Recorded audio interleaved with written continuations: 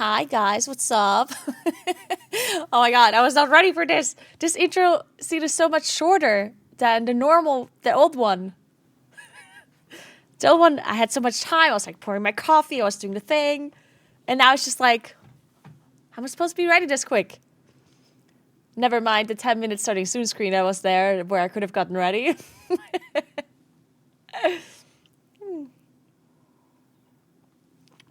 Anyway, what's up guys? Hello everybody. How was your weekend? How was your week? I was gone for a while. I was in Freedom Land, US of DA. Yeah, it was nice. Did have a good time. I'm slightly fucked up though because I couldn't sleep in a plane properly. I think I'm losing my voice a little. I don't know. It sounds like I'm losing my voice. I don't know. It's strange. Thanks for the 87 months, Kasanu. What's up? Nice intro. Thank you. As always, Course is the best. Of course, Course is the best. And you're doing a wonderful job, Car. Looking forward to many more months. Thank you so much. Hope you're doing well, Kasanu. Resting me of Disneyland. So, so Disneyland, yeah. I had a good time because I was there with Jonas and Jen, and they're amazing. And I had a good time, and they tried so hard to like make sure I get the best experience or whatever. And that was really cool. Like I basically just had to do nothing. They were just doing all the things, and I just followed them along. And I'm like, I want this, I want that, I want sweets. So that was really nice. They're amazing, but outside of the experience with being nice because I was with Jonas and Jen, Disneyland kind of sucked. I'm sorry, but this is just not my thing. I do think that Disneyland, like, I honestly didn't I thought I wouldn't be a Disneyland person. Because previously, like, I was never really inclined to go to Disneyland before, you know? I was never a Disney person or anything. I watch Disney stuff once in a while, but I'm not like a hardcore fan or anything. And whenever it came to Disneyland, I was never like, I need to go to Disneyland. You know, I was just like, eh. In my mind, Disneyland was just kind of like a children's thing. Like, I understand that it's not just a children's thing. But for me, that's like, in my mind, it's like a children's thing, right? So I was never really interested to go to Disneyland, and except maybe, you know, like for the roller coasters and like some of the experiences. But then I never really went.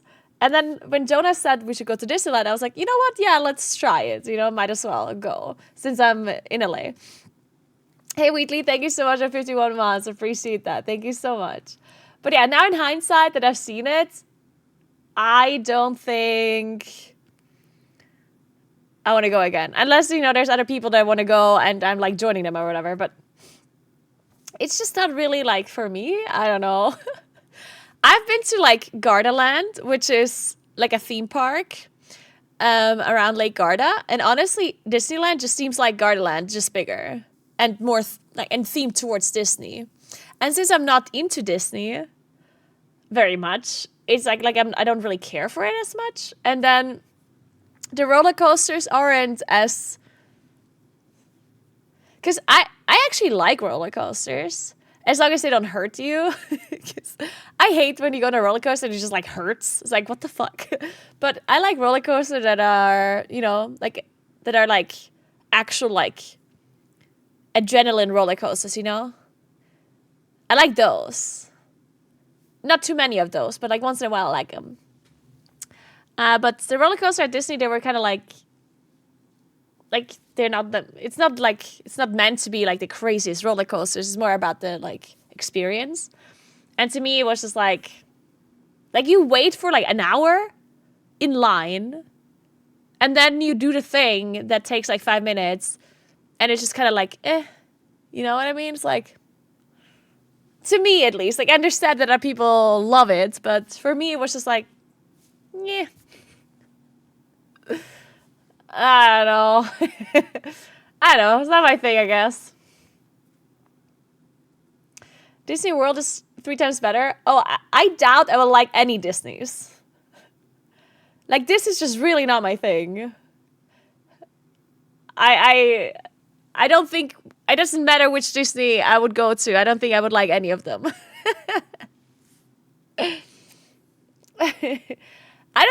I mean, maybe there's something to do with me being a boomer. I don't know. Or maybe I just don't like Disney or theme parks in general. Like, I think I'm allowed to not like them, right? It's like, I don't know. I don't know.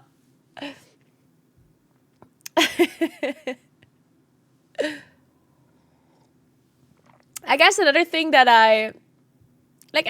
for me was also that there was just so many people, and like once in a while I don't mind being around a lot of people, but like it gets a lot eventually, you know?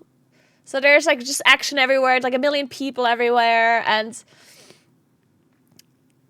then you have to wait around forever to do things, and everything is incredibly expensive. You know, like you want to eat something, $50. You want to buy, like I bought a sweater at the end because it was cold, and like because it was dark, like when the sun was gone, it got a little bit chilly, and we couldn't go back to the car, right? So to get my stuff, then I had to buy like a hoodie so I'm not freezing to death, and the hoodie was like $70, $80. I don't know. It was like incredibly expensive for just like some normal like sweater. Oh, I don't know. It's just it is just very expensive, I guess. Also, the ticket price as well. I had no idea how expensive the ticket is going to be. Like, Jonas just bought it. We paid $270. If I knew that it would have been $270, I would have said no. I had no idea it was going to be that expensive. Jonas just bought a ticket for me without, like, asking me because we were kind of short notice and we needed tickets. Like, I'm not blaming Jonas for buying them. But if I would have known, it would have been $270, I would have not gone. Because as I said, like, I'm not crazy about Disney or whatever. I just kind of wanted to do it because they went, or they asked me if I want to come. And I wanted to, like, see it once, you know, just to have done it once. So I definitely, $270 for what? Like, seriously? You paid $270 to enter that stupid park, and then you wait in line to do anything for like 2 hours. Like, I'm sorry. Like, come on, this is stupid. Yeah, I don't know. I do understand that people like it.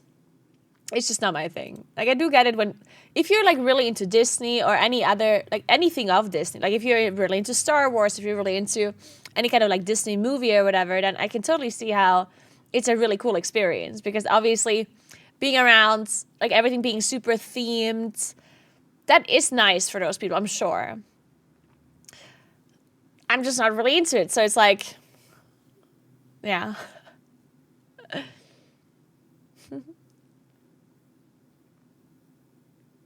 First she ruins Dinars, now she ruins Disneyland. What's next? Animal shelters. Hey Shazam, thank you so much for 2 years. Appreciate that so much. Welcome back. Thank you so much. I am doing great, Shazam. Thank you so much for asking. Hope you had a nice weekend as well.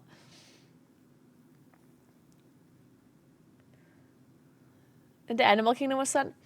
We didn't do all of the things. That was another thing. Like, we paid some extra money to get like some lightning pass thing, and then we didn't manage to use the lightning pass anywhere because I don't know why. Like,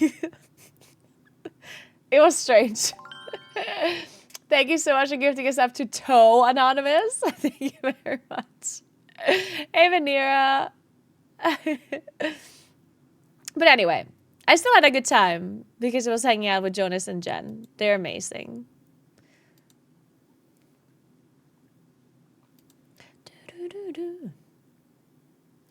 And the other thing that I did in LA was also really cool. So I did have a great time over there. Overall. It's not that I hated it or anything, so we're all good.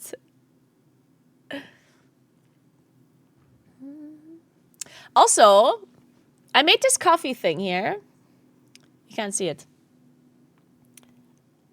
Okay, listen to me. This is like the nicest coffee I've ever made.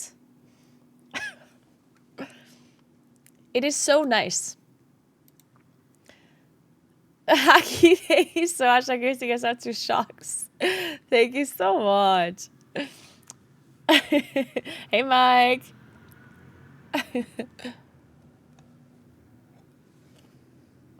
So, I made like a shakerado. I don't know if you know what that is. It's basically an espresso that you mix with ice cubes in like a high power mixer. And I did that, and then I put some dark chocolate in it. Like very like dark chocolate. Just a little bit, like 10 grams or something. That I first like mixed with the coffee. When the coffee was still hot, of course. And then I put a little bit of protein powder in it. And then I put the ice cubes. And then I just mixed it all up. I just whipped it up. And it tastes so good. It's delicious. So, I probably have to... It is 2 espressos. So it might be a little bit high energy for the next 2 hours or so, guys. It's a double espresso I'm drinking right now. Deal with it. Let me update my add-ons. Alright guys, so the plan for today is that we are going to learn something about Mythic Plus Dungeons by the one and only Meeres. Meeres will join me as I'm going to be plugging some keys. And he will comment on my runs. He will answer all the questions I have about strategy, about what mobs do, what bosses do, how to deal with certain mechanics. And he will let me know some tips and tricks for high keys, which is hopefully going to be really cool. So I'm super looking forward to that one. We had something like this happening 2 weeks ago with titles as well. I did upload the video for it. If you missed it, then you can check it out on my YouTube channel. I uploaded it yesterday or 2 days ago, I don't know. So definitely check that out. And today we're going to be joined by the one and only Meeres. Hey Rotunda, what's up? Hey Chrisette. Hey Lovely, what's up? How are you doing? Shucks is goated. Shucks is goated. This is true.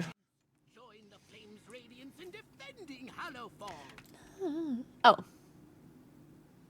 What game did I play last time? Where's my camera here?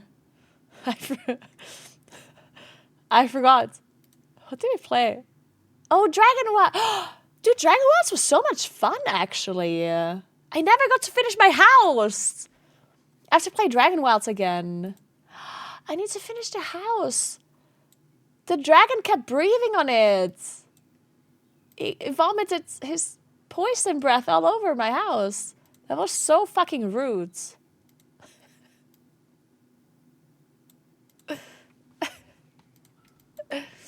Hey Golden, I'm good. How are you doing? How's the jet lag? It wasn't that bad. I did manage to fall asleep somewhat fast. I did woke up a few times during the night though, and then I was sweating a lot. I don't know. So it wasn't great. Wait, I forgot there's a patch. Wait, I heard only bad things about this patch. I heard the patch was released. It was all bugged. Half the things didn't work. Half the things weren't released.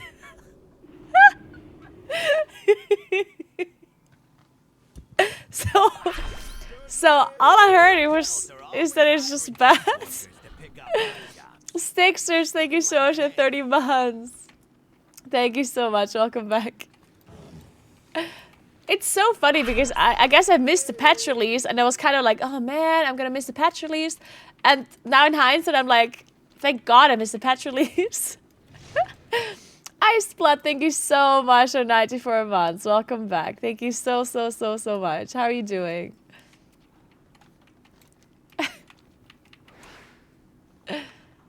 A good character not found. The new cooldown manager just dropped. I mean, the cooldown manager seemed cool to me, though. Do people not like it? Or did it just not work? Because to me, it seemed kind of fun. Like, it seemed very, very cool when I tested it. There were definitely some issues when I tested it, I remember.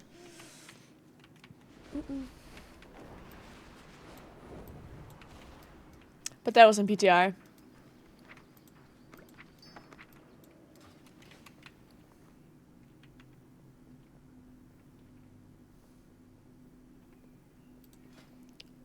Wait, this is better than what I had. No.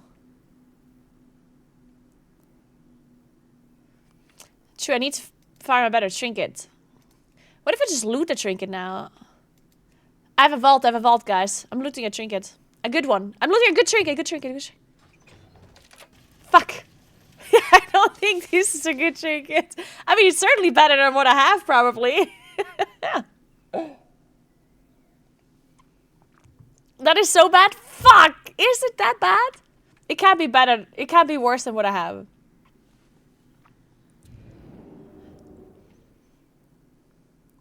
So easily heals you for and grants you crit strike.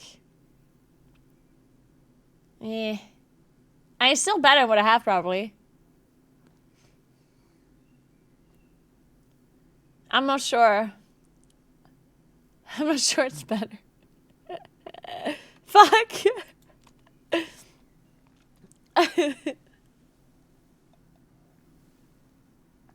Okay, so this was good coffee, but it was like way too little. I need more liquid. This was good, but... So what did we do with this? I mean, I'm just gonna take it, right? Because... Fuck, is it even better? I'm assuming it.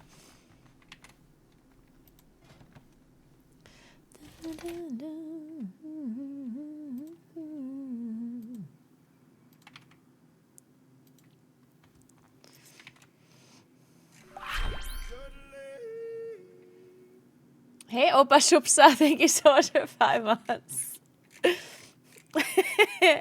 Thank you so much. Welcome back. How you doing?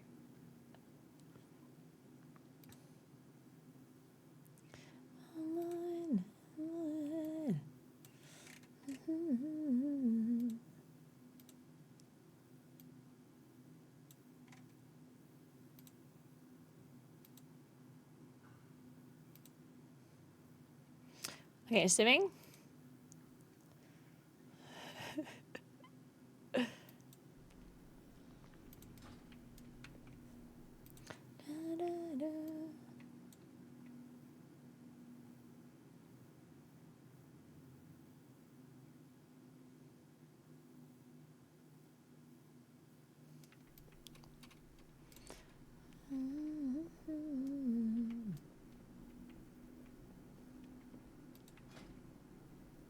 So let me quickly check. Oh, I'm in queue, guys. I don't have the thing anymore. What's it called? Raidbots Premium.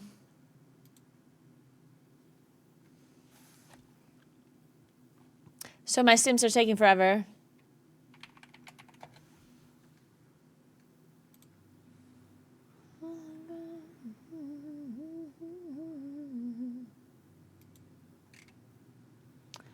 Okay, who are we gonna look at? We need to look at a Moonkin player. Illumi? We're looking at that person.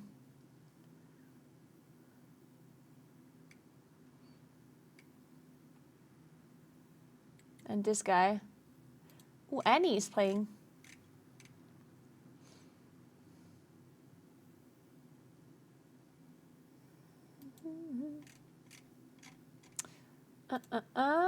What about this?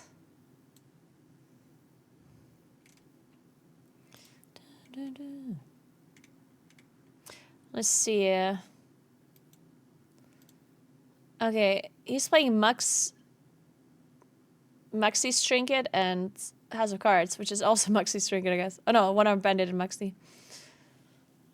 Yeah. God damn it. Why is everyone running rating trinkets? And you're hurt that the Nars are not even gonna give you fucking rating trinkets unless you're doing Mythic. Why does Blizzard hate M+ players? I'm honestly... Okay. You know how I'm always looking at the bright side of things, and I'm always optimistic, and I'm always like... I'm always thinking... Like, why would they possibly, like...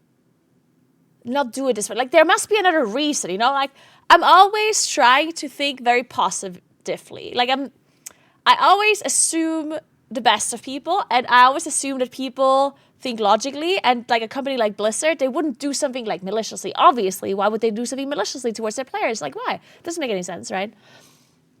But like there's something. There's certainly something that makes them, I don't want to say they hate Implast players, but they're certainly making a lot of bad decisions that makes Implast players hate them. And they must be aware of this. And I am not 100% sure why they're doing this. I don't know if they're just really worried that players stop raiding and therefore they have to make sure that Implast players are miserable and they need to raid or whatever. Something that they're doing is fucked up though. And I do not get it. I don't get it.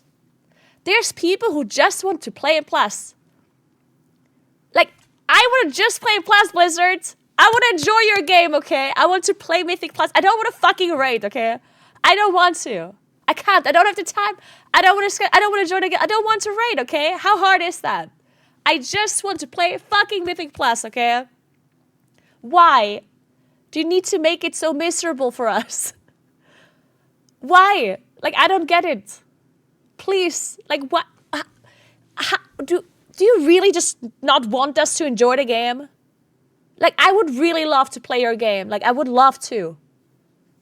I would love to maximize my character in Mythic Plus and just play your fucking game. But you're making it really hard. You're making it real hard. Okay? I don't know what's going on there, but... yeah. I do not like it.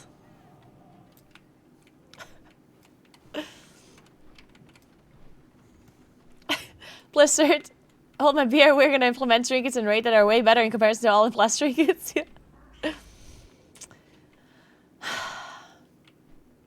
I don't want to do 80 Implast runs in the first 2 ideas of a new season as well, but I have to as well. So you will suffer as I do. This is such a bad way of thinking. It's like, oh, I'll have it bad, so you'll have it bad too.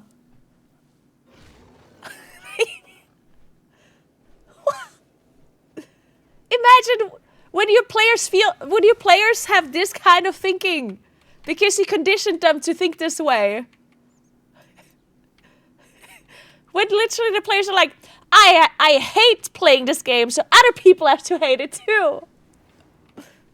Like, what? Like, it's so funny, it's sad. It's so dumb. I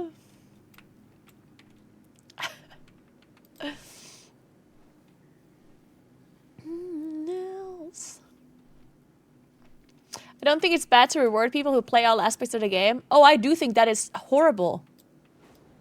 I do think that is bad. I think you're absolutely wrong to think this way.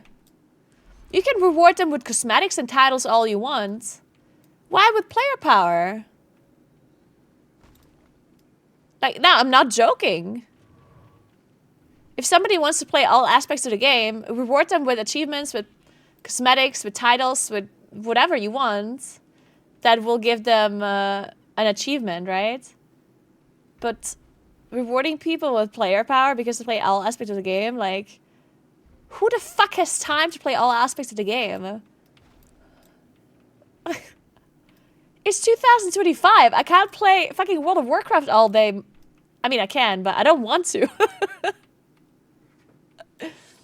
Like, imagine you had to play fucking PvP to get max item level because, oh, we should reward players that play all aspects of the game. You need rank 1 PvP to get the best slot gear, guys.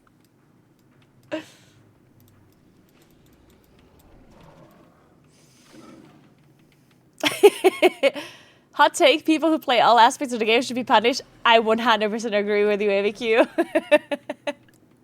Honestly, if you play all aspects of the game, you should be punished in real life with, like, electrical, like, shocks. Like, literally coming out of your PC. Like, you should feel physical pain.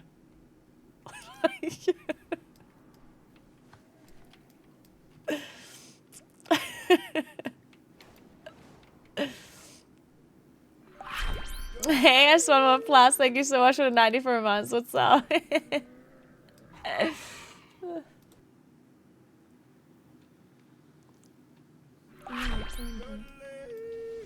Hey, White, thanks for 27 months. What's up? How you doing?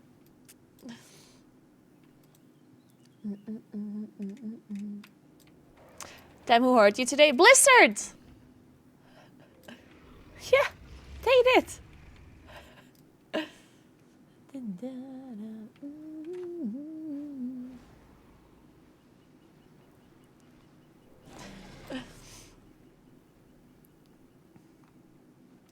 So, wait, I simmed something. Did I get that result already? Wait, the trinket's not even better. Are you kidding? The 678 trinket is not better than my 665 Sepper. That's crazy. Is that for real? That can't possibly be true.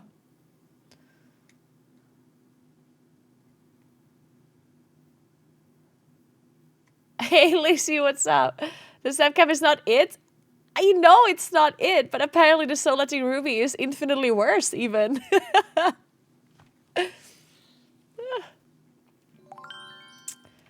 God. So, I somehow managed to get a worse trinket than the horrible trinket that I already have. Should I play Brutarializer then? Is that better than my Sepper? Hey, Sergeant Winters, what's up? Thank you so much for Prime. I can't even buy a socket for this shit. I have calibrated my prices to be reasonable. What can I buy? Nothing. This is sad. My thanks for your patience. My stream is having a siege. Oh, it's just...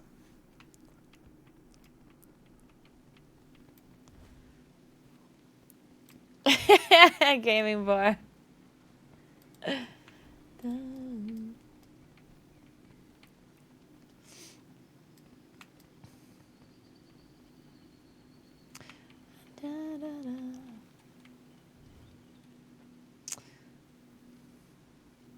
Honestly, I don't even think this trinket is better than a Sepper, but the Sepper is just really bad.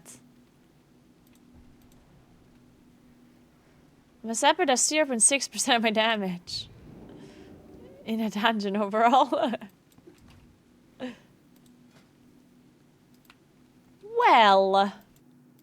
Well. Oh!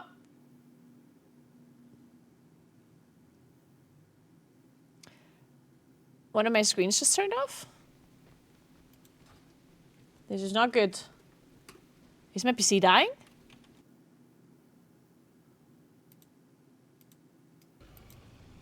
What the fuck?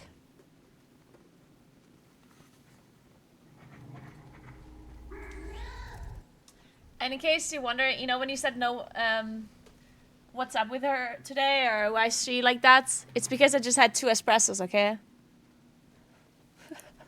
Sorry, I'm a bit hypey, okay? It's the double espresso I just had. What can I do?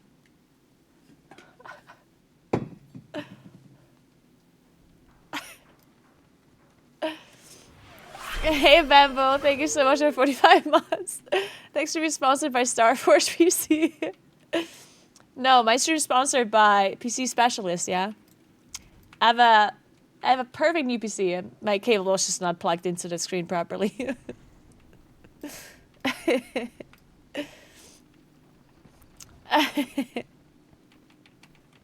Nice, eggs. Enjoy your espresso.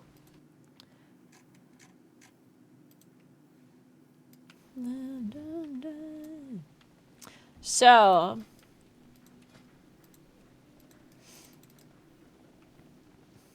the question is, am I going to be able to get into a key now? Oh, wait. I also need to upgrade some gear, I guess, if I can. This world is Do you have vast something? and wondrous.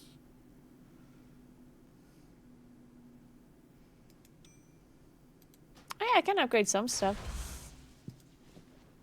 Maybe not that much. What's the most value to upgrade here? My shoulders? Maybe something with haste. Maybe this. Ah, but it's not intellect. 119 haste.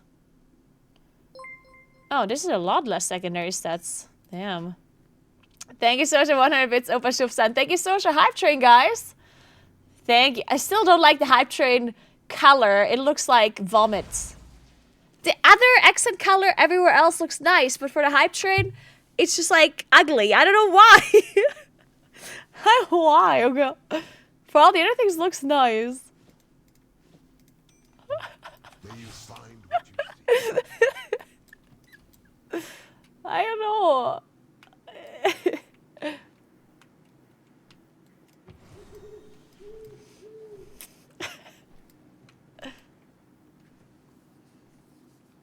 Straight up hating today. Is your circlet ring giving you haste and mastery? I don't know. Is it giving me... Oh, wait. Like the highest stat... Oh, no. Like, I don't have highest at haste. No, no. I have 21k mastery and 13k haste.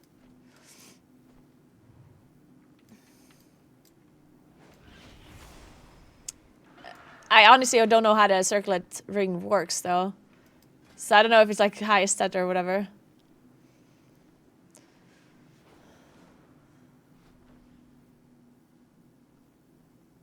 Oh, here. Grants 3k of your highest secondary stat.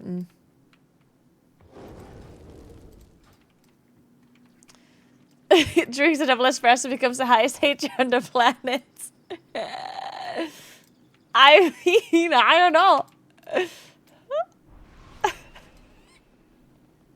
So what dungeon do you think we should learn today? So we learned a little bit of... Well, we learned all of Rookery already, and we learned a little bit of Floodgate, but not the whole thing. Floodgate, we still have some stuff left to do. So let's just filter that out. Let's just do let's just filter out Floodgate. And look at the rest of the stuff. I guess, theoretically, I would still want to focus on the newer dungeons rather than the older ones.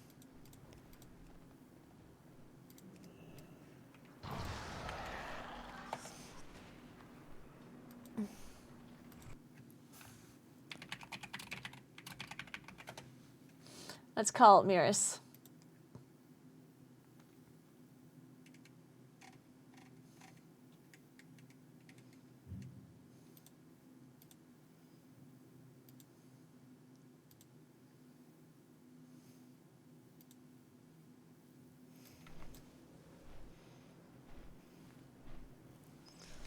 I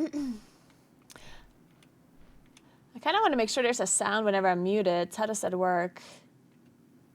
Notifications.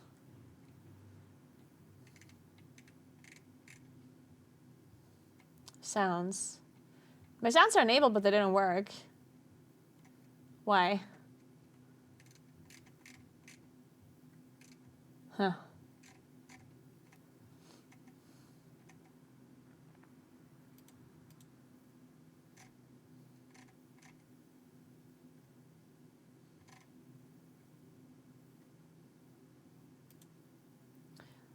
Does anyone have a clue why the sound wouldn't be working on Discord?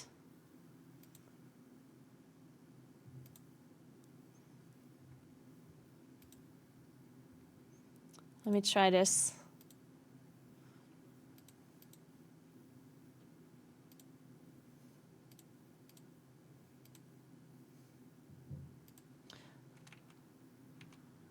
I don't hear it. Do you hear it?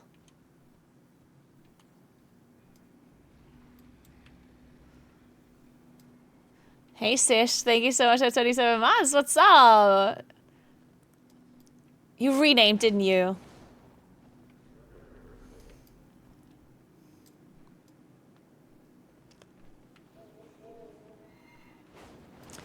Yeah, I don't hear anything from Discord either. I don't know. Because it says notifications, sounds. Enable same channel message notifications. Play a unique sound when there's a new message. Your existing radio sound setting will be preserved.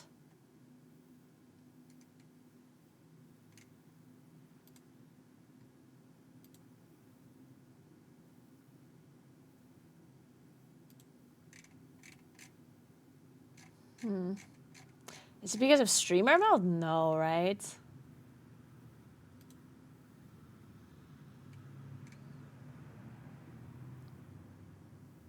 Oh, disable sounds. Ah. There we go. There we go. It should work now. You heard that, right? The mute thingy. Wait, maybe I should disable it so you don't hear the mute, actually. Why would I make you hear that one? I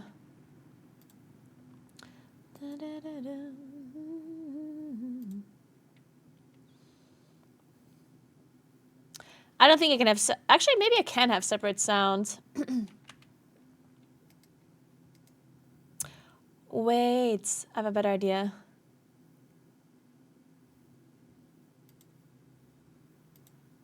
In the summer.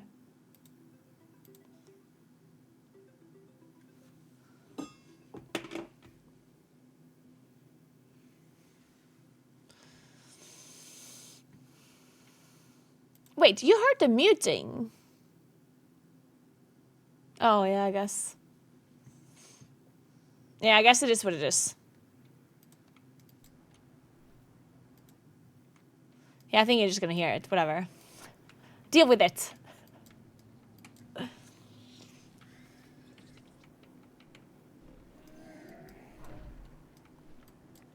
Is Meeres streaming?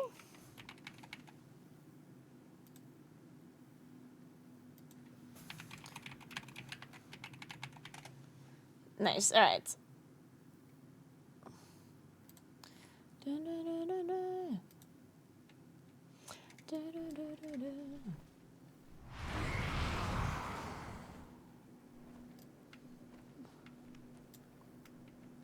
He's planning around. Oh shit, okay. We're planning around for whom? Just like generally, just trying to get a good route? Or for something specific? What's he planning? He's planning... Dungeon is this? Oh, floodgates.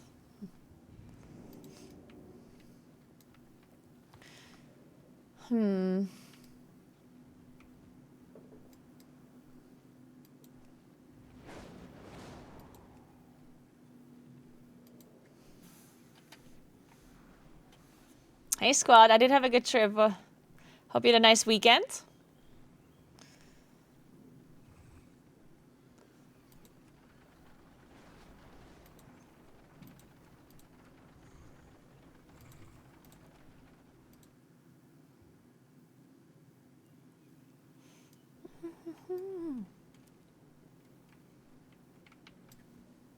I need to get some water, but I don't want to stand up. Oh, he's been streaming for 4 hours already. Dude, my screen turned off again. Is it not plugged in properly? This is so strange.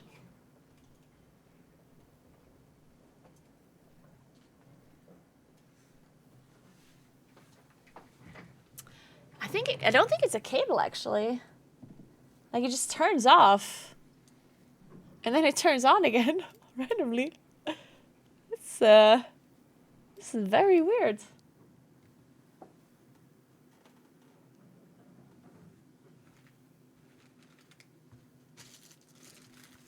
Strange.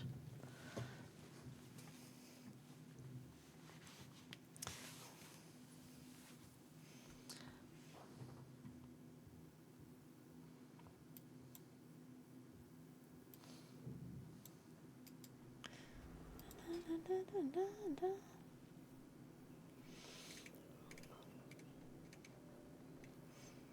you have Meeres on my friend list?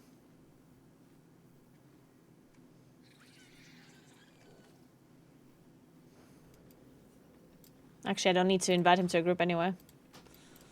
I'm the only one gaming.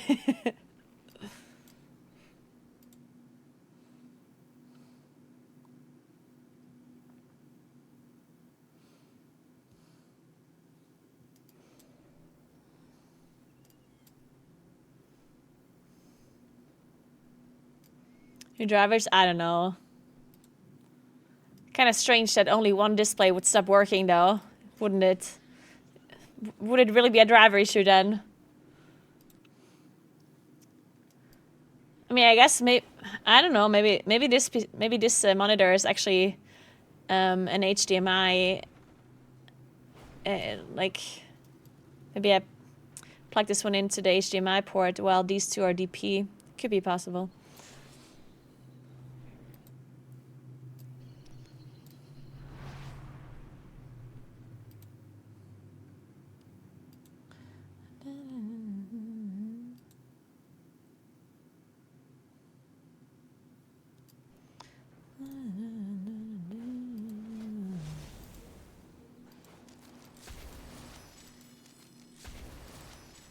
Where did I get these things from? What is this?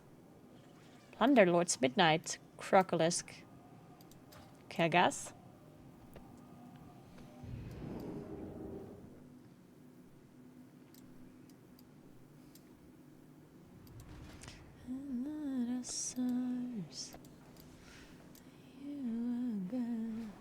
Tatman's playing Shaman.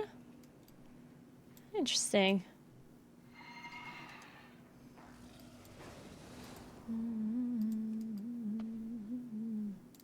You don't hear music? Oh yeah, the music's gone. Oh.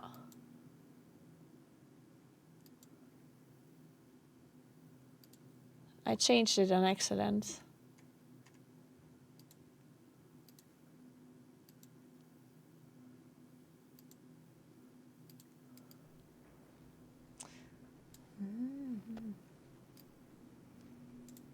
There we go. Now Meeres is ready. Hello? Hello. Hello, hello. I guess I don't avoid you a little bit. My bad. Yeah, you did. All good.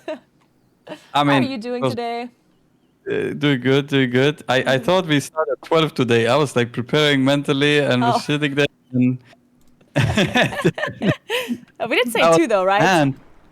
Yeah, no, we did. And then at 12, I was like, man, no one, you're not online, no one is here. And then I scroll up in the DMs and you say from 2 to 6. And I'm like, wait a second. I didn't even tell you anything about 12. It was all in my head. So it is what it is. Yeah. I love making up times in my head. I do it all the time too. Voices. You know, sometimes they talk to you. Okay. All right. I have been absolutely prepared. Yeah, I've packed some some keys on my Guardian Druid. Yeah. Let's fucking go. Great content. Yeah. I mean, actually, so far the keys were actually quite good. Yeah, I'm surprised. Yeah. So.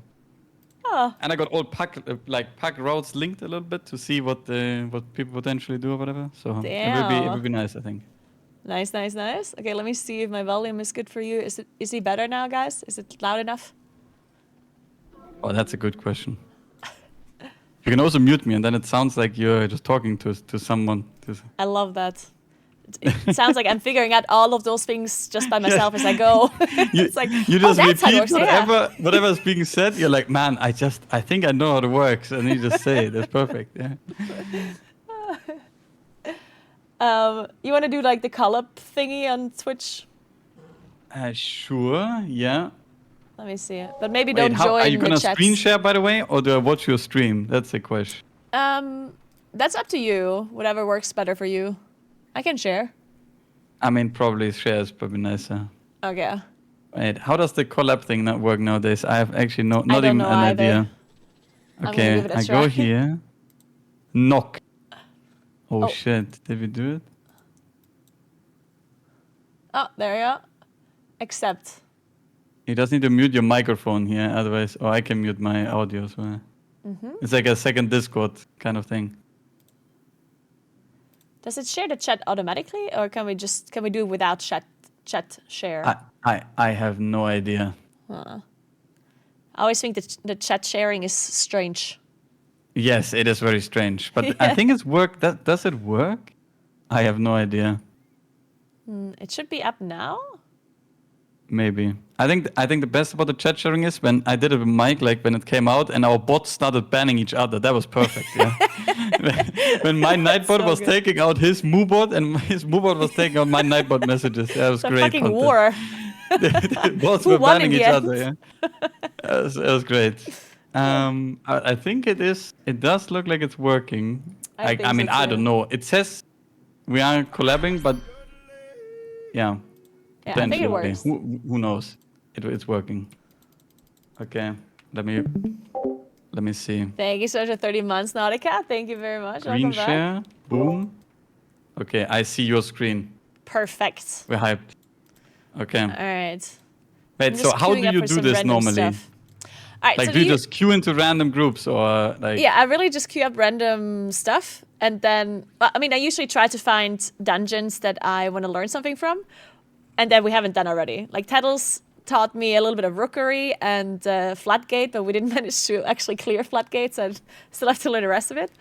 And Okay. I'm kind of focusing on newer dungeons because a lot of the old dungeons I have played before, so I kind of am somewhat knowledgeable about them already. Obviously, they changed a lot. I would still be able to learn something there too, but yeah, something like Priory or Cinderbrew or whatever, I would be able to learn more from. I see. Yeah, that makes sense. Wait, what are even the old dungeons? I'm fully Oh, Mechagon and stuff. Yeah. There's not too much to learn, to be honest. Is there That's true. like a specific dungeon where you think there would be a lot to talk about, or a lot of like high secret key struts or whatever? I secret keys. Well, I don't know. I mean, I guess Floodgate is a lot of random shit. I've seen so many different routes in Floodgate nowadays already. But I mean, there's probably I don't know how far you got into Floodgate. I guess because to be honest, after the mud boss or whatever, there's like 2 pulls. I guess yeah. So there's not too much to do. I mean, I think Cinderbrew has a lot of random shit probably if you didn't do that before yet. Yeah, Cinderbrew would So- do nice. I think Cinderbrew has a lot of random shit. Okay. And yeah, I guess we can just wait and see which dungeon I get accepted to first. Then we Yeah. just do the thing as I go, like explain a little bit of the mechanics and whatever. And then maybe once I'm done with the dungeon, we can also talk a bit about route and stuff. Because I guess Sure, there's a lot sure. to talk about there too, right? Yeah. Does your Discord support a higher streaming output quality, by the way? Oh shit, Or- this is really bad. No, it's 720p, 30 FPS. I mean, it's fine, but Yeah. oh shit, you gotta buy it. Okay. Let me see. I mean, it is OP. You are playing a bumpkin, yeah. So you are getting invites. That's true. I do have somewhat bad gear. Don't look at my trinkets. Wait, what is your gear? Can get you open your character pane. Oh, there's also some deluxe trinkets right here. I don't know if I should play this one. And the other option is this.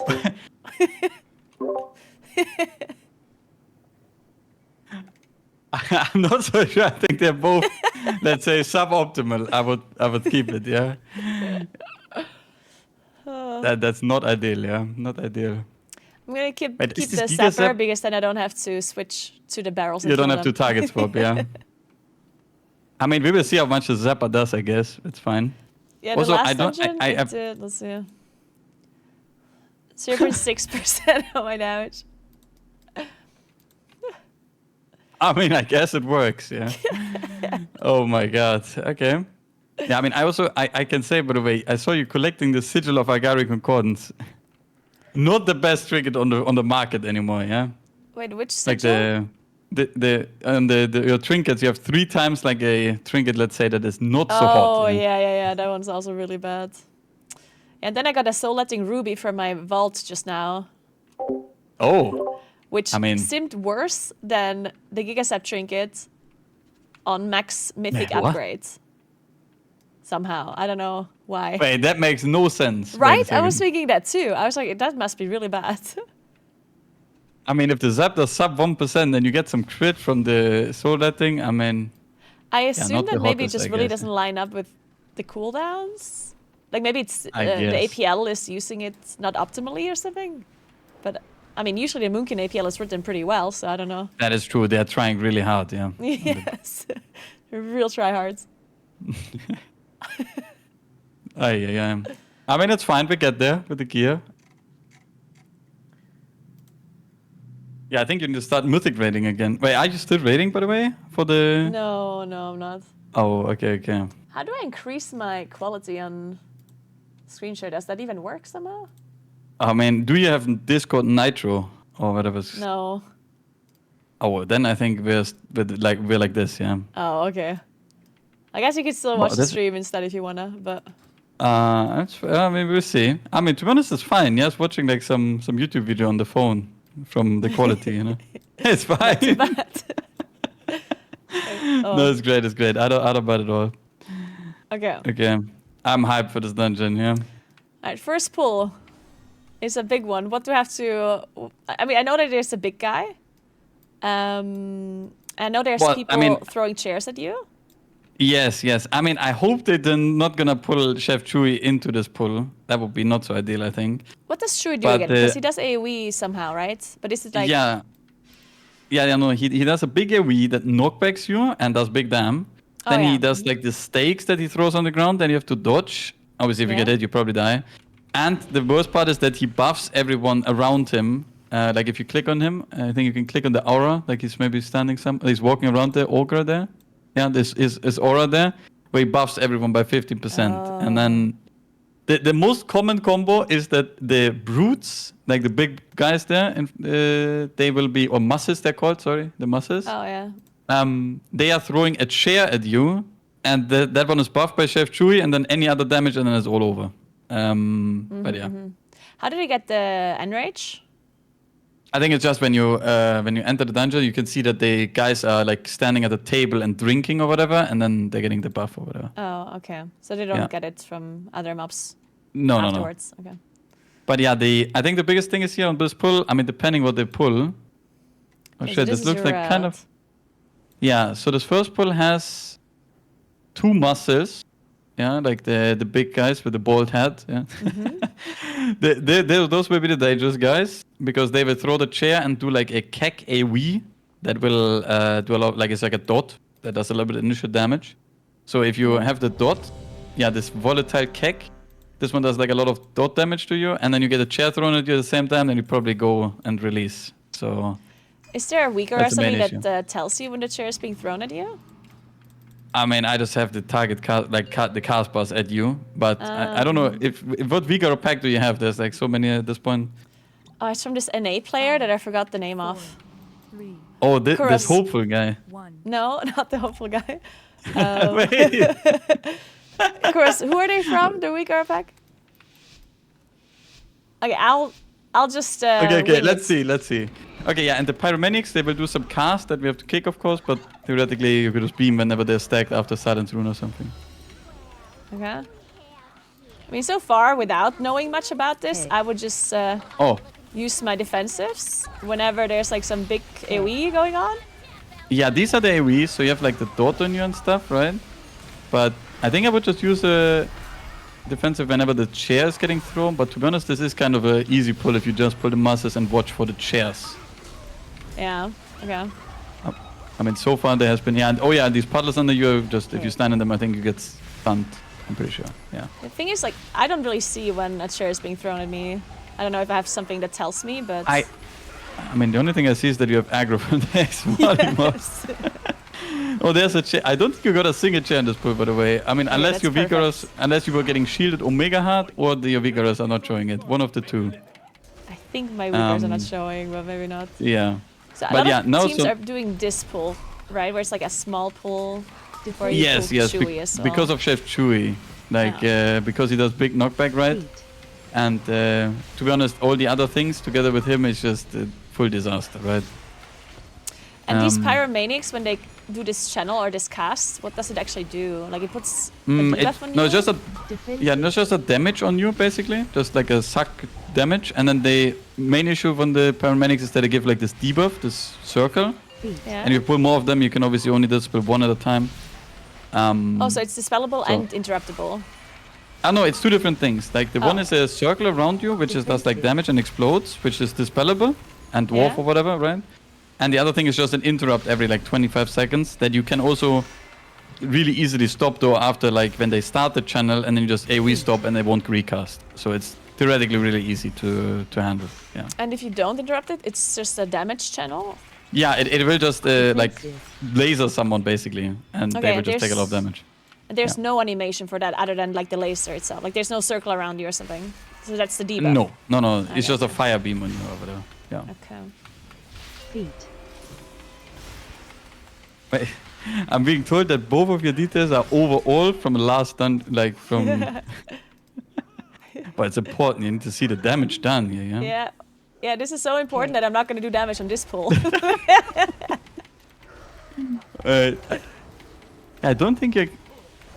Yeah, I'm not sure if you're gonna see that if you have a chair, but you can see there's like a fire beam. That is. Now you beamed it. That's good. But yeah, it's nothing crazy to be honest. Like if you split this room up in two, I think it's quite easy. But now there's the circle around you, which just gets dispelled, and that's it. Yeah. Hey. Can what? Okay.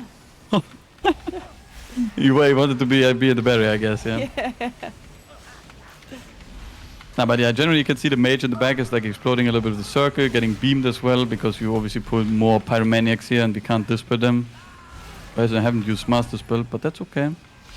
That guy just threw a chair on me. I guess I don't really have a weak for it. Yeah, it doesn't really do too much damage, I guess. We also have a disc priest, and now we pulled the bows. Yeah, on this boss, I mean, theoretically, it's quite easy. It does it phases every 33% and goes to the bar. I will talk about that later. Then he does like this frontal, and he throws this one he aims at players, right? The frontal, like you could position it in a like, better way. Exactly. But the biggest thing is, to be honest, the debuffs that he throws, like the Cinder Brew, which is coming up very soon, which gets thrown at two people, but is now on you, boom, which gives you like a big debuff and like a puddle under you. So you want to try to obviously not put it somewhere random. Oh, okay. I didn't know that that's related, or that's the same thing. Yeah, exactly. But and it gives you a big debuff that does a lot of damage. But yeah, I knew that. You can see now it gets thrown at the people, and then boom, they drop like one puddle, and then he also drops 3 puddles when he does the tank front thing, or the tank around ability, him? I guess. Or yeah, like players? around his character. Yeah. Okay. And then this one is the happy hour, where you need to feed, of course, like one of the how they call it, the mugs, and then you need to bring like to the right side here. You need to bring 3 of them. One is standing at the bar, and one is on the far side on the right. Yeah. So I mean, most of the time, the most immobile guy just only does the bar guy, or someone does 2, and then you have one assigned to the solo guy, and the other guys just run to the 3-pack, right? Okay. Yeah. So, but it is 5 in total. Yeah, it's 5 in total. Yeah, but one of them is basically done insta because he's standing at the bar. So 4 need to run. Yeah. So I guess usually it's just the healer that does the one at the bar. 4 packs at least. I mean, most of the time there's not too much damage. He does like some AoE, and you have like reduced haste in his face, and he takes no damage. But it's not like if you're not taking forever, it's not the end of the world in this phase. But yeah, the healer is most of the time just chilling. Yeah, I guess for this boss I never really had any issues, except like sometimes people would die with the debuff in the normal phase. Yeah, Because, I think that's I the don't biggest know thing. I mean, and I suppose you just die to the dot, to be honest. Like if the key gets too high, you just die to the dot on you. And I guess it's just But yeah, energy if you get hit by the dot multiple times in a row. You just run out of stuff, I guess. Yeah. I mean, it's also, of course, then at one point, if the boss lasts really, really long, you just get chased down by these tornadoes. Oh, yeah, what is interesting, I guess, these tornadoes are basically fixated on players. Oh, okay. So, like, some of them are, like, random in the room, I'm pretty sure. Like, might not be 100% correct, but most of them will just follow the players around. So they, like, basically fight and come closer to you all the time, so you just have to move, and if someone gets cut off, he's probably cucked for quite some time, yeah. Yeah. So I guess generally you just want to make sure you stay somewhat close to the boss most of the time For frontal. Yeah, it's and also easier for the frontal. models and Exactly. Stuff, yeah. Yeah. But yeah, this boss is not really anything crazy, to be honest. It's quite straightforward, to be honest. It just lasts very long, which is super annoying. Yeah, of course. Yeah, an AFK phase where you don't do anything is kind of annoying. Yep. Okay. And then in this area here, well, the main thing that you have here is the Wrangler, right, and the Purveyor, however you pronounce in English. Apologize. Yeah. And the Wrangler is doing the like a shot at people or targeted at some person or one person, which is like a bee Zuka, and choose like a bee that knockbacks people in a line. But you can outrange this boomkin, so when you're chilling here, you're not gonna get hit by anything. And then these bees are just flying to you and applying like a debuff to you whenever they hit you, which can be dispelled. And the how's it called? The bees, when they get to 20%, they start this finest sting, which is like either you need to stop it until they die, or you let it go through and the tank takes a big magic damage hit. Yeah. Okay. But like when they jump you, the bees, when they charge you, they leave a debuff behind that is dispellable? Yeah, they leave a debuff behind. And this one is from the big boy that was in the pack. You didn't really see it, but he like does a AoE frontal and like a stacking up AoE damage, just so you can't pull more of them and they just stack up more and more damage. And what is a magic debuff that the bees apply to people? No, it's just a damage increase, damage taking increase. So you just Not take the more one and more that, damage. that is dispellable. Yeah, no, that is a magic dispel. Yes, it's like a bee sting. Okay, and you lost your healer here. Now on this pack, also I don't know why swapping sides here. So much. Yeah, that was strange. I don't know. Okay, so on this basically, you have a few different things. Again, you have the same mobs from the beginning that have like the debuff you need to dispel and to kick the pyromaniacs. Also, they're the same mobs. Yeah, some of them. And then you have this hobgoblin, which has like this reckless delivery, which you just saw, which is like a line on someone that is targeted. Visual to it. Didn't see that before. Yes, they added a visual, thankfully. Yeah. And that line basically, like you want to aim it obviously close, and he charges the wall, and then he does a lot of AoE damage and drops like 2 droplets on the ground, which are not so nice. And then the other mobs I get to when we get there again later. Yeah. But this hobgoblin in general, I mean, you just need to be careful to not charge him through the whole room. Yeah. And when he charges, like when he hits the wall, he does damage, like AoE damage, right? Yes. Yeah. And these droplets, they spawn when he hits a wall and when he dies too, right? And no, that got nerfed. Like when he dies, it doesn't drop them anymore. Yeah. Okay. Totem. Yeah, so that's good. And then here, these other guys, you have 2 of them. So the one of them is a tester. Okay. These testers, they basically cast this enrage thing. The free samples, I think they're called. One of them. Then they buff themselves to do 100% more damage. And then they have the interrupt cast, which is called free sample. So, and this one is just a targeted muck throw, which does 100% more damage when they're buffed, right? Okay. But not too bad, to be honest. The biggest thing are here the how's it called? Are the not pyromaniacs? How are they called? Charge. The other guys that spawn a totem, like a badge. Yeah. And this badge needs to be killed. Charge. Now you have a targeted Vigor for the thing. Okay, that's nice. Yeah, and these other testers here, they're called the same on your nameplate. They put like a badge of fire on the ground, which needs to be killed before it explodes, basically. But it can get killed by AoE. Your tank died. Oh no, we don't have a res. We do. Oh, Okay. Survival. I think the DK It's rests fine. him instantly. He just didn't take it. Charge. Oh, he didn't take. Is he deceit? Oh, he is deceit. Fuck. Oh. I guess that makes sense. Yeah. Well, that's unfortunate. I mean, you can definitely come back. Yeah. Yeah, I think so too. No, but these scientists are basically the ones that place like a badge on the ground, which is like a barrel that you need to kill before, kind of like Dark Flame Cleft, the card that explodes, if you know that. Yeah, that's basically it. Okay, so he's rest. you're telling me that there's 2 different testers and they call the same? No, they're not. I just didn't see it on the nameplate. There's a tester, which is just the guy who enrages and throws a mug at someone, and then there is the scientist. Interruptible. Yeah, they want the enrage is thing. no, the enrage is not interruptible, but the throw is interruptible. Yeah. Yeah, and the throw is like is called sample. Free something? samples. Okay. Yeah. Yeah.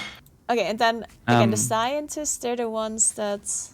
Oh my god, I forgot already. Yeah, they spawn a barrel. I mean, you can open MDT, I Oh, guess, yeah. until the tank is back. The barrels are usually not that big of a problem because they die to just cleave, right? Like I never have to target them, it Yes. seems. Yeah. I mean, they're really on an issue, I think, if you kite the pack away and they spawn like behind and then people don't AoE them down and stuff. So, yeah. He's full offline now. Oh no. Yeah, I guess it's fucked. Not looking too good.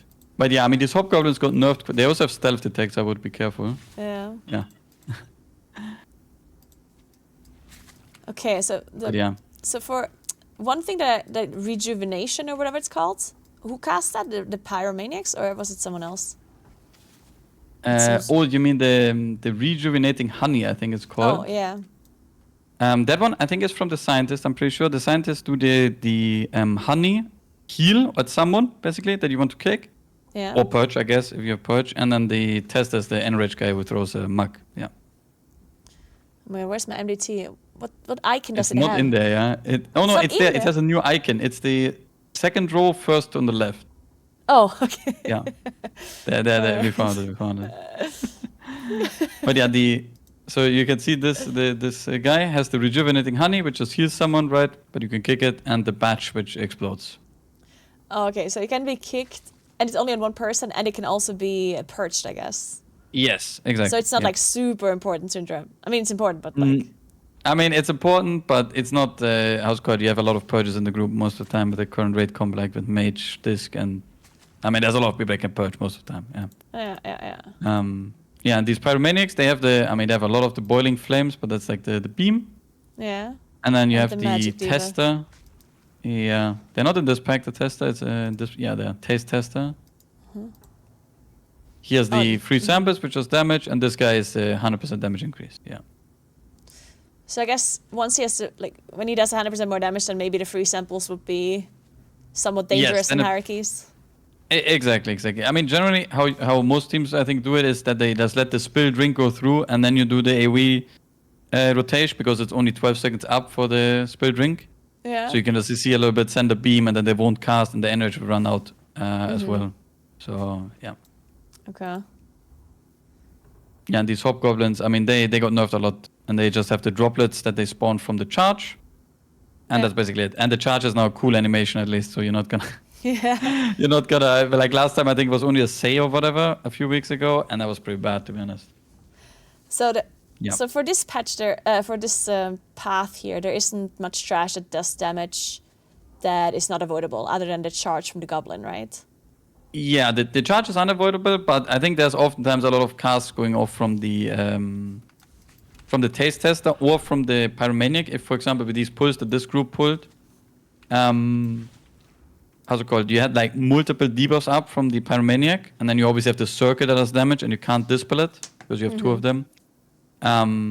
But yeah, generally it's not too much going on here on this pack, more or less. It's mainly about the how's it called? That you have everything a little bit nicely stacked, and you stop it whenever it's dangerous, I guess. Yeah. Yeah. Okay, so let me try to remember. So the muscles do the AoE plus the throat share thingy. Yeah. It was the AoE again. No, the volatile keg is this one. Yeah. So AoE and throat share, and then the big guy, that Chewy dude, also just does AoE and the knockback. Yeah, he's at the bar in the MDT. Oh yeah. Yeah, this guy. Yeah, Oh, he and the has damage increase. Yeah. Okay. Yeah, he has the damage increase, and he has the AoE and the dodge. And other then there's the pyromaniacs, which are the same, I guess, with the debuff and the channel. And that's it. Like the patrons just don't do anything, right? That's a. I mean, they're just mobs. Yeah. And the attendants. That's where you get aggro from. Either. Oh yeah, and this one, these guys, the attendants, they have the thing that you dodge passively by. I mean, dodging, I guess, is just a thing on the ground that if you get hit by it, you get the stun and take damage. Yeah. So nothing. Okay, then we have these beasts that we only here's saw a lot of briefly. things. Yeah, so these guys here, they do this shredding sting, which just flies to anyone and puts a bleed on them. This bleed, I mean, of course, if you pull a lot of them, can be dangerous. That's mainly the thing why you can't wipe on the next boss, like on the B boss. Oh, yeah. And then later on, they explode on the tank. And the and B that one is Wrangler... only disruptible, like with Incap Roar and stuff, I guess. Yes, exactly. Okay. Yeah, that's not a kick. And then this Wrangler, the shoot is only for aggro target. So yeah, if you ninja, Oh. they probably send you home. But they have this bee seraph, which empowers himself and like the other bees for more damage. Of course, this you can't kick, so it's kind of easy. And then he has the bazooka, which is targeted at someone, has kind of the same line as the frontal, the charge from the other guys on the other side. And that one And that one I knockbacks you just when you stand in outrange, it. right? Yeah, you What's the can range in outrange it, actually? I think it's 35 yards, I'm pretty sure. Oh, okay. Or like So it is 30, pretty yeah. long. Yeah, it is a long line of a bee, basically. Yeah. And then you have this guy, which is, I mean, you didn't really see him, I guess, but he Yeah. has two things, which has this is a circle around him, like a big AoE wax circle or whatever. If you stand in it, you get stunned and take damage. I mean, not too crazy, I guess. We move out. And this is just the AoE damage. He just casts it every now and then you take more and more damage from it. So if you keep chaining this whole hallway without like a big break on this, you might end up extending this debuff if you're somehow fast. But I mean, it depends. I think it doesn't really naturally happen, let's say like that. Yeah. Okay, so this is just like unavoidable AoE, and it does physical damage, okay? Oh, yeah. It's just physical AoE damage, yeah. Okay, and then there's some guy that casts like a volley, right? Yeah, this is the Purveyor, or however this is pronounced, I guess. Yeah, this is the guy who does the honey volley, which is like the most important kick. If you let this go through, you probably lose some people. Yeah. Because it slows everyone by 70% as well. And then you can't dodge like the rain of honey or move out of the AoE or other stuff. Yeah. Oh, the group is full again. Holy. Nice. Okay, this is Poor the tank, one. yeah, just DC. This is the one, this is the one. Now, with all this new knowledge, I'm going to be number one on the damage meters, of course.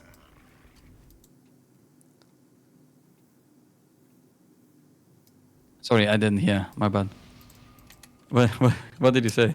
I was just saying that now with my newfound knowledge that I got from you, I'm going to be able to Oh, top the of damage course. meters and, I of course, mean, not make a single mistake as well. No, there is no mistakes here, yeah. We also got the same group comp back, just with different people, I guess. Perfect. One.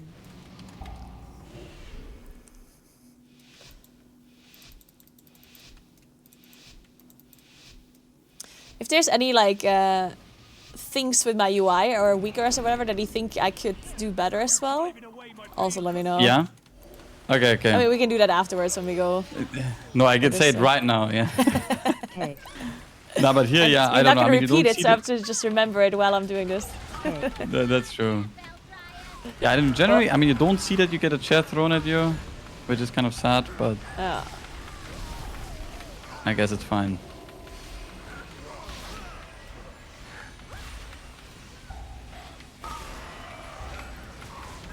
I guess I only see it with like I see the name on the With the actual nameplate, mob. yeah. But if Yeah, there's that's a a lot of little bit mobs, it's hard to difficult. see. Yeah. Yeah.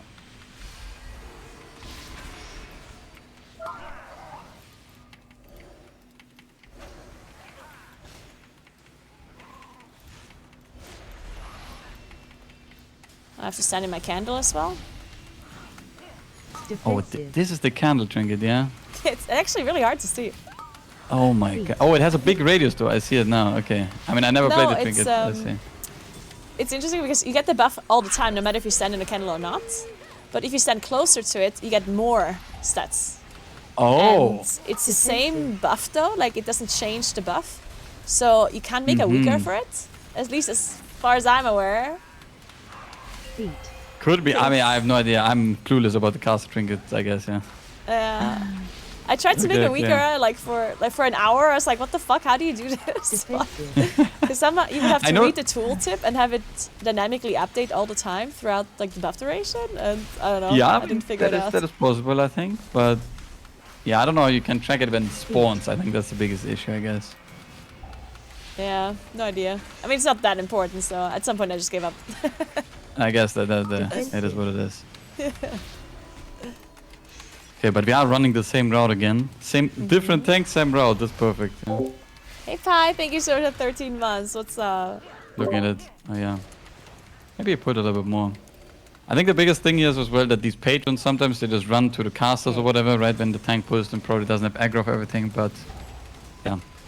Yeah. But at least the Demon Hunter aggro got fixed. I'm not sure if you're aware, but They they fixed did all of fix a little the bit. issues? Oh, okay, not all, Oh, but okay. a decent amount, okay? A decent amount is fixed. So Nice. now when a Demon Hunter puts a sigil down, he actually gets aggro, let's say. Not bad. Which is kind of nice, yeah. Yeah. So yeah, Okay. after many years, we have won a small victory for the Demon Hunter tanks, yeah. It is amazing when your abilities work the way they're supposed to work. It is kind of crazy, yeah. Oh yeah, I also forgot to mention that these the mobs, like they apply like a bleed on the tank all the time. So like if you pull more and more, like the tank might get a bleed, but I mean you can't I really don't do care anything about with the it. tank. No, it's good to know. So I guess I guess irrelevant for you. Okay, so this tank I guess pulls some mobs and I guess those On the mobs boss, don't really matter on the boss, so might as well. Yeah, I mean here this is just of course the beginning a little bit harder, right? Because you have the how's it called, the casters, like the Yeah. attendants.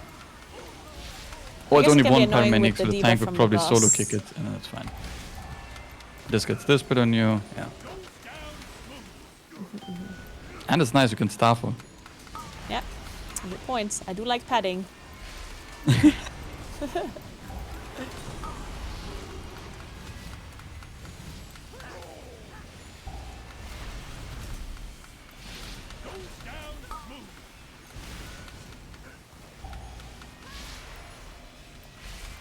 Are you playing TGP or like coaching a team or something, by the way?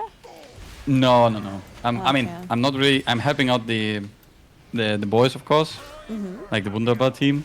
I'm making like VODs for them and like a little bit sheets and whatever, but not too much. No, Okay. Did I pick up a little bit thing? outside support. Like if they know anything, if they need anything, then Okay, they did it yeah, without the me, other I guys guess. were working fast. Yeah, but yeah, no, not too much.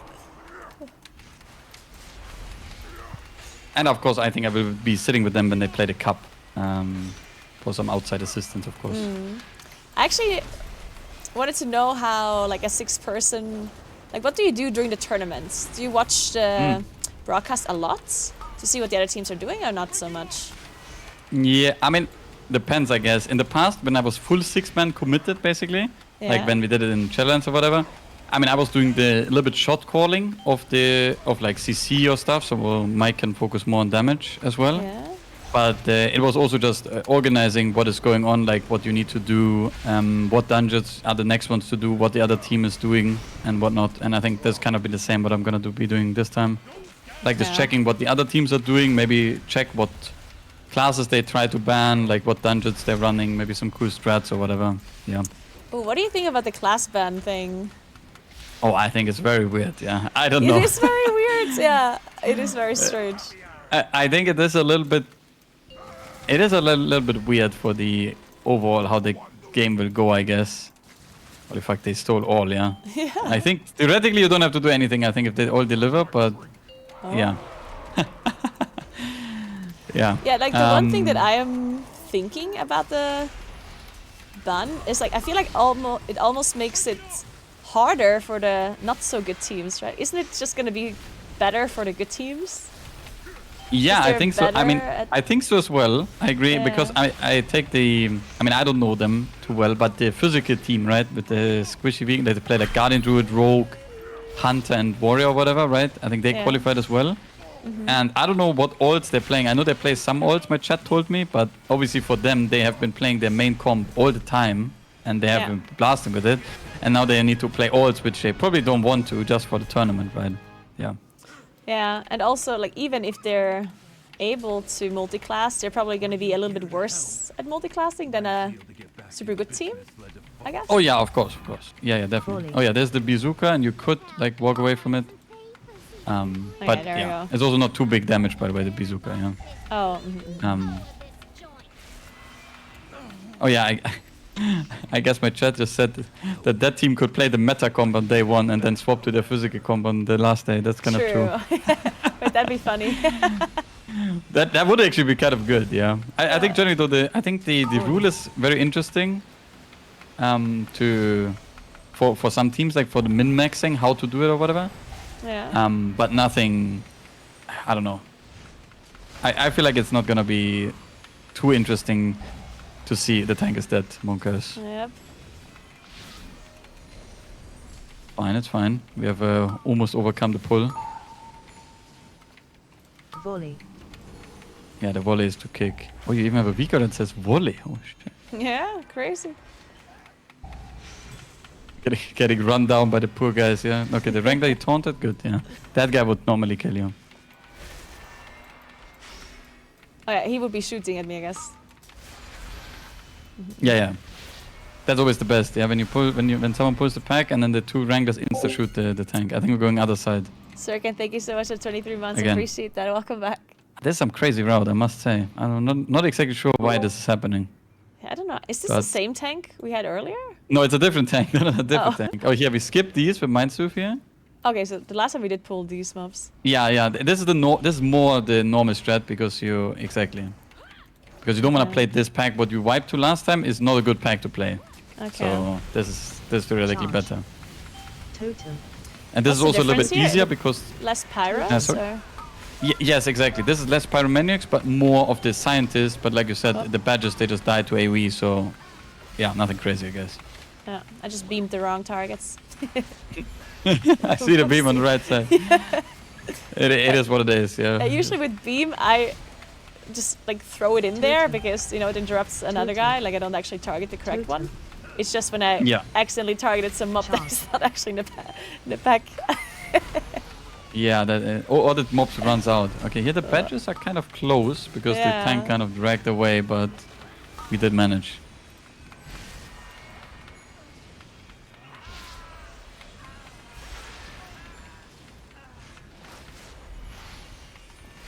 Okay, but this was good. So wait, does he want to skip this? I don't know if you saw the MDT. Oh, he wants I to didn't skip. open Okay, it. so you go into Oh, the okay. corner. And I think the Demon Hunter will pull this, drag the Hobgoblins top left into the corner, and then you run past. Okay. And then he will leap, melt. Okay, yeah, you can go now. Charge. Yeah. Totem. I don't think we did it. Oh, he broke the scientist. Okay, we did, and we need to commit. I will press Barkskin very soon when the badge is going off. Yeah, I don't think this is happening. Oh no. Oh yeah, this is not happening, I guess. No. Your survival Oh no. wasn't necessary. Yeah, Wait, this did the skip is demon- something I saw a lot, and it just never works. I mean, I think maybe the DK had his pet out, and it somehow got combat with the. Oh no, they're confused. But we can salvage a team. Continue the dungeon. Let's see. People Okay, are saying he's he committed. leapt Yeah. into the scientist. Well, I'm not sure why did exactly he what. even see it? Isn't- Well, what did he with do? in cap, yeah, like in prison. Sorry, yeah. Yeah, but like, wouldn't it just be better to not to see it? Well, no, because then it spawns the badge quite early, and Oh, I then see, then you yeah. die to the badge basically. So you have to CC the Yeah. scientist. Okay. No melt, we play. Okay, let's get it. All right. Okay, but yeah, I mean here these charges are right. It's gonna be like they're kind of going back to back because there's two of them, and we can't really desync them. Put it on the wall, and then when the thingy. Okay. Yeah, perfect. Yeah. Charge. So just into the wall, Yep. basically, or is there like some special Yeah. spot where you can? No, bait no, it no. to? Just somewhere into the wall. I mean, the thing is, if you're super mobile, you can drop it on the right wall, right? Because it's a little bit closer, and you have less time to dodge the charge. But Totem. this was completely fine.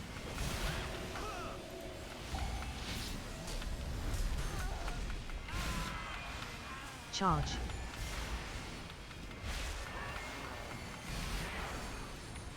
Charge. Which mobs do the most damage to a tank here in this pool? I think it's probably the enraged guys when they have the 100% thingy, and then the hobgoblins. I'm pretty sure. But sadly, I have gathered the tanking experience lately a little bit as well, because I know a lot about the dungeons, but if you never tank them, Charge. it's very different life, I think. Yeah. Like every single time. So yeah, so in this room here, I mean, there's basically a big tester pack here. So what are we doing here? Okay. Yeah, and then of course the important thing is here this hobgoblin, that we don't charge it into the room, because then it will ninja the world, and I mean Yeah. that's probably depleted at that point, yeah. But Totem. Charge. yeah, you can see the guy. I mean, it's on the tank, so it's easy clap. But yeah, these badges are They're dangerously close before exploding, but it's worked. Yeah, I guess we don't have that much cleave that is actually hitting them. Because not all of the cleave is I mean, hitting you them, do. right? I mean, you have theoretically a lot, so it should be fine. Just that, of course, like if you're not in cooldowns or whatever, it's not gonna do too much. Yeah. Do they does But like the now- batch scale with key level? I guess. Yeah, they just scale with key level. Yeah. Okay. So in hierarchies, you actually do have to like properly switch to them sometimes. I guess. I mean, sometimes I think, but especially in the hierarchies, you just pull most of these big groups with the testers or with the scientists all together, and then you just have cooldowns running and you just kill them. But yeah, you have to swap to them a little bit more. So now this, yeah, I guess this group is also kind of free again. Totem. Totem. Yeah, the next boss is gonna be the interesting part, yeah. But here I think the tank is kiting a little bit. Oh, he was getting he was moving away from the things, and then of course the AoE is a little bit in shambles at least.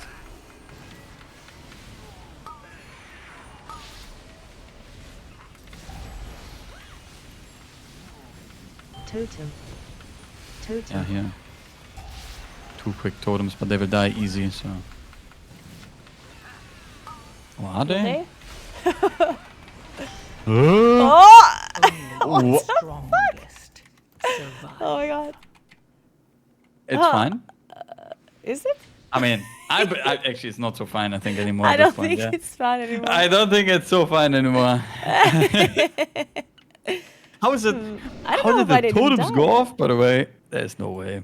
Like I do. Like previously, the tank did drag the pack a little bit away, and I feel like that was the Yeah. issue. But this one didn't seem like. No, it this one dragged was away. beautifully stacked. This Yeah. was. Okay, there's maybe a DPS issue. Yeah, I'm not so sure. Is there Cane Mage maybe not cleaving as much? The fire mate? I mean, I don't know who's cleaves more. The fire. Wait, oh, he's arcane. Yeah, he's probably not doing Yeah. too much to them. Fire would probably do more. Yeah. Is this how? Yeah. Wait, I'm being told this is how 80% of Cinder Brews deplete. Really? That's crazy. I mean, I haven't seen They're this failed before batches on number much. 7 if you wanna. Uh, Yeah. well, it wasn't I my mean, fault. If I'm number I one. wasn't that it's- bad. I mean. I mean, I think also as Boomkin, you don't dot if it's like a short-lived target, right? I think you just send Star Force or something, I'm pretty sure. I mean, got told, so. yeah, usually I don't switch at all, and I just like cleave on them because if Yeah, I dot yeah. them, like that's. But these ones are actually dotted because it looked like they died really slow, so I ended up sunfiring them. Yeah. But I mean, we did get further. Sadly, not too much further because the next boss is kind of interesting, to be honest. Wait, are we? Wait, so why is the tank always leaving? By the way. Yeah, I don't know. Wait, so we lost 2 depletes to 2 tanks already. Yeah, we That's can what it maybe is. like try and do another dungeon and come back to this afterwards. Oh, I mean, I don't mind whatever you would like to do. Oh, the tank just whispered me if it's resilient. Then invite again. Oh, I don't know. I guess it is, yeah. I mean, I guess it is resilient because you already did 2 of these. yeah.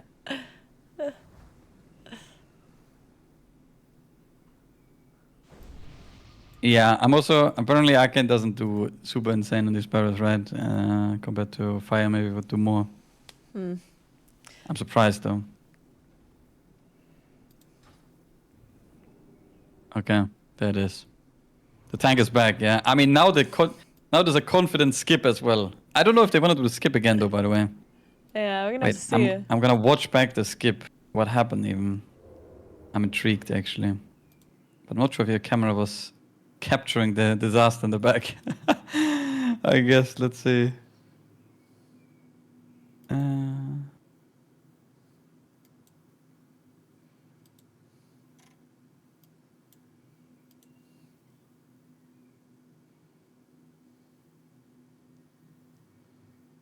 Oh yeah. Okay.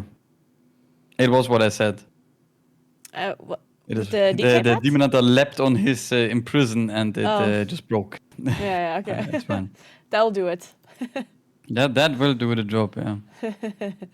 Okay.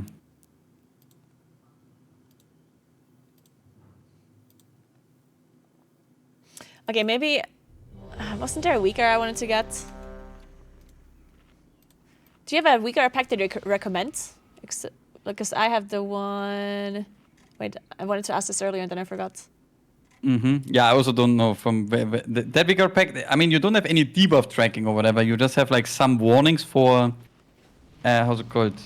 For when stuff is happening. 4, 3, 2, Yeah.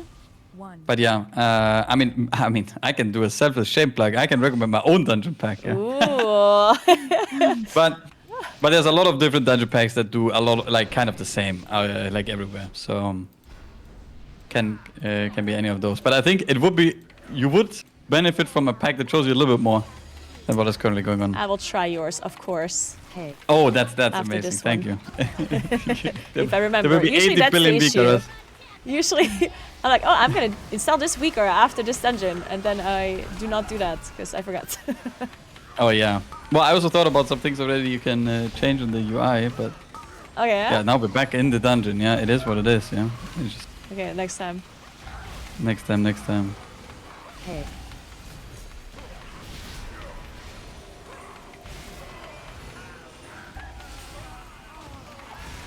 Holy, it's just going faster, these pulls, yeah. Now we're grooved in, I think, by the Yeah, way. we're This so back. is it.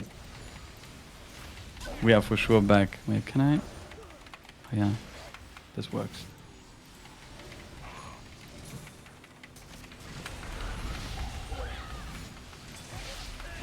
Defensive. Oh, Feet. That's the El Clasico aggro, yeah. Then you have 5. Look, there's still. It's actually the horror for. I swear, it's a horror for tanks. When you have Boomkin in the group, he has 5 Starfalls up, and you pull one pack, and the 5 Starfalls just start damaging the pack, and you're like completely in shambles. But it is what it is. Feet.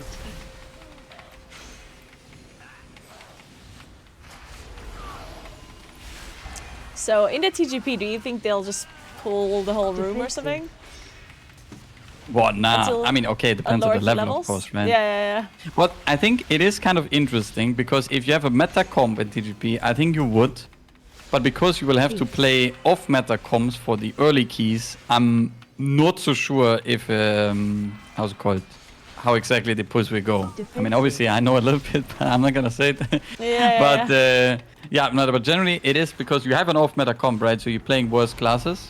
So you obviously need to cut down on certain things, especially if you don't have Vengeance Demon Hunter or Disc Priest in every single dungeon. Actually, I think Healer is more versatile. I think the tank is a bigger difference. Yeah. So, speaking of off meta comp, do you think that all Hey. like better teams are gonna try to play off meta the first day, or do you think that's only just like a top 2 kind of team thing? Or I mean, I guess that's a good question. Like the mage has aggro. Okay. I think because theoretically it is the case, right? There are 4 teams per day and only 2 advance, right? Yeah. But the best teams need to play, or like not the best, sorry. The teams that want to go to Globus need to play off meta comp, right? Yeah. Because otherwise their stuff gets banned. But maybe I can see that maybe in some cup there's a team who's like, fuck this, we want to knock out some of the good teams, and they just slam the full meta comp Yeah, that's what I'm thinking. the whole day, right? and some will make it. But I think it all comes like because TGP is 5 hours and there's only 3 dungeons. I think it will always come down to the situation of who plays the dungeons the cleanest, like without wiping, and then it doesn't matter if you play off meta or meta comp because you will always end up playing the best comp in the higher level dungeons, right? Yeah, that makes sense, I guess. Yeah. Yeah. But I can see some team being like, fuck, we don't need to go to Globus, or maybe they also don't think they can make it or whatever, so they want to take the opportunity to take down a good team, which is obviously kind of cool, I guess. But I'm not sure how big of a difference it will make. Yeah, that'll be interesting to see. Also, I guess it will be interesting to see if people with an off-meta comp can actually... Because I assume if you play off-meta, you also have to somehow like adjust your strategies to that comp that you're playing if you're going to switch the whole comp. And you can't just copy-paste the same strats that you play with the meta comp, but maybe? I don't know.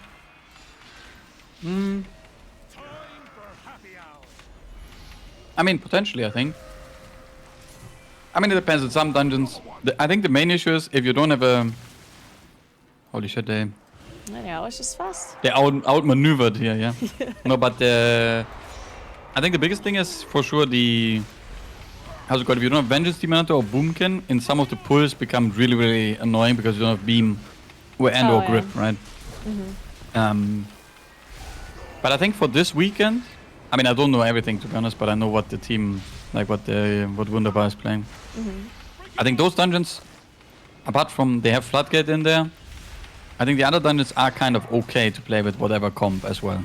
Oh, really? Yeah. Okay. But I think it will be quite interesting to see. I think generally the off meta comps, because in the grand scheme of things of current and plus, I think is that a lot of teams or a lot of classes are really viable, right? Yeah. It's just that people obviously don't opt out to play the not so good or the little bit worse classes. Makes sense. But I think it will be interesting to see because a lot of people just pick their more comfortable class instead of the second best on paper. You know. Yeah.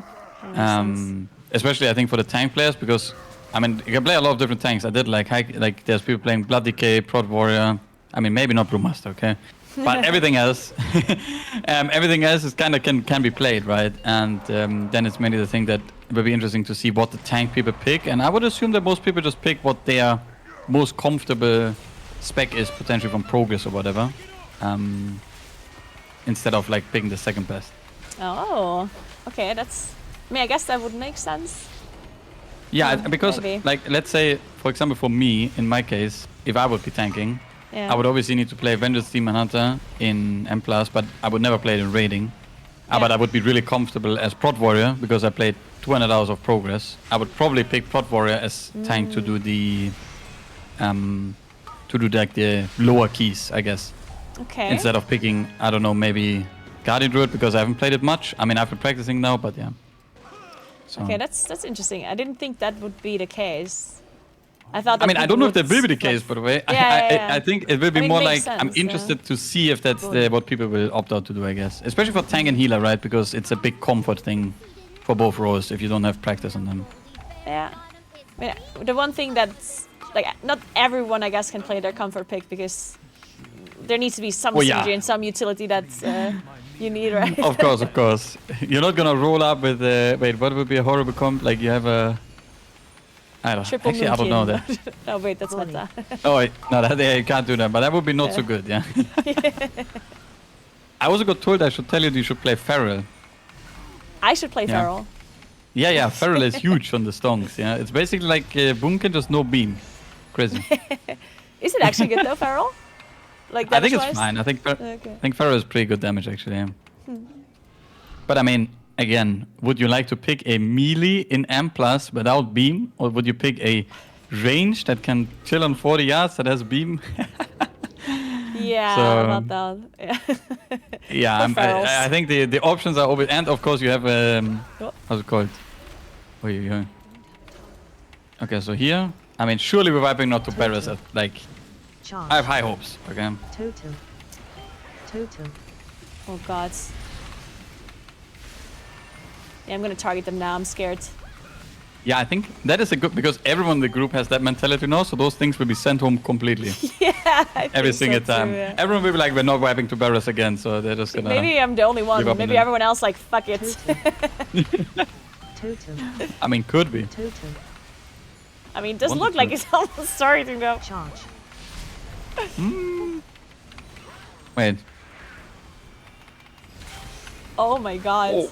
wait, what went It off? exploded again. Yeah, one of them went off. Lordies. And now you have a mage gone as well. Okay. Totem. Totem. Okay, 2 batches here, no mage. We need to for sure hit God. these. This is so not good. No. Maybe the unholy. Oh god. Yeah, you have 2 stacks. I mean, 3 stacks. It's a lot of I'm damage. so. you take. Oh god, that's also like the Oh. most horrible charge. I mean, it. There's no way. It's fine. I mean, Yeah, we're at least still the pack is alive. almost dead. The tank is alive. It is okay. I think you killed all the. Did you kill the scientist? Alright, I'm back. Yeah, I'm you back. did. Okay. We are. It's fine. Okay, this is Okay, it. we're Yeah, not. We're not so- done yet. back. We're not done Yep. yet. This is good. Nothing Charge. happened. I'm not sure if it's good, but.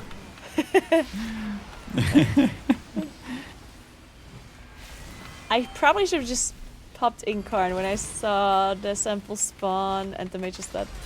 Yeah, Maybe it would have probably. been fine. Right. Oh, we're doing the skip again. Okay. This. I mean, we believe the skip will work. Yeah, the skip will work. Okay.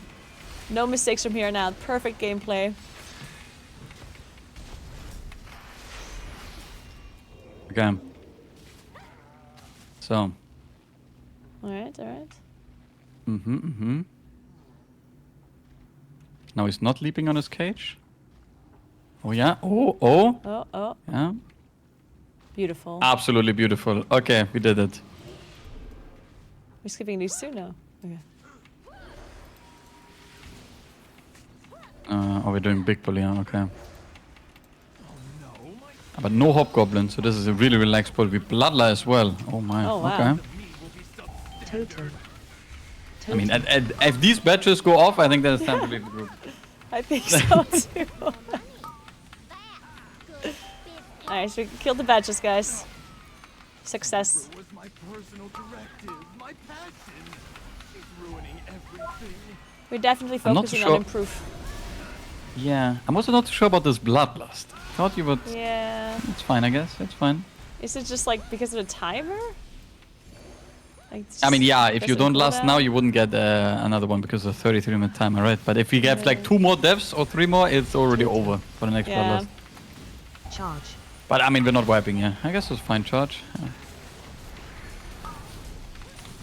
Not like the tank is giving that many options here. But yeah, now the main issue is that we need to pick up the droplets and then the... Okay, it's fine.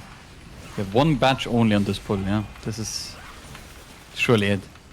Yeah, usually the issue that I have here when the charge is pretty far away from the pack, then I just add to the droplets because I get aggro.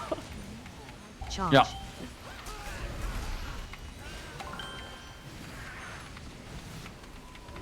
I mean, that was a bold move, walking into those freshly pulled mobs there. Yeah. I was a little bit scared.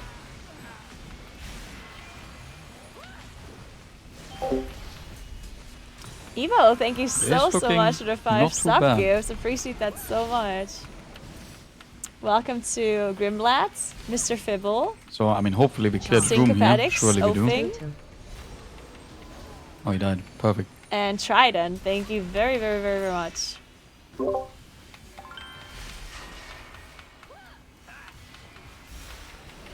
Alright.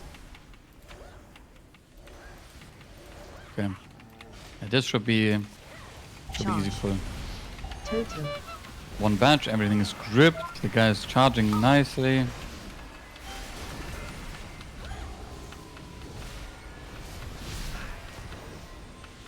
You cannot shadow melt the charge, right?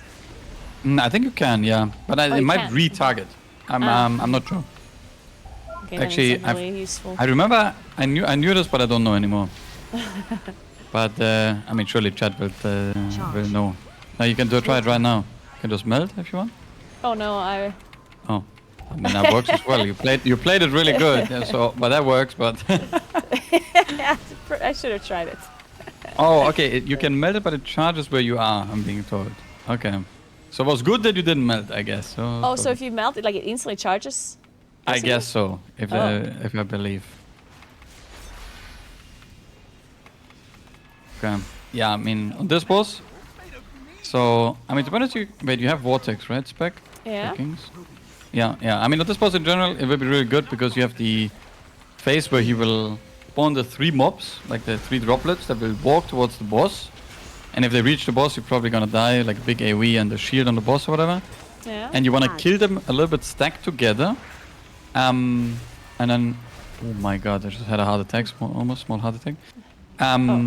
Like you wanna kill them together, and then they will respawn after some time.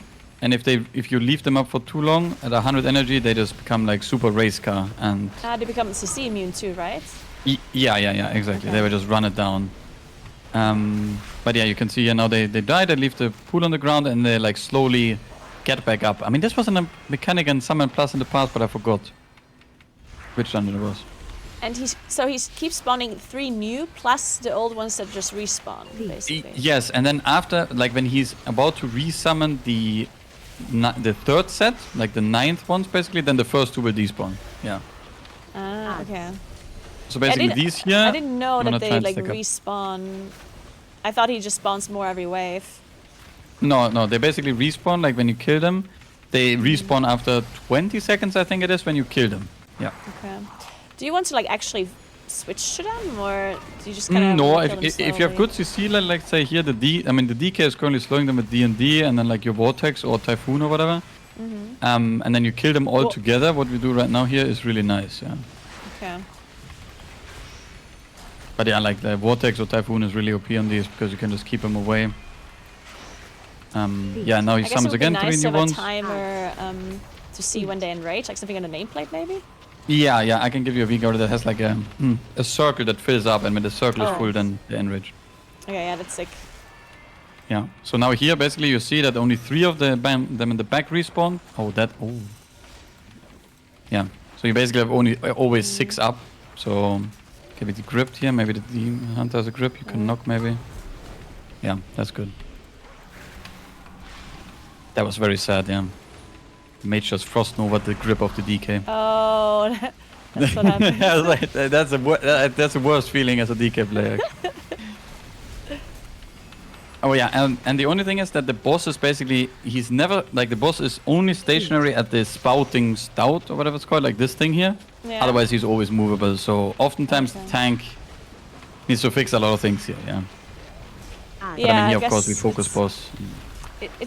It's a little bit RNG too, right? Like where the droplets spawn, or do they always spawn kind of in the same area around him?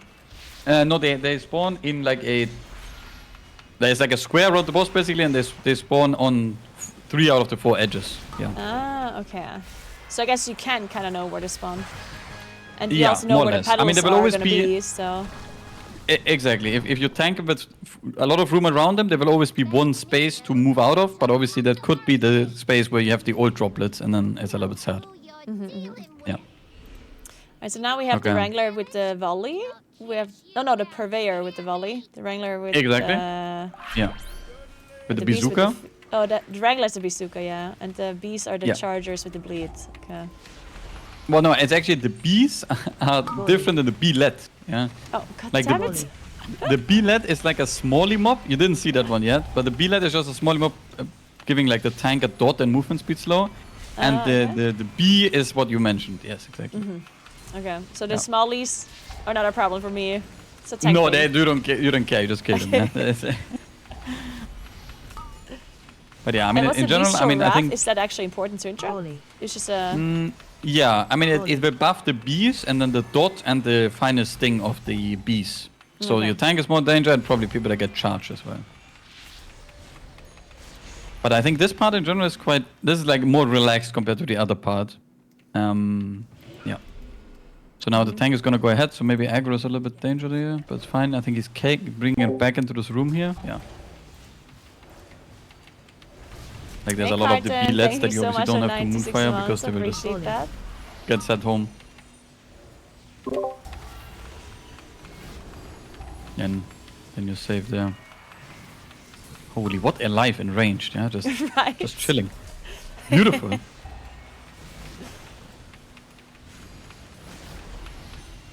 Yeah, so I was doing like the coaching thing with titles before, and so many people, because I uploaded a YouTube video, and a lot of people thought that I'm pretending to not know some of these things, because I had 15s and 16s done already before I did the coaching session, right? So they're like, Yeah.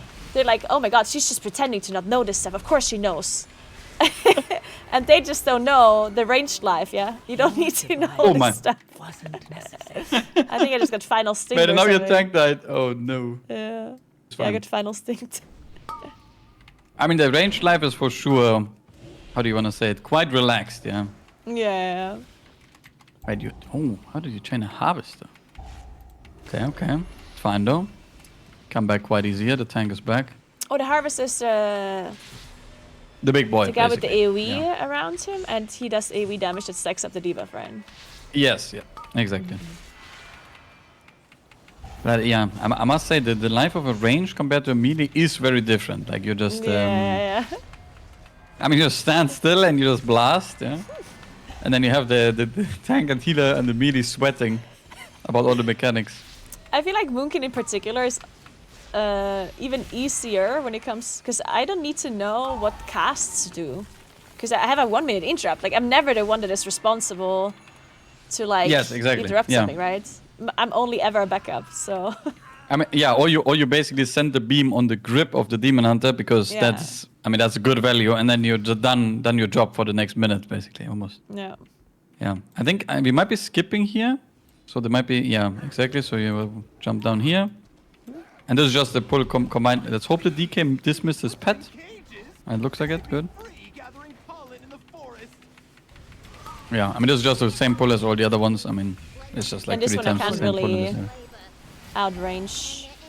No, But I no, guess it yeah, doesn't you can really just tank matter. it. But yeah, I mean nothing happening here. The only thing is, of course, now because we skipped the things there, like the guy in the cage or whatever, we need to be careful in the boss to not move there and ninja pull it, right? I mean, Oh yeah. Mhm. maybe I didn't jinx it. Hopefully I didn't jinx anything here, but that would be bad, yeah.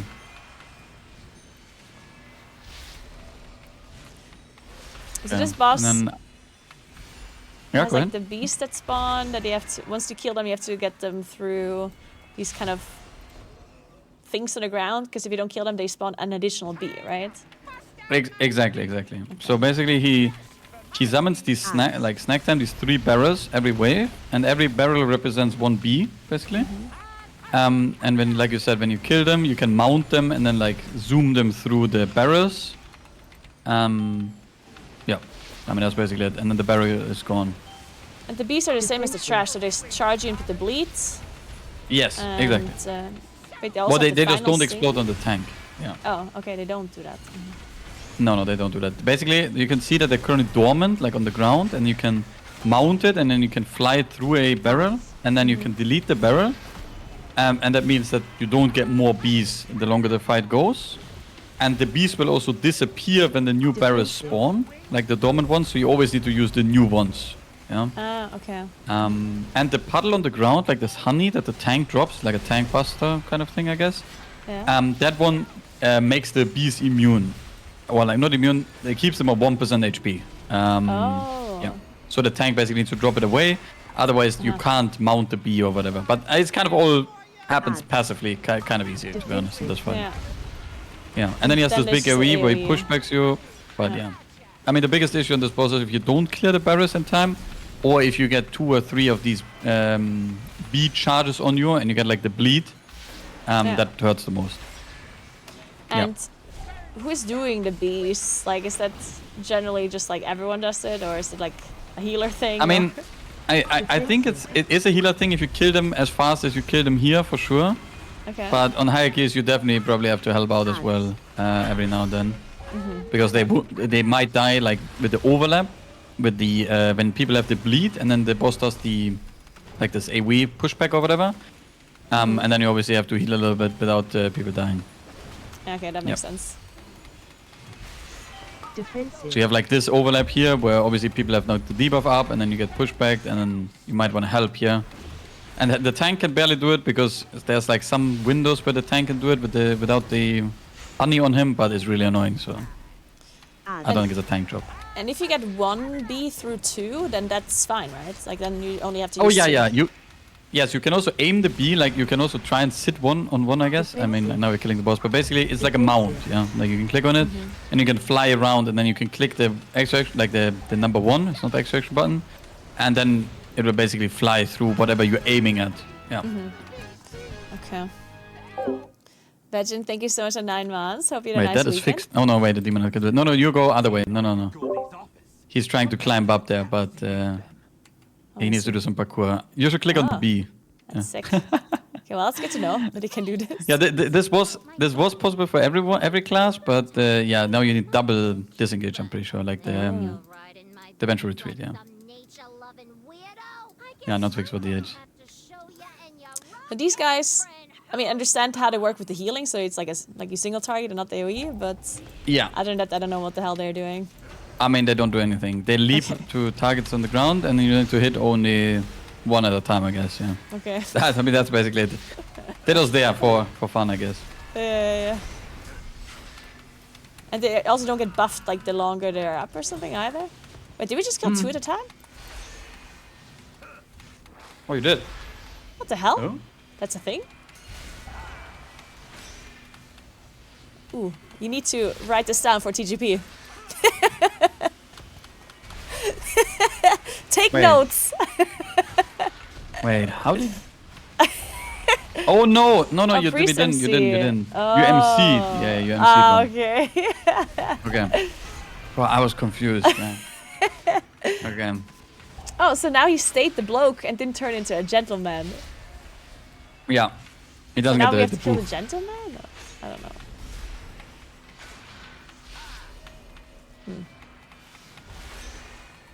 No,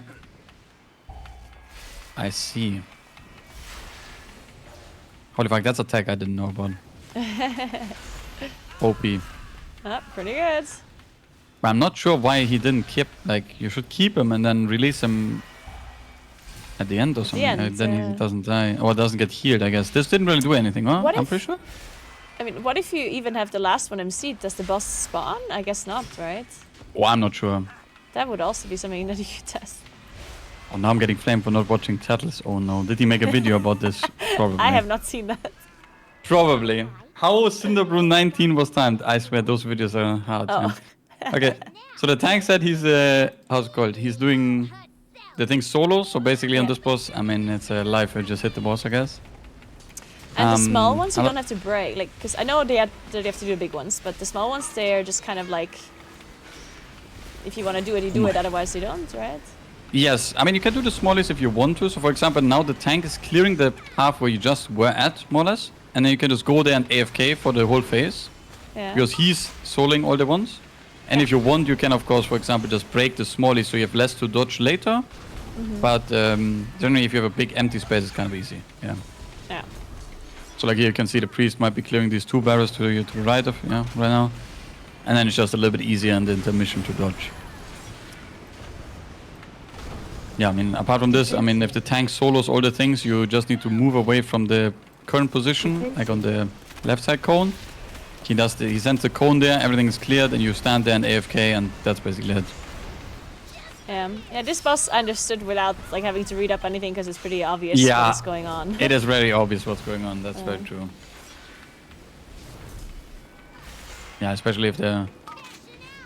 Like, I guess people are always surprised that the tank aims at that area or whatever, but... Oh, that's what yeah, it I is. guess you just look where the big barrels are and make sure you're not standing super far. Yeah. Exactly. Yeah, and then you use a defensive on the intermission and that's it. I mean... Oh, and I guess like this This when you boss have the is quite circle on you, relaxed. it also like puts some magic debuff, which does a little bit of damage. Oh no, you mean these circles or what? Yeah. Like when you get them? Oh yeah, you take some damage as well, but he will just dispel one of the guys, I guess, and hopefully heal the other one, so... Defensive. But yeah, not really a big reason to clean all these barrels and stuff, so...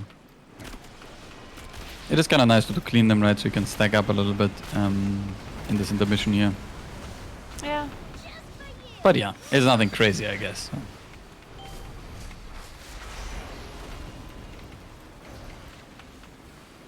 But there's 4 big ones. I thought there are only 3. No, there's 4. I mean, it's always he does 2 in the beginning because it's, I mean, nothing crazy going on, and then 1-1. And then the Yeah. barrel will, like, run out the moment she basically starts the intermission.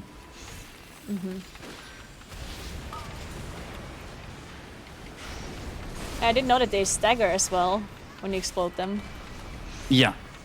Well, and also the explosion of the barrel actually does do a lot of damage. Like when the circle around it explodes, like the smally red one or whatever. Oh, yeah. That yeah. one does send you home.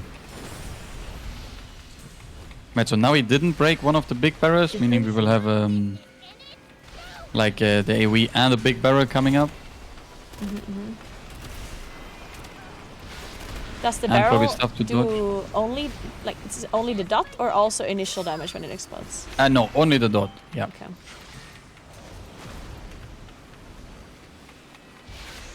Yeah. Easy clap. All right. Third time's the charm. Nice for us.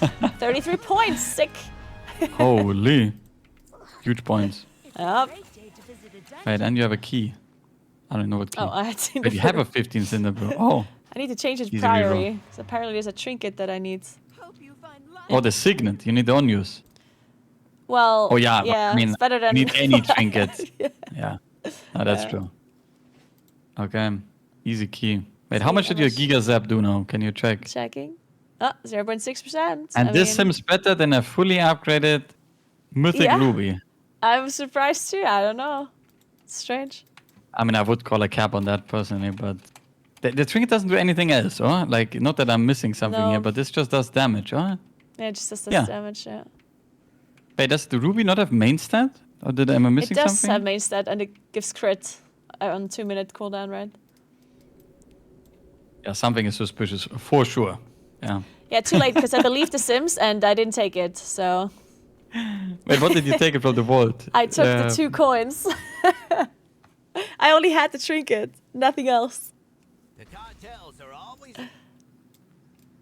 I mean, that's a choice, yeah. I mean, I simmed it and it seemed worse with fully upgraded, right? I So I'm understand. like- No, I understand. I'm surprised. Let's put it like that. Yeah, Yeah. I'm surprised.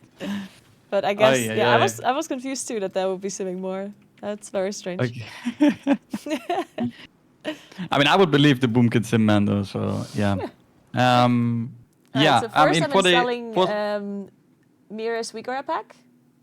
one sec. I can wait. I need to log in. Yeah, I can give you. So also some other things that I noticed, by the way. Like, I don't know if you normally do it, but I would Yeah. recommend getting nameplate colors Yeah. for the dungeons. Is that like yeah. do people like I'm just too lazy to do it myself. Do people actually like can you just import the colors somehow from somebody? Yes, you can. You can just import colors. That does Oh, work. Yeah. okay. Okay, that's sick. Yeah, yeah. I do So also think if you want, like, I can give you my colors if you want. yeah, as long as you don't have too many, because I don't like it when I have like a million different colors. Okay. I mean, I'm not sure about that. Yeah, it's like a color scheme of like 5 different colors explaining what mobs do or whatever. Okay. There will be a lot of colors. Yeah, let's put it like that. Yeah. Okay, 5 colors. What are you coloring for? Is it just like melee versus ranged and stuff, or important mobs versus not so Oh no, important? it's colored for interrupt. It is colored for like big target to target or does something special. Okay. Then a big target that has a interrupt, like most of the time basically. And then like maybe summons or other things to hit that are important. Like it's just how do you say? It's just a difference between the packs. So you go into a pack and you see like, for example, 3 yellow nameplates. This means there's 3 interrupt mobs, yeah? Or there's like 2 yellow nameplates and 1 orange one. Because Yeah. orange is like the color that I have, which is like a big mob that has an interrupt as well, but might not be too important. And then maybe 1 purple mob that is like, there's the big target mob that you most of the time will attack. And it has like the most HP or whatever. Yeah. Okay, let's give it a try. Okay. Okay. You will receive nameplate colors from the last generations, actually. But yeah. Right, let me see. Okay. So I sent you this. These are the nameplate colors.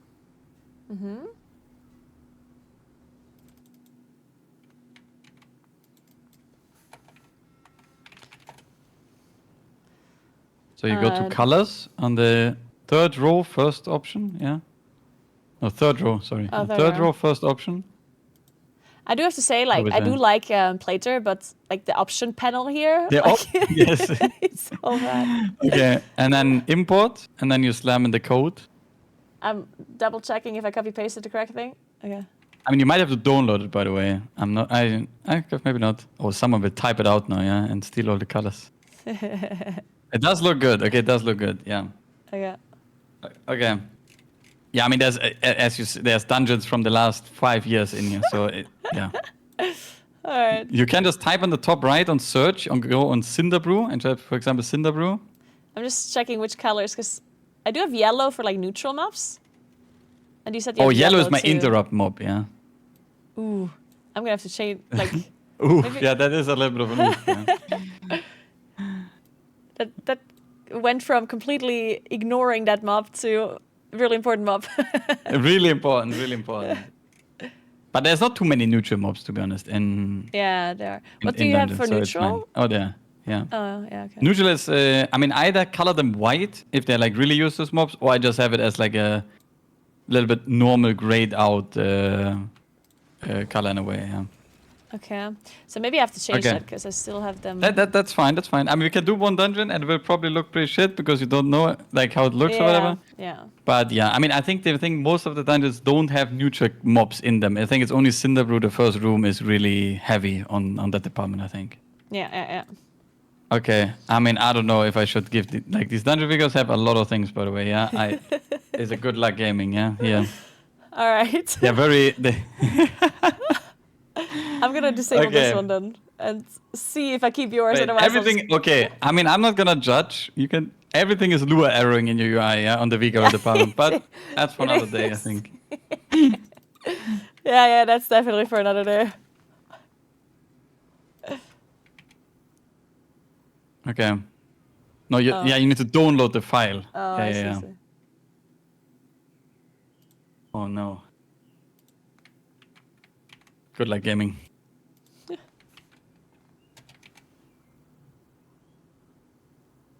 Oof. I think my PC is lagging out.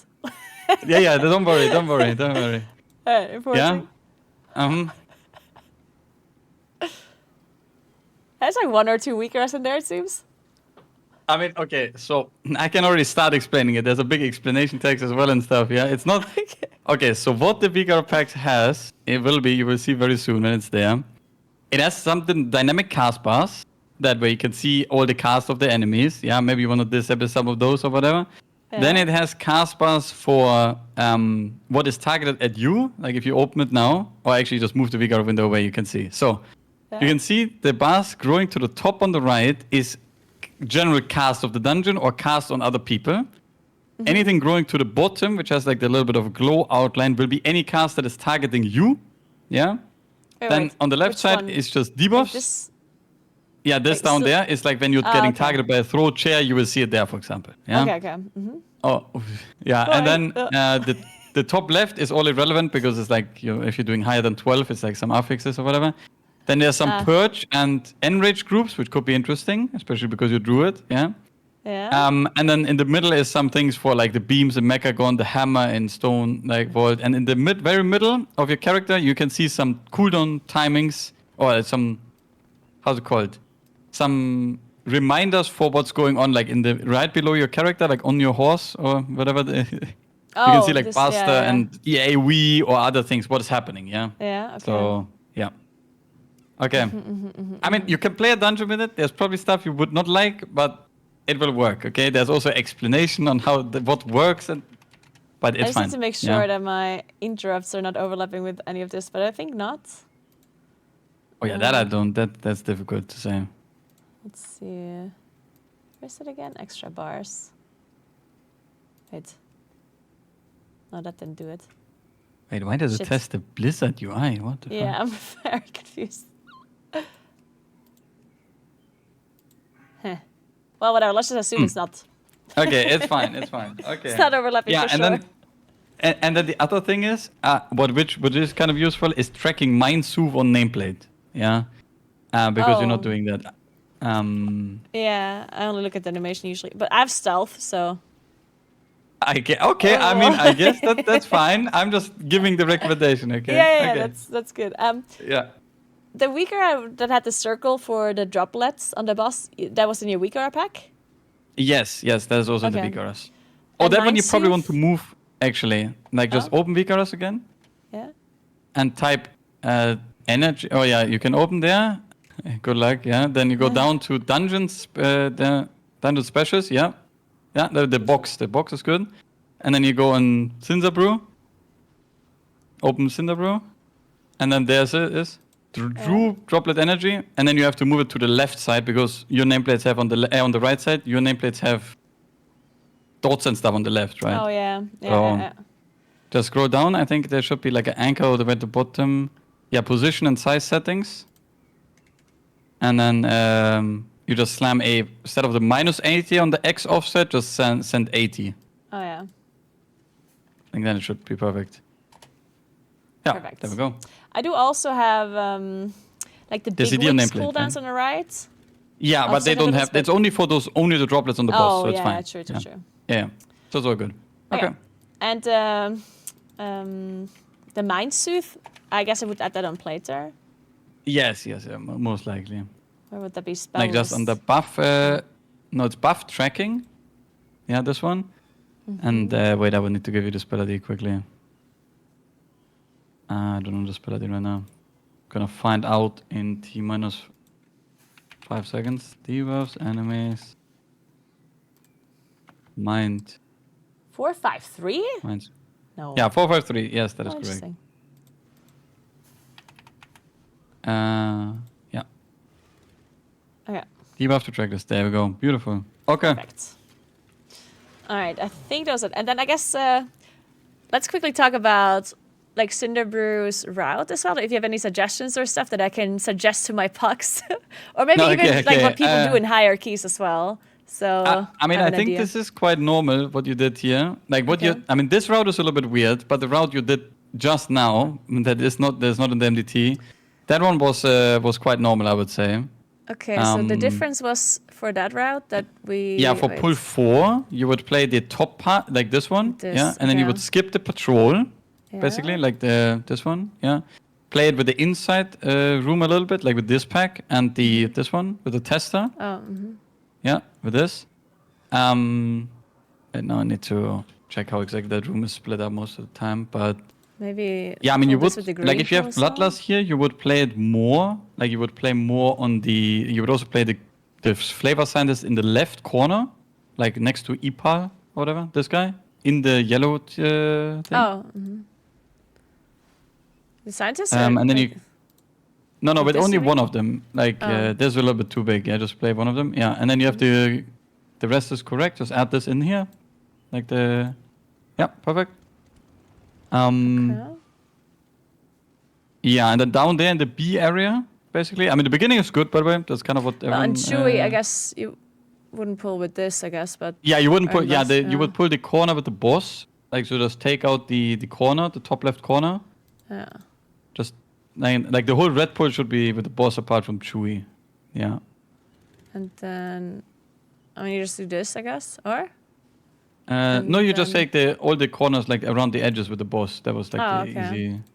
Yeah. Like this, yeah. Exactly. And then, I mean, you either can do the pulls down there in the B area. I think people are doing one less pull than this, but it's also okay, yeah.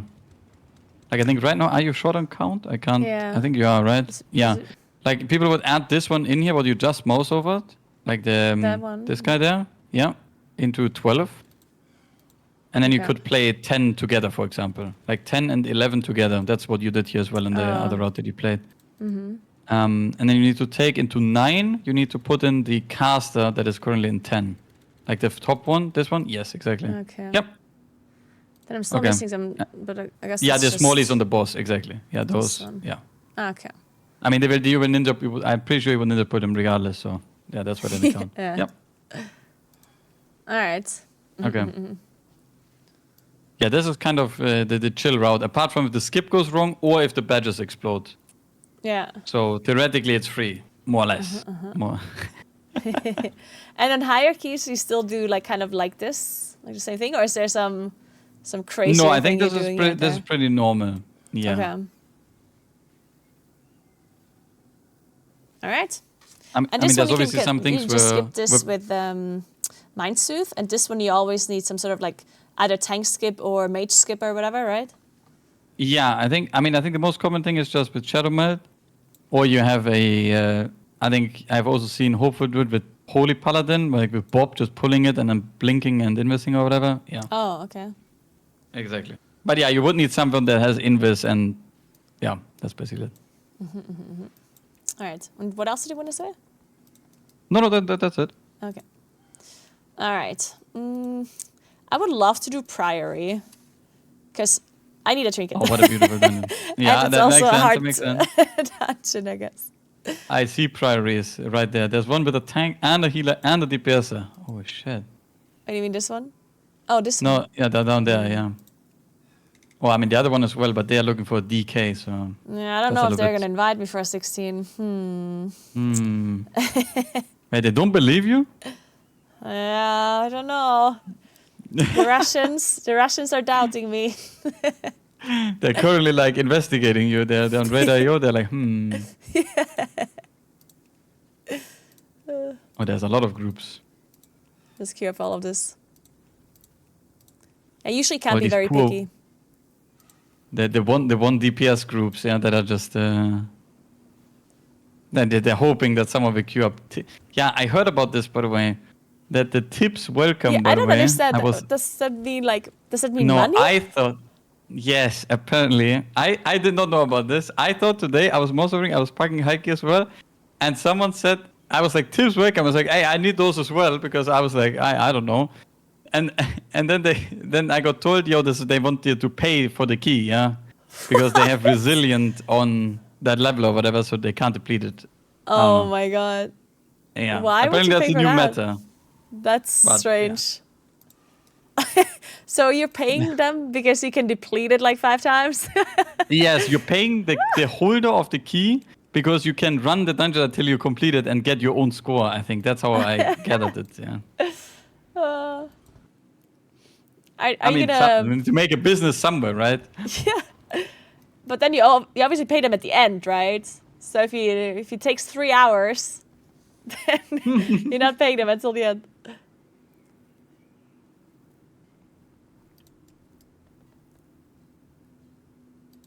Okay, this might be a struggle. Wait, this 15 with the mage and like they are looking for the meta boomkin. I I can already see have it. a 15 though. But you know what? Oh, you have already Fine. done 15. Yeah. Wait, I mean, I would say I could help you with a key, but I do not have any key. The highest I do is 10. That's my limit. Oh, there we go. Oh. Wait, you have a healer. Mm-hmm. He's a Vulpera priest. Perfect. What I else do you mean, want in life? that's perfect. That's exactly what we need. Yeah.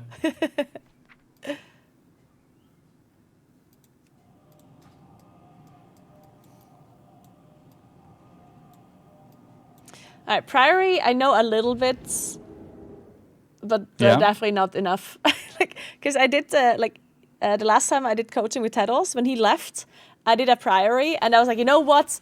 I don't need Teddles. Like, I can do this by myself. And then I did a key, Yeah. and afterwards, I did all the research of the things that I remembered not knowing during the dungeon. So I know some things from the start, but then I gave up after like 5 minutes. So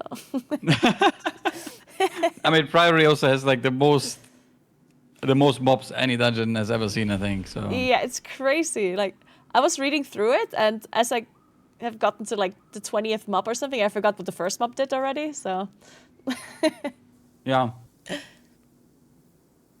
okay, I'll be right back. 2 minutes while this group forms, Of course. and then we can go. I'm hyped. All right, 1 second, guys. Be right back.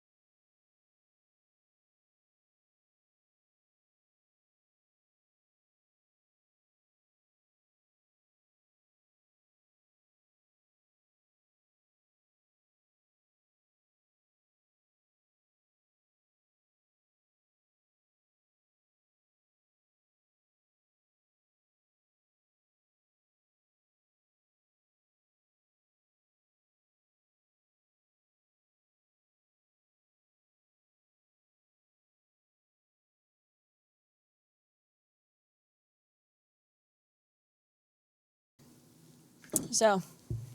All right. Oh shit.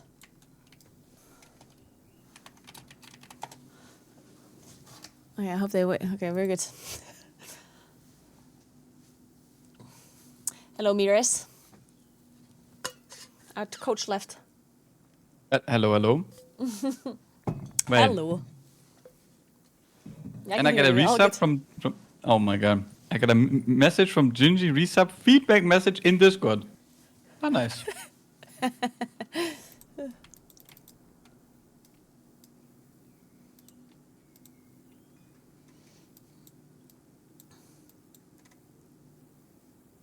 Okay. I mean, this is almost the same. Okay, that's really not the same route that you. Holy moly, there's some. What is this like a not common route? No. I mean, I don't. That's great. Let's see how it goes. Okay. I'm ready. So that first pull, I need to stack up 5, with the group so the 4, sharpshooters 3, don't like 2, jump out, or 1. Yes, or why are you exactly. Yeah, stacking? and Okay. in the first group, if you're not like, they would just jump to anyone in like far away from them or whatever, and if you're standing out there, the DK will ping you. I can tell you, he will be angry. And I mean, I would be careful with the aggro here, I guess. Oh yeah, I noticed that. Oh god, I mean, you can probably colors. drop these footmans because he had Imora. Don't walk into the left pack here. Watch out. Ah, I did. Yeah, it's fine. Don't worry about I it. guess we have some more No, footprints. it's just one more mob. It's fine. And then we walk into melee here, and then you just yeah, you can just chill here. To be honest. Do you have to be Yeah, the careful big mob about these does- things? Yeah, the Like traps you don't the- want to stand into, right? And then the only thing is, I guess, if to incap row whenever your group doesn't have anything anymore to interrupt the footman's defense. Yeah. You will see there will be like a fuck ton of cast bars on the right side whenever they cast. There's currently one up. And now they knocked Oh, I up. There's see. another one. You incap raw. Very nice. And there's two more. I mean, now you would have a stop, but that's fine. Yeah, that's fine. AOE. Like every time they have to defend up, they take 50% less damage, right? So it's really annoying. Yeah, and Oh, oh my god, my what's tank happening is to dead. you? Oh no. Wish you had lasted a little longer. Is the key resilient? AOE. Go again. I mean, surely, right? That's what we signed up for. Yeah, there's no way. Tips. There's no way. Welcome. Uh-oh. Tonka man?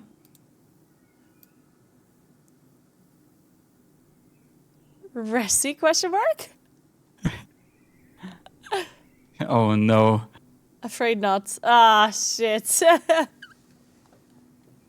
Wait, Well, wait, should it's have not tipped for the resilient. resilient. Oh no. Okay, I can say though that I am pretty sure your ninja pull of the 2 extra mobs did not cause this deplete. Holy shit, the group disbanded fast. What Yep, the fuck? that's how puck keys. Holy shit. I've seen way too many clips of this, by the way, already. Yep, this is, yeah. Oh, 7th, this is your group. This is mine. And the 16th as well. So Oh, I guess they have a weakens. boomkin already. Maybe they want to play double boomkin. I should give it a try. You never know. Oh, the 15. Oh well. Oh well. Wait, this is the same. No, No, never mind. almost the same. Oh, you had an enhance in the last group. Oh shit. Oh yeah.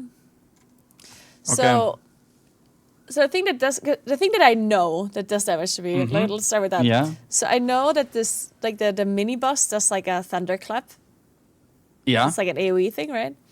And then I know that some of the mobs have this shout that interrupts my cast that also does damage, right? Yeah, that's only Is the it the knight. knight? That's this guy. Okay. Yeah. Mm-hmm. And then there's some like some dot or something on me, I guess. Sometimes Yes, that does damage. that's also from the knight. It's the impale. Okay. This one here. Yeah. And that's right. Like you cannot stop it. It just happens. No, yeah. You can't stop anything of this knight. He has the big shout that does a lot of damage, and then the big impale dot on Oh. you. Yeah. It's only 40 yards. I could outrange this. I mean, yeah, but then you have all the sharpshooters in China, and then everyone would be sad. Good point. Well, and then, okay, so, and the other things that do damage on this pull to you is the sharpshooter. When you go on it, it has the pot shot, this one here. which is Oh. a random target, and you can also get targeted by multiple pot shots at the same time, and then get sent home basically. And they put Yep. the traps, and what did the traps do? They root you for maybe 5 seconds or something, or 4. I'm not 100% sure, and you take damage when you're rooted. Yeah. Okay, but I can just. I'm not sure if shift you out could of them, I guess. shapeshift it and then lose the dot. Could be. Oh. I actually don't know. So. And the But yeah. thunderclap is not really something you can avoid either, right? No, it's also just big AoE, and it slows you, and that's it. Oh, Yeah. and the defend is the AoE damage reduction like around the mob, and you just have to disrupt it, I guess. Yes, exactly. Yeah, the defend, I mean, it's from the footmen, so I think they're called. And when you disrupt it as well, they take more damage. Like you can see, they have the defend, and they do 50% less damage. But if you interrupt it, they take 25% more damage for 10 seconds. Like them individually, not the target. Yeah. And why? Okay, I'm being told that... Oh, sorry, go ahead. No, you say. Yeah, whatever no, you no. wanna say. I just wanted to add that the dot is bound to the root. So even if you get rooted and then shapeshift, you're not gonna die to the dot. Yeah. Oh, okay, that's nice. Yeah, I just never because I've done this pull before where they like skip this middle part, and I don't know why. Like, why are you skipping this middle part? I also Like, it don't feels know. like- I would also just play it. Yeah. I think it's pretty Right? normal. Okay. So, wait, is the group full? Oh no. I guess you do wanna like. What's the most dangerous mob is the knight, right? Yes, the knight is the most dangerous, but your main target should theoretically be the guy, like the thunderclap guy, because he obviously has a lot more HP than the knight. Yeah. Yeah. Okay, and to understand the colors again, because I kind of like the colors, but there are a lot of them that I didn't understand. So, okay, just explain the whole color scheme again. No, the easiest way, you go later, you go to the colors, and you just type like priory in there. Okay. Yeah.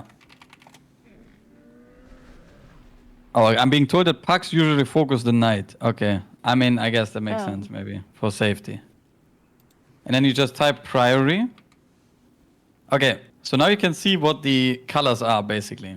And you can see that the blue-purple, like if you go up, or blue-violet, sorry. Blue-violet is like all the big targets that is probably a focus. In this dungeon, there's a lot of them because they are, what's it called? Like there's a lot of all these mini-bosses and stuff, right? They're all blue-purple. Then you have the sharpshooter, it's just a blue, just because it's differentiated and does something special, which is the leap. Yeah. Okay. Then you have the neophytes, which is like the small Andes. They get stunned right if the debuff runs out. That's where they have a separate color. Then you have the orange guys, which is the conjurer, the high priest, and the Daliman guy, basically. This is just because they are like big mobs that need to be interrupted. Yeah. Or need to be separated from the yellow, which is the other kick mob. Yeah. Then you have the guard captain and lightspawn. They just have a different color from violet blue because they're together. Like violet blue and blue violet sometimes are together, just to have a small differentiation, I guess. And then at the bottom you should have yellow, which is all the kick targets. Okay. Wait. So why is the violet and the blue violet like a different thing? What's the difference? Well, because they could be together. For example, you could be playing one mini boss with a light spawn, but you obviously want to see it's not the same mob, and that's why I just made it so it's a little bit different shade of color, I guess. Yeah, but they're kind of the same. Yeah. Okay. I mean, it's also basically if you go through the dungeon and do the pulls, it's most of the time the case that you will only see like a few colors, and sometimes there's some coloration for one mob or two because you want to have just a differentiation between the mobs in the pull. Yeah. Yeah. That's basically it. Also, your game is flickering. Oh, I see. Yeah. Yeah, it's this bug with DirectX 12. I don't know why that's happening. And it doesn't save the We're back. setting either. So if I forget to switch, then at some point my game just crashes.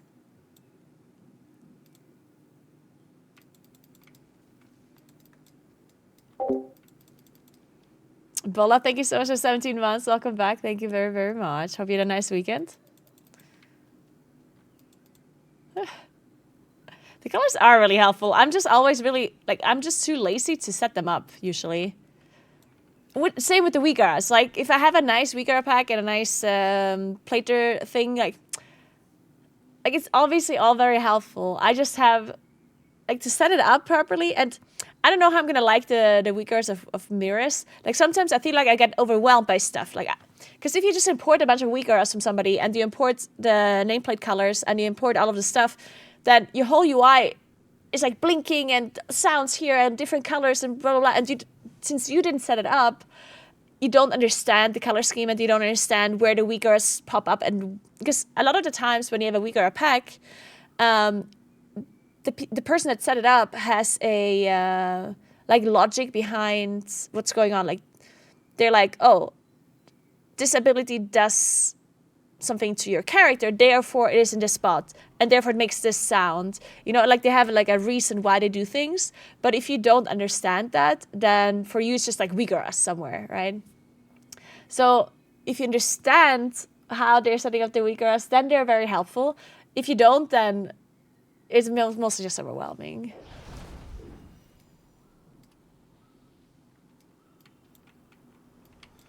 Yeah, shampoo, exactly, yeah.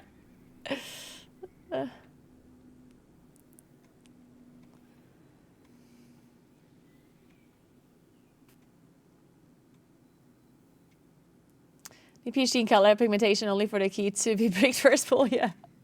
Okay, so I have seen a clip of this exact scenario where there was a paladin tank in Priory. He pulled, he insta-died, it was a deplete in 10 seconds. Oh, no. So let's hope this doesn't happen. We believe, of course. Yeah, I'm just... Okay, my paladin tank would never do such a thing. No, of course not. We have an Ellie Shaman as well. Holy moly, the AoE is covered for sure. Perfect. Nothing will go Okay, wrong the priest asked for a route, and the tank didn't post it yet, and just ready checked, so... These are all very good signs, right? Oh, there it is.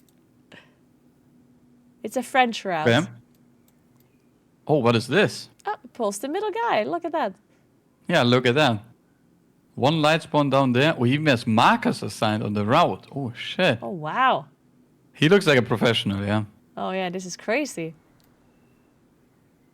Yeah, I'm not so sure, but he's playing the super... I guess it's one of the sharpshooter, actually. Huh. I also like that he just drops the ready check into route share, and he doesn't assign any of the markers. He just has markers and the mobs, yeah. But So I don't understand the thing with the mini boss. Like, why don't you have to kill the right guy? Never. Or do you can pick to kill the left or the right. Yeah. Oh, and then like another like a boss, or what is like? Where's this person here? Eliana. Oh, this one. One I've of never them seen is her. always on the boss. Yeah. 2, And it's always gonna be. Okay, wait. Basically, how it works is that you kill a mini boss that is inside the area, the courtyard, and then one of the mini bosses from the boss will come to help or look what's up, I guess.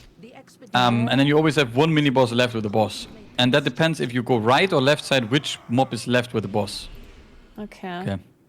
But of late, the devotees have become secretive. Okay. He did want to pull the middle, but he's not following his route. It is what it is. Well, The gods Well, you're not well, doing well. it this It's fine. time. cry is protecting something. Okay, yeah. So maybe focus the knight, I guess. Yeah, it might be. Oh. Good. Each of his lieutenants bolsters his Shout. I'm just clearing all the traps here for my team. Yeah, yeah. Everything for the team. So I'm focusing the knight. Where's that guy? Oh, here. Yeah, this guy. Perfect. Now we have the defend. We knock up. Okay, we blinding light. Now we wait. Do we have Inkabro? No, it's fine. Oh, So we could just do damage. Yeah. Fuck the Yeah, CC. Let machine the other damage. people do it. oh. I Is mean, there a maybe now you can circle Inkabro. AoE? Yeah. Okay. Yeah, this is the AoE, the shout here. No, Boom, there's and now like a you have circle the on the A- ground. Like a, Oh yeah. I don't know what that was. No, the circus on the ground is only the traps, right? Ah, okay. Oh, so there's a circle when they Okay. spawn as well? Yes, it's like a pre-indicator of where the traps will land. Okay.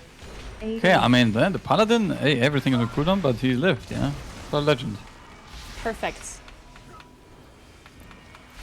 We'll see if he's gonna pull something else then to make up for that missing trash. Shane, ma'am. Your training grounds fall to the intruders. AoE. Oh, okay, so Yeah, the this was yellow the was a one little pack bit he didn't confusing have now. ticked. Yeah. Oh, okay. So I guess. So it's fine. Yeah, maybe we will. Yeah, maybe we will find out. I guess. Okay, he's getting those guys. Now you need to watch aggro for sure. So what does this priest do? I assume heal. Yeah, the priest does a smite on people and a big heal that you just need to kick. Otherwise, he is like a low target by him. Okay. A lot. Yeah. Right. So what are we currently trying to stack up the pull, but there's a little bit of issues. Yeah. Okay, we're good. Yeah. Okay, so now you basically have the. I mean, to be honest, on this pull, nothing is happening really, apart from the footmen who do the defend that you wanna like disrupt, right? The priest is your interrupt target here. Like the great heal is currently no, the kick it, boom. And then you have the lunging strike of the Chamberlain or whatever she's called, like the big lady. Yeah. And this is like a mini boss, and this one is just a bleed where she jumps to a target, and around the target you like get a bleed. And if you disengage on the cast finish, I think you can dodge it. If you, yeah, there you go. But you, Yeah, I learned that behind you from there's mobs, so a Taddles. little bit dangerous disengage here, but it worked. Yeah. Oh, we did pull something, I guess. The sharpshooter came from somewhere. Yeah.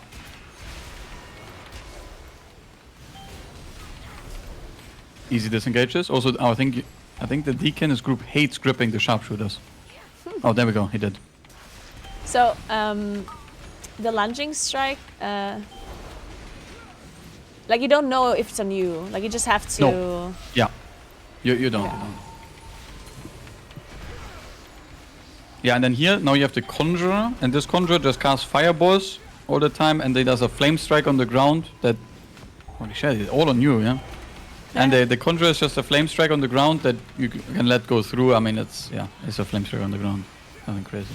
Wait, so what else does it do to Conjurer? Just A fireballs fireball at on a people. person? Okay. Yeah, and then this something flame like strike that. you can see, it's like a fire red circle just on the ground, and it's just an area where you don't want to stand in.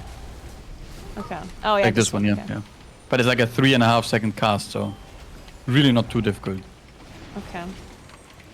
Yeah, it looks like there's a lot going on, but the nameplate color thing is actually helping a lot for this one. Nice, Oh god, that's the good game to is so hear. much easier now. Oh, Yeah. wait. Yeah, that was totally me. I think. It's fine, you're making up for the count that we missed in the beginning.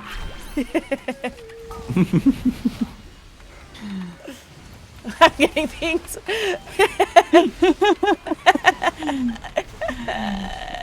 It's fine, nothing, I mean, it's fine, you just wanted to extend the Eye of Kazan, so I don't know, yeah. I'm sure someone's playing that. I mean, maybe. Okay, but yeah, I mean, generally there's a lot going on, but if you don't pull too many of the mobs that do like a lot of shit, like these 3 mobs and right now in this pack, they are like all the mobs that do shit, and yeah, it's fine. Hey, Who Squeaky even Bangs, pinged thank you so much Oh, for the 2 tank, months. yeah, he knows. Yeah. He knows what you're up to, yeah. Okay. So now you need to wait for the patrol. Oh, no, you can just go. Put through the top right is perfect. And then we don't. Yeah, okay. Now we're hugging the left side here. Make sure to not pull the light spawn because it sees stealth, so don't Oh, okay. too close to the right, yeah. Okay, now you play the mini boss here with 1 sharpshooter and the neophyte. I mean, nothing going on here, to be honest. I mean, The this lady, mini-boss, I don't think. Like she just has this shield where she like reflects stuff, right? And the Yes, smite, exactly. guess, I is, like, a don't think single it target. does anything dangerous to Boomkin. Other classes have more struggle. Like, you can like one-shot yourself as other classes, but Because yeah. of the reflect thingy, or because of something else? yeah, no, it's like if you have a big nuke like Arcane Mage, if your burst explodes in the window, you just get 1 shot, or like it's like a proportional reflect to how much damage you're doing, or if you have like a big hit or anything. So okay, and now we pull the light spawn. Yeah, I mean this light spawn is doesn't do anything. It basically like picks 1 target and does like a beam on them, and like does Yeah, a lot of damage. channel, So if you get beamed by this, you take a lot of damage. And then at 25%, they do like a big explosion around them and kill themselves and heal everyone around them. Oh, everyone! I thought only one Yeah. other mob. Here's everything in the okay. circle. Yeah. And that's at 25%. Oh, everything in a circle. So as long as you move them out, it's fine. Yes, exactly. Ah, okay. So you will see soon, like the light spawn is soon proccing. I mean, when the mini boss dying, I mean, kind of everything dying same time, I guess. Pretty nice. Here you can see, I mean, now it's channeling the beam, so it will be after the beam, yeah. And then you might want to like typhoon mobs out or anything, but I mean, yeah, Because this he's immune burst of light. to like knock. No, is yeah, he- the guy, yes, but the mobs, of course not, right? That's Is he immune to also see at all times, or only when he's Yeah. casting the explosion? Okay. no, all times, all time. Okay. And this is like the next mini boss here. I mean, it's an interesting spot to play him. He basically does a cast. He has two casts. One Cinder Blast, which needs to be interrupted, otherwise your tank gets stunned for 5 seconds. And the other one is just a fireball on random people. And then he does like a big, you will see soon, endless things to dodge on the ground. Yeah. Like an Ember Storm here, and you just need to dodge shit, I guess. And that one spawns on your character, right? With the Yes. pebbles. Yeah. Yeah. I mean, yeah, you can, like, there's always send a random beam or whatever. Most of these casts are going through, like, all the time. Because you can't kick them either way. If you're doing this pose. It's, I guess, like the most important thing would be the Cinder Blast so the tank doesn't die, and the heal from the priest, I guess, right? Yes, those are the most important things. And any cast on a target that is currently getting, like, beamed by the light spawn. Because then you take a lot of damage, and if you then also get casted, you probably die. Oh, yeah. But I mean, you do have a paladin tank. He's kicking, like, a lot of the things alone, which is really nice. Dude, the fact that I didn't know that the light spawn is like healing the mobs around it. I'm sure a lot Well, yeah, of it's the groups in big the past circle, were right? really Like- sad that I didn't typhoon. Yeah, Boomkit is pretty good for that. Yeah, that's yeah. Watch what did they want to do here? I guess. I think I just want to skip everything. Oh, okay. Yeah, watch the knight cannot get mind soothed, Oh. as you see on the Priest nameplate. not Oh, either, yeah. I guess. I mean, I think he missed it. Yeah. I'm pretty sure you can't How mind can you soothe the miss priest. mind soup? I mean, Is it he not wanted just- to mind soothe both packs from the looks of it. I think. Yeah. Oh, is it actually like a target on the ground, the mind soup? Or how Yeah, does yeah. it The work? mind soothe is like targeted ability on the ground. Oh, I didn't know that. Okay. In the past, it was single target on one target, and I mean, okay, the past. I don't know when this was changed, like 4 years or 5 years ago, maybe. Yeah, But I yeah. just thought that you use it on target and then like all the mobs around it in a certain like radius get it as well. No. It's nowadays a circle on the ground that you have to aim, and then it has cooldown as well. So if you Yeah. aim wrong, bad aim, then it's unlucky. But I mean, with this footman, he's probably gonna chain into the boss, I assume, because he doesn't do anything. Okay, yeah, looking good. Then move a little bit ahead because you don't want to stay back here because the patrol is like going. It's kind of good where you are. And then on this boss, I mean, I don't know. There's not too much. You have this line here. You have to dodge, and that's it basically, right? And then whenever the other guy, the Ember Lance, does a weak cast, you need to just press the Barkskin, I guess. And from time to time, the big boss can leap you Defensive. and have like a stun you or whatever. Like on this, you press Barkskin here, and then that's it. Yeah, I guess. And this is a 2-target fight, so if you... I don't know what Boomkin is, but if Starfall is the best on 2 targets, you just Starfall here. Oh, really? Yeah, because they Wait, share what? HP. Yeah. Wait, I didn't know that. Oh my god, So, I had so no idea. you can hit whatever target you want, and they take, like, the bosses take damage. Yeah. Oh, dude, I thought it's I- single target, but I No, never no, circled here. I think most people think that, yeah. Oh, you Shit, can okay. melt the leap. Okay. So apparently you can melt the leap as well when it jumps on you. Yeah, I heard you Like, it's can just melt a the stun leap, on but you. then, like, it's possible that you get like a bad combo with the shield or something. Yeah, it's 'Cause, like this with during the this battle cry, holy 'cause you can radiance. cast that with shields. Yeah, it's this. Yeah, when this guy is casting the big AoE or whatever, and then you might get leapt on, and then you take a lot of damage from the boss and the guy. So it might be good to leap that, but yeah. No, I meant like if you're Oh, what? melding the fixate, because he shields himself when he jumps you, right? Oh yeah. If you meld it, and then he What? could cast the AoE immediately after, you know, and then he still has the shield, and you can't interrupt it. Or is that not how it works? Wait. Now I I'm think that's not how it confused. works. Okay, maybe not. Wait, I think I think you can kick the shield. Like, I don't think there's a kick immunity on the shield. I'm pretty sure. Maybe not. Okay, No, I'm that's pretty what sure. I thought. But For some this is reason, I will note it down. I will check it after this dungeon, yeah? I think he did just get interrupted while he had the shield on, so Yeah, I think it so was as well. proven wrong right as I said it. But it did sound very smart, theoretically. Right, Like, yeah. if it's true. Yeah. Defensive.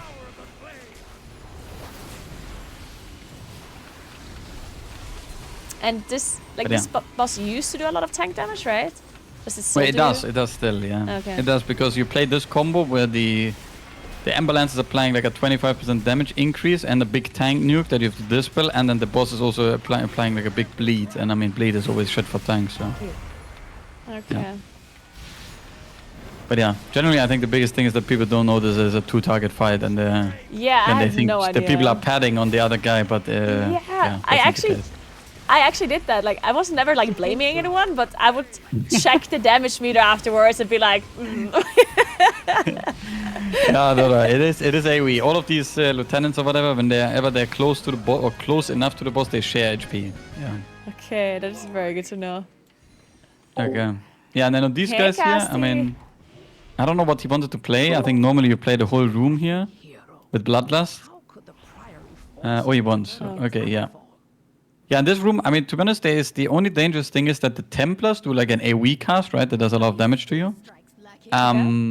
And then the casters, there's 2 priests. Oh, there's neophytes. Oh, all good. And then these priestess will like smite you while you're getting destroyed by the paladin. That's the only dangerous thing, basically. You can see there's an AoE thing. Boom. And yeah, So- this happens basically all the time. Ugh. Yeah. So the Templars are doing the AoE, yeah? Yes. Sorry, wait, Sacred what did I say? Soul. Templar? It's Paladin, by the way, yeah? Oh, the Paladin. My bad. No, the Paladin is doing the AoE, the Templar is just tank damage, and the Priest is the interrupt. Yeah. Okay, so the Paladins are crazy. So I think I have 2 weakers overlapping here. They're not both yours, right? No, they're not mine. The other one is like cooldown on abilities, which is also very useful, but it's not mine, yeah? Okay, But yeah. so I have to fix that after. Yes. And the Consecration, that's just an AoE around him. That does nothing, I guess. Yeah, it's just a ground thing that the tank just moves a little bit. It doesn't do anything. Well, if you stand in it, I guess you die, but don't want to do that. Yeah. So why did we not pull everything at this point? Is it just like less Paladins? I mean, it's like there would just be 1 more Paladin, I guess, right? Yeah, I don't know. I think he probably doesn't believe that you can kick all the priest cast, I guess, or priests. something. Because the only way you really die in this pull is an overlap with the priest cast and the paladin cast, to be honest. Yeah, But, okay. I mean, So it's if like you a last smite it like you into did here- Sacred Soul. Yeah. I mean, you would just... I don't know, I would always play together, especially if you last it, because through last you're not gonna die. So. Yeah. But and you have Sacred beam as Soul well, is, and a prot pala. nature damage, I guess, right? Or sorry? magic damage. Yeah, it's Or magic Sacred damage. Soul Yeah, is yeah. magic, okay. Yeah, and now basically, like the mobs coming down now is exactly the same, just that they now added another caster, the Conjurer, instead of a random tank mob, right? Okay, yeah.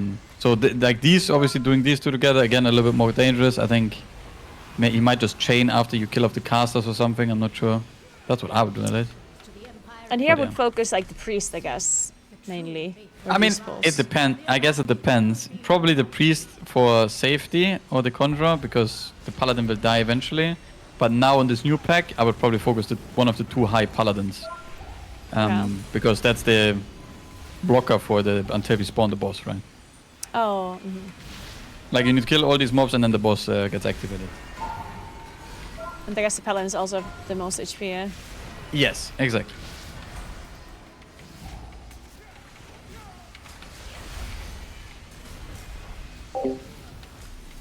Hey Ace, thank you so much for 90 months. Thank you so much. I hope you had a nice weekend.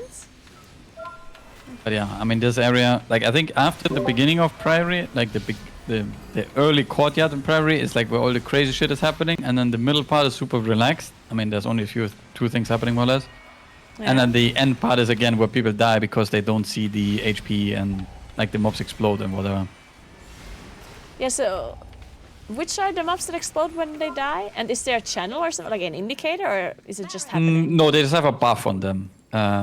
But it's all the mobs in the last room that are non-casters, basically. Okay. And this boss I didn't perfectly understand either, this brown pike guy. Okay, so how he works is that he has the hammers that you want to bait together, basically, like these.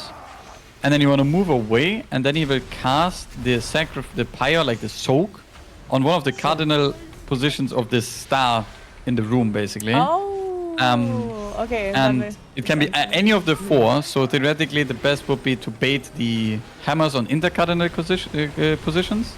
Yeah. And then go to one of the cardinal positions where you have the soak. But what is most of the time done, you don't really give a fuck, and you just bait the hammers, and then you move away. And then you wait for the shield to happen, because the shield is like spawned on either everyone or on 2 people, I think, or maybe 3, when he's not empowered with his wings. And that one just does damage, slows you, and drops like a puddle on the ground, and then you move together to the soak and resolve the soak. So here you wait, basically. Don't go there, like, then you have the shield, boom, and then you move out, and then you go to the soak. And if you have a DK in the group, he can press Dev's Advanced and AMS, as you can see here, boom, and then it walks out, in, out, in, out, in, and he clears the soak. So without a DK, this is quite difficult. With a DK, it's easy. It doesn't do AoE damage to us when he No, soaks it? No, it does, it does. It only does the AoE damage, but if you soak it without AMS, it will basically give you a dot that it hurts a lot, right?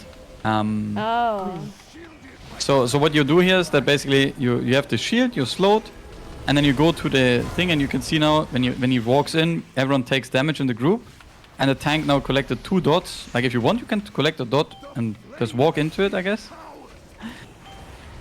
Boom, there you go. And now you have a 12-second dot, maybe a bark skin here, and that just does a lot of damage. And now to the other part of the fight. Yeah, go ahead. No. I just wanted to ask if you already have the debuff, do you take more damage if you soak again, or is it just like the? Yes. It stacks up. Oh, yeah, so it stacks up. No, but is it increased damage or just like more of the same? Oh, more of the You know same. what I mean? Yeah. Okay. No, it's not. It's not increased. Okay. And then the other big part about the fight is that he pops wings, and when he pops wings, he will apply the shield, like the ground thingy, to everyone. And he will apply 5 soak stacks, so 5 times AoE damage and 5 debuff stacks you have to collect. Where if he doesn't have the wings, he only pops 3 soak thingies and only 1 shield or 2 shield, I think. Okay. So basically there's always one... Is that like yeah, here you can see he popped only 3, and without wings, and only 3 soaks. You can see it with the bubbles above the circle, how many soaks there are. And then he will walk in and out, like boom, boom, boom, and now they're gone. Yeah. And now you will cast wings again, and this set is gonna be improved again, where you can see it's buffed. Okay. And now he will basically pop the hammers. The hammer's always the same, by the way. And then we see the hammers here. We go away from them. And then you have this soak. When you look over it, it has 5 bobbles above their head. Above it, yeah. And the shield is on everyone in the group. Yeah. Yeah, so I thought, because I realized that sometimes you only get like 1 circle, like at the big circles, and sometimes more. And I thought it's like some sort of chaining thing, that if you stand too close to others. Yeah. And I was always like trying to walk away from everyone after I baited the things on the ground, because I was like, there must be something going on here, because sometimes there's only 1 and sometimes there's like I mean, it is true there's something going on, but yeah, I think the general consensus on this boss, you want to stay together for all the mechanics, because you can heal and everything, right? Yeah. Okay. Yeah, that makes a lot more sense with the wings now. Okay. Very good, very good. Yeah. And then, I mean, These here are just again the is the same same guys. mobs. Nothing changed here, I guess. So. Yeah. But yeah, and of course the other boss you also have to interrupt, otherwise he heals and does a fuck ton of damage, I think. But I actually didn't see that cast go through since beta, so maybe it changed. I don't know. But yeah, you just kick the boss every now and then. So. It does happen sometimes. Like if you have a priest healer and a moonkin in the group, then sometimes people literally just forget to interrupt, because there isn't like that many interrupts. It is still the leftovers from Dragonflight Season 4, where the Demon Hunter tank was doing everything alone. Yeah. And no one was trying to kick. Oh, why does the door open here when the priest dies? No, you can just right click it. Oh, okay. Yeah, it doesn't matter. You can also drag this mobs up if you want. Yeah. Okay.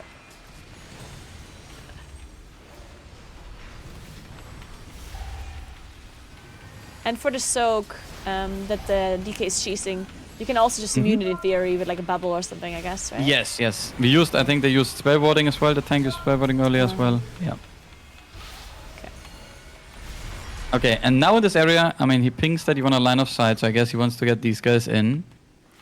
Yeah, in this area, it's basically the same thing, just that now the mage will and the footman will explode when they die and do a lot of damage to the group. How to prevent that is either by stunning them right before death, or like knockbacking them, or anything. Yeah. Oh, knock works too.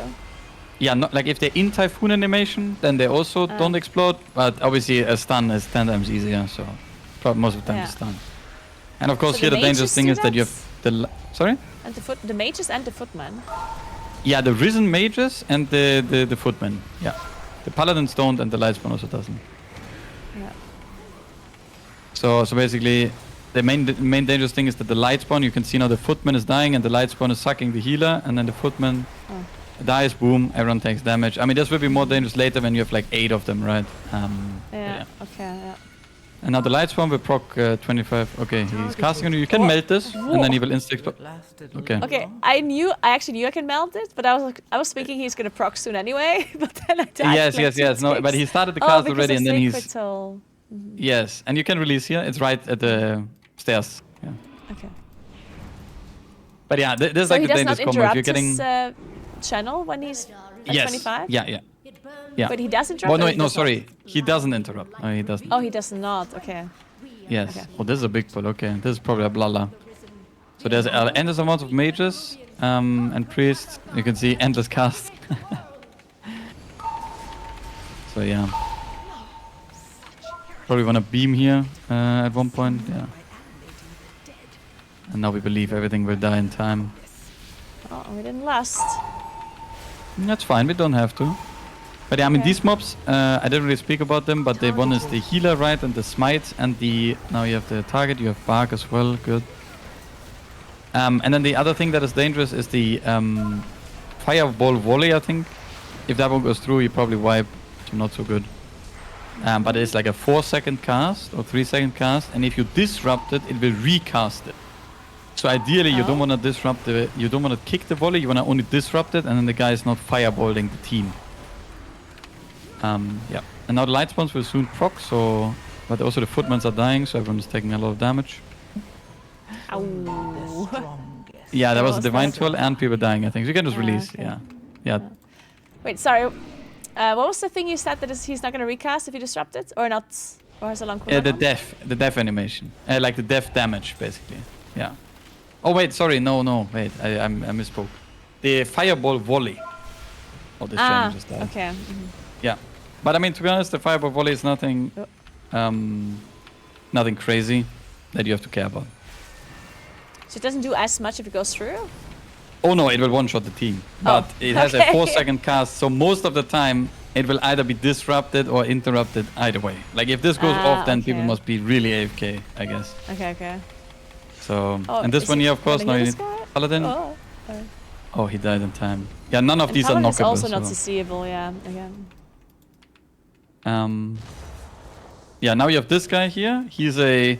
Now you have like the perma damage aura on you, like on the whole team. And you got double smited. Smited. Oh my gosh. 2 minutes to... I was ready that someone interrupted. Yeah, I should have called the map, but it's fine. Yeah. This is a suspicious pull. Oh, you have low gear. I see. It's fine. Okay. Yeah, I mean here in this pull, definitely if you're getting destroyed by the purification, really danger. I mean he paints up.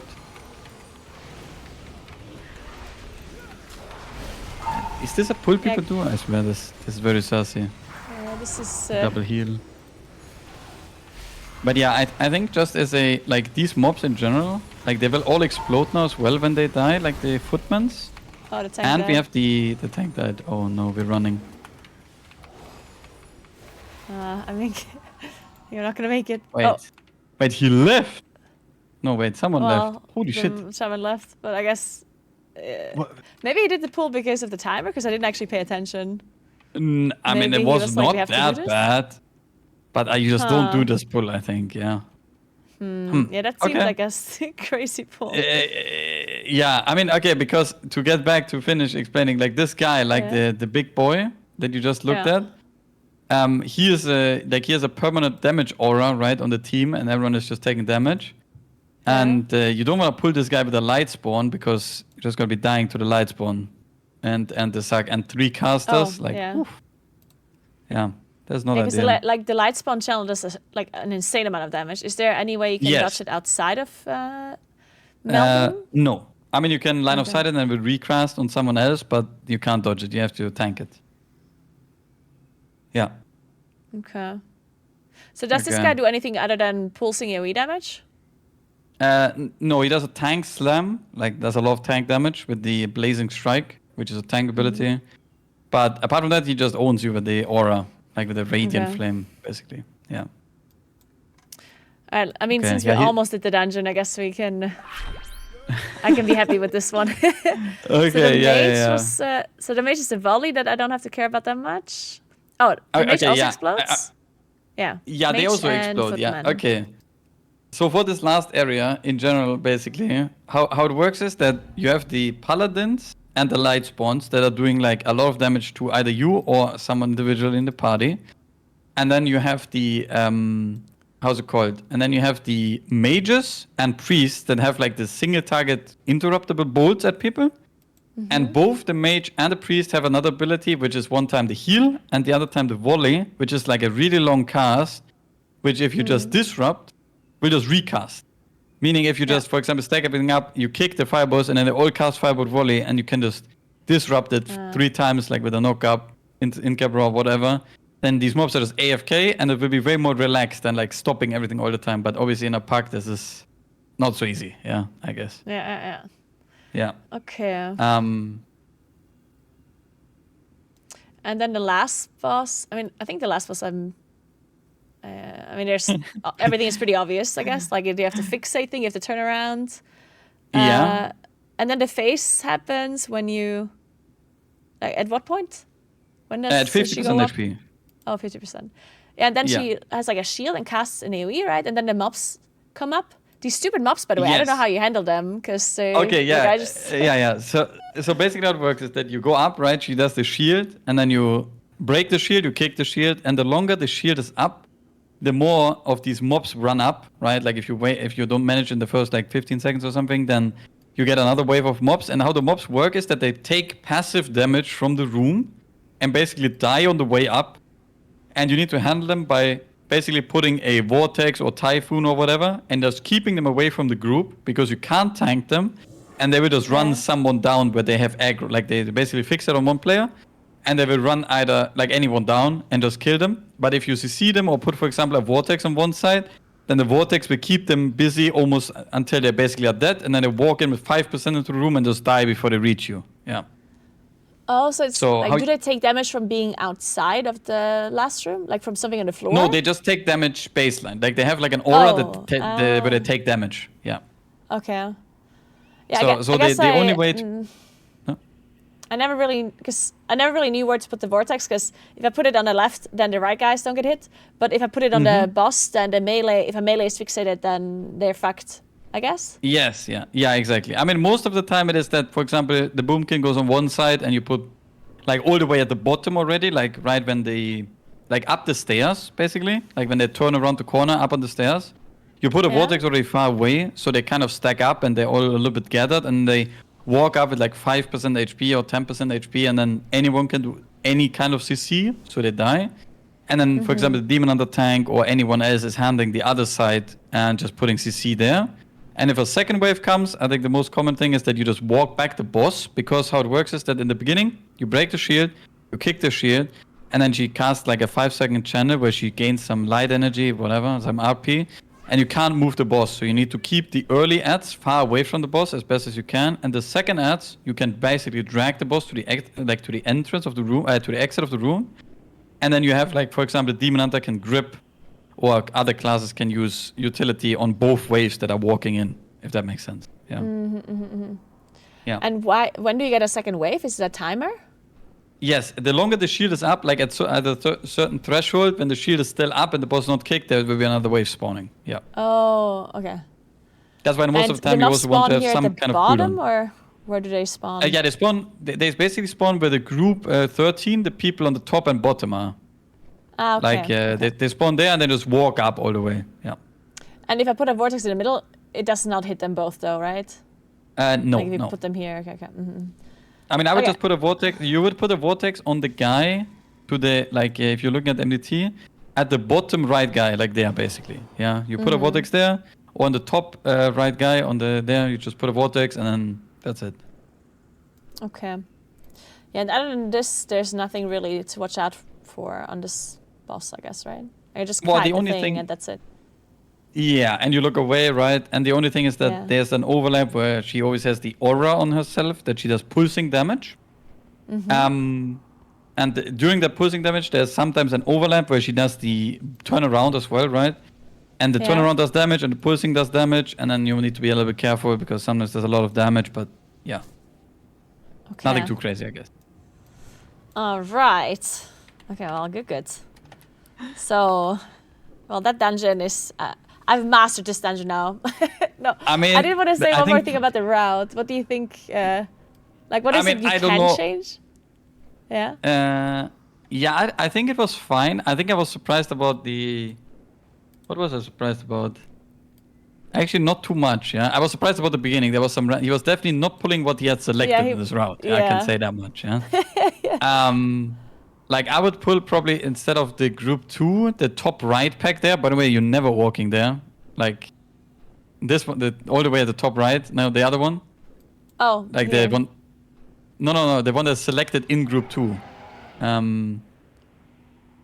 This one, no, wait, Like can you hold G15? Alt? I think if you hold Alt, I can call the Oh, group names. okay. Yeah. There, group 10. Yeah. Group 10, top right selected in the second pull. That one, you're never pulling. Oh, okay. I would replace that with group 11 because it is the same. I think it's just that there's one less, like, you would play this. This is also what he did, by the way. So I'm quite surprised. Oh, there's... The only thing is that there's a sniper in group Sharpshooter, 11 instead yeah. of group 10. But group 10 has a patrol that is, how's it called? Like patrolling that. Group 29 is like walking back and forth, so it's really annoying to get. Oh, I see. Yeah, like this group 29 is really, really bad. So I would swap that. And I mean, down there, I think it's fine. The one light spawn with the mini boss might be spicy, but if you chain it late, it's completely fine. I mean, I think it's okay. There's a lot of different approaches in this dungeon going on to what you want to play. But yeah, generally that's kind of good. I think just the beginning, obviously, can vary from group to group, yeah. Thank you so much for the 2 months, Dee. I appreciate that so much. Hope you had a nice weekend. All right, so nothing like super different on like hierarchy struts or anything that you would... No, not really. I think you would Exactly. probably not want to, like the light spawn, you probably, if you play on the third group, down there, like the red one, all the way, you probably play double light spawn and the casters without anything else, because it is a decent amount of count, and you can play that with enough like coordination in a group, but that's not a pack pull. I think that's a own voice calling pull, Yeah. basically. Yeah. Yeah. And just to yeah. understand these 2 mini bosses again, or like the mini bosses, Okay, like yeah. you have to kill 2 of them? Yeah, so how it works is you kill the guy downstairs, the guy in the courtyard, yeah, Suleiman. If you Yeah? kill him, then Shan Malane, the lady in the middle, which is in the green pull, will walk down, basically, Yeah, to wherever okay. he died. Oh. And yeah. Wait, I got ganked by some sound alert. Did you say something? I'm sorry. No, I didn't know that she walked down to where he died. But okay. Oh that's yeah, good to exactly. know. So if you kill him on the right stairs, she will walk down on that side. If you kill him on the left stairs, she will walk down on the left stairs, basically. Yeah. Okay, so she walks down, you kill her, all good. And then you have the option of either going top side or bottom side, basically. If you go top side to the guy that I don't know if you ever played him, to be honest, like the guy all the way at the top No. of the map, it's this guy, yeah? Yeah. He is crazy. He does like some fire sounds on the ground and some AoE wave that slows you, and he obliterates the tank. Not the hottest on the block, but regardless, you kill him, and then the other boss would go up the one that is currently not selected, which is Ambulance. She would go up outside, and you could kill her. She does like an AoE and like a tank nuke, right? But if you Yeah. go down on the area and you kill the High Priestess down there that you now also killed, right? Yeah. Then she will call the Dulliman, I think he's called. Yeah, this guy, call him, and he walks out and he does the single target cast on someone and the tank cast, right? Oh, yeah. So basically, what you can pick is either playing the caster mob on the boss that does like the fire circle and you have additional interrupts where you need to kick the boss as well. Or you play what I think everyone in the world is doing at this point. You play Ambulance, which is just some AoE that is getting healed and the tank is getting smacked a little bit more. That's basically it. Okay. So that's why no one is going topside, because it basically grieves your first boss a lot. Yeah. Yeah. And so the at that is on the boss, it has a lot more HP than the boss, or is it less? Yes. Yeah. You can Okay, click it's on more. one of the ads, and you can see it's got Bound by Fate. This one here, they have 1,000% more HP. So they have like probably triple of the boss HP or whatever. I think the boss is like, I mean, you can mouse over them. I think you can see it actually if you close it. Maybe MDT is correct here. If you mouse over the boss, like this ad has 600 million. Okay, never mind. Okay. But yeah, you can have, I guess, 600 million times 1,000%. Yeah. Yeah. I'm not exactly sure how much he has, but he has a lot more. That is correct. And they are basically sharing HP, right? So doing AoE or S classes where you have high HP gain or low HP gain, you can just also hit Ambulance as an example, right? Yeah. Okay. All right. That's the thing. Okay, that makes sense. All right, very cool. Definitely learned a lot that I didn't know. We'll see if I remember it all. That's difficult, right? Like, also, by the way, you wanted to maybe move the Vigora that shows you the true. That's CD what I on wanted to something. do. Yeah. What would that be? Oh God. Poof. I mean, you can type CD. It could work. Maybe it's in here. Mythic Plus, maybe down there in Mythic Plus. No. Try Mythic the group down there. Oh, that is not one? loaded, so I can't. Really Yeah, that's fine. That's fine. Wait, but Wait. the whole thing is not loaded. I turned it off earlier. Oh, okay. Yeah, that's not it. Or? Yeah, never. No, it's not. It's not. Like, remove the CD and just go in the loaded and not loaded. Yeah, and now you scroll up. And then you click the eye on my Vigora. Oh, this one. Ah, we found it. Yes, Maybe this is it. right? Okay, so I just removed this, and I then- guess.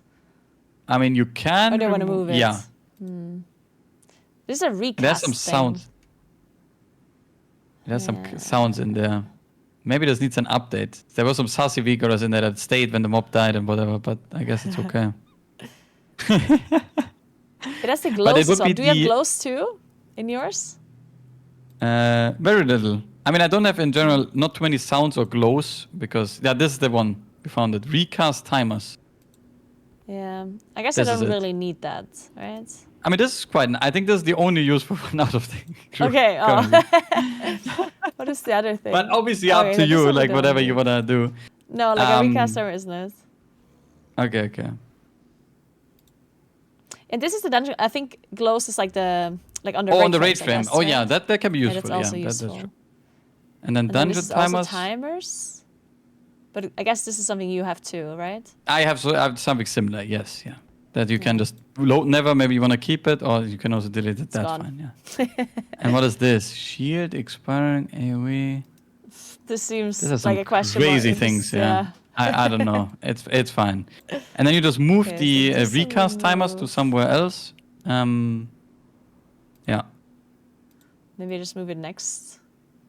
Sure. Does that I mean, make it starts sense? Or that growing. could be Mine start growing confusing. from the bottom or the middle, kind of, and this starts Yeah. growing from the all the way to the top. So I think depending it's on how you confusing want if it. it's next to each other too, because then Yeah, I that's- don't that could be understand true. which one is the thing. So maybe I just put it here.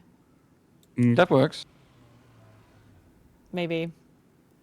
Or maybe I put it, I don't know. Actually, if it does top and bottom, then it I mean, up shouldn't there is be not too bad, to confusing. be honest. Yeah. If I just do here, because Yeah. I doubt there's going to be many of them. No, Maybe there's not even going to be too further many. down, Yeah. like this. Yeah, let's try That's this. also fine. Yeah. All right. Okay. What an adventure. All right, any other thoughts, comments, or anything about generally my UI and my gameplay or whatever, or about Priory before we move on?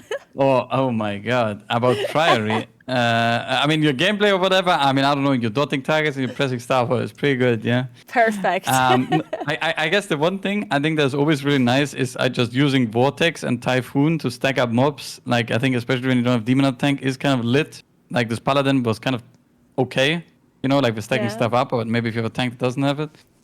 Yeah, that's something I usually don't do because I feel like I feel like sometimes it's difficult because like the Vortex Typhoon thing sometimes just doesn't work that well. Like I feel like sometimes I mean, yeah, some mobs get it does gripped depend and as the well. others don't get gripped because the knock isn't far enough out, for example, and then Yes, they're more yeah. spread than I think what in they were general- before, you know? Yeah, I know what you mean. I mean, it can also be that maybe getting a mob in or whatever. Sometimes it's nice, but I think in both dungeons that we played today, it's not too needed. I think. Okay. In Cinderbrew, we had a demon tank, so it was kind of easy. But yeah. But yeah, I think in Priory, the biggest thing is probably just the having lit solar beams on the targets that actually need the kicking. Just because, I mean, there's endless cars right everywhere, and Yeah. that's basically it. I mean, I yapped a lot about Priory. I think we covered basically all the important things. Let's say. All right. Well, let's find another one then. Let's go. I'm done. Wait, what key? Thanks, 11 wait, you months, did Everjazz. Thank you Floodgate? so much. Wait, did you do Dark Flame already? Well, I didn't do the whole floodgate, so maybe it is worth it to go back in You there can just also for do a like Floodgate. to make sure we can finish that dungeon before I do anything else. Oh wait. Yeah, we can.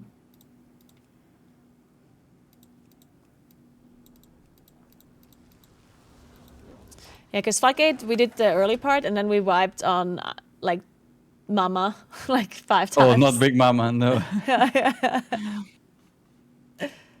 What key? Yeah, whatever. I guess we just do a 15 to make sure we don't deplete it.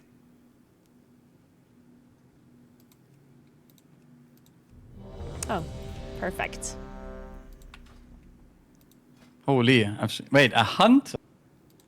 This is it. It's Comeback of Hunter. Hunter. Isn't Hunter kind of good damage-wise? I guess everything. Yeah, I think it's pretty good. Damage-wise. Yeah. I mean, is it MM or BM? I think BM is a little bit suspicious. MM should be pretty good. I'm just gonna hope it's MM. Surely.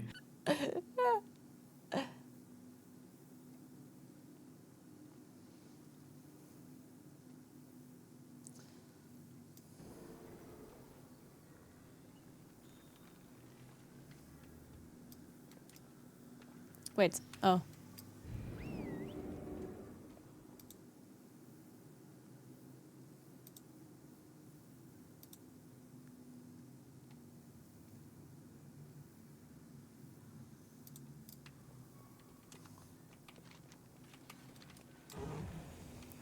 Where's Floodgate again? Oh god. I'm lost. In Ringing Deeps. No, Ringing Oh, Deeps. okay. The middle of Well, Ringing summon Deeps. Yeah. Wait, you don't. It's actually. I'm not sure. I mean, if you fly from here or from the Donegal, both works, I think. I'm sure they can summon. Actually. Just ask for 1, 2, 3. That always works at one point. Thank you so much for Prime PvP. Appreciate that. Why is he doing the bootcamp? So the reason why I'm doing this is because I kind of lost my motivation to do high keys. And I didn't really know why, because I kind of enjoyed the dungeons generally speaking. I made a whole video about this if you want to watch it. And then I was thinking, you know what, maybe if I actually understand the dungeons properly and I have like all of the information and the knowledge, maybe I will then enjoy the dungeons more. So I was thinking, you know what, it would be fun content to bring in some other players that can explain stuff to me, and then it will be useful for my community as well. And then, you know, I just do it like this. And then obviously it's easier for me to learn everything when I have somebody that's really knowledgeable just explain things to me, right? Like, it's much faster to learn this way than for me to do my own research.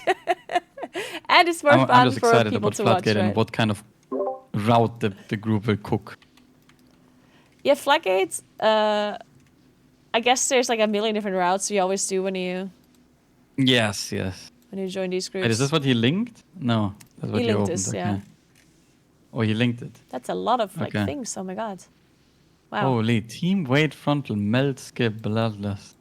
Oh shit. Oh, this is okay. Okay, this looks very professional setup here. Yeah, where are we Ooh, going? alright, We're going Big Mama first. Lester, Okay, thank you he so much didn't for clean 29 up the months. MDT Welcome too back. nicely, Thank but you. that's okay. That's pretty normal. Oh, true. I'll help him. And then you link it again. It's like, here, I cleaned up. I mean, this looks pretty standard. Oh, what the fuck is group 13? No way. Okay. Fine. Okay, wait, where am I? Oh, we are starting yeah. at the very top. At the end. Yeah, group 1. I mean, this is standard. You just have a lot of mobs. Nothing crazy. Yeah. Group 2 is also easy. There's actually nothing happening, to be honest. Group 3 as well. And then where's group 4? Ah, there. Yeah. I mean, this looks solid. Solid, Yeah. possible. All right. Let's try see. something. So we have- Since Tanos yeah. explained this to me, like the start of it. Let's Mhm. try that I like explain things, and Yeah. you correct me if I'm wrong, or if you have something to add, I guess. Of course, To see I'm if I ready. remember everything that he explained to me. Of course, yeah. Yeah, I heard, Alright, by the so- way, like, I don't know if you know, but you can stand on the boxes, like on the glowing boxes on the first pull, and Yeah. apparently the saw blades don't spawn under you. Yeah. Yeah. So one thing about that, because I tried that the last time Tettles coached me, the thing is to get onto the boxes, it feels like either that pre-scripts you up or you don't really do it because it's not that beneficial. Because you can just walk out of the things when they spawn on you. Of course. And like Yeah. as we get there up the pool, I want to like moonfire and like set up my damage, right? And if I'm busy like jumping us up this box, then I'm gonna lose a little bit of damage, I guess, which is maybe not worth it. That's true.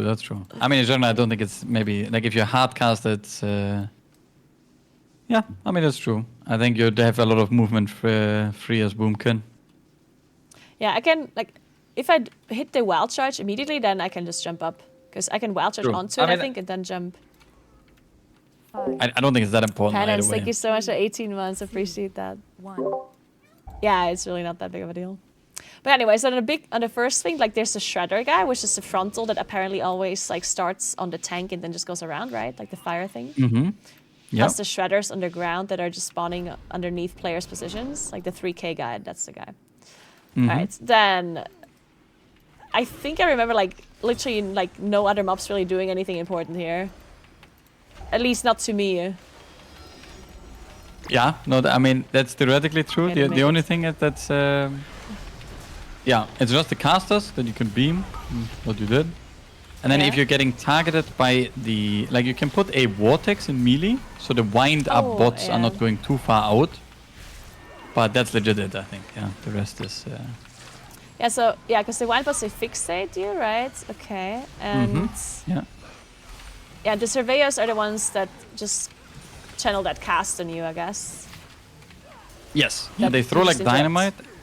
I mean, on a hierarchy, it will be dangerous because if you got 2 dynamites thrown at you, you probably die. But yeah, I mean, here's not too interesting. Oh, you also pulled this guy.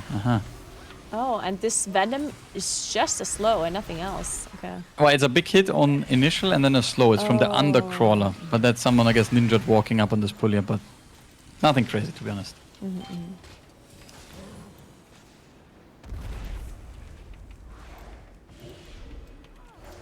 And these hyenas, they just cast, like, they just buff themselves, I guess, with, like, with this, like, enrage thing, which is not too bad.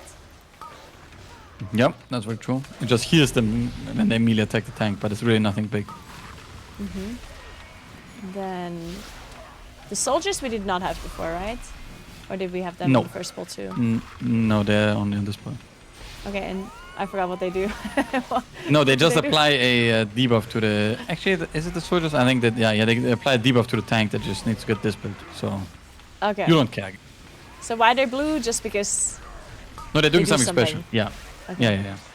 Like all the other mobs, they just, like contractors, for example, they just hit the mob. So nothing crazy. Okay. They did. And then- Why did I say the mob, man? The tank.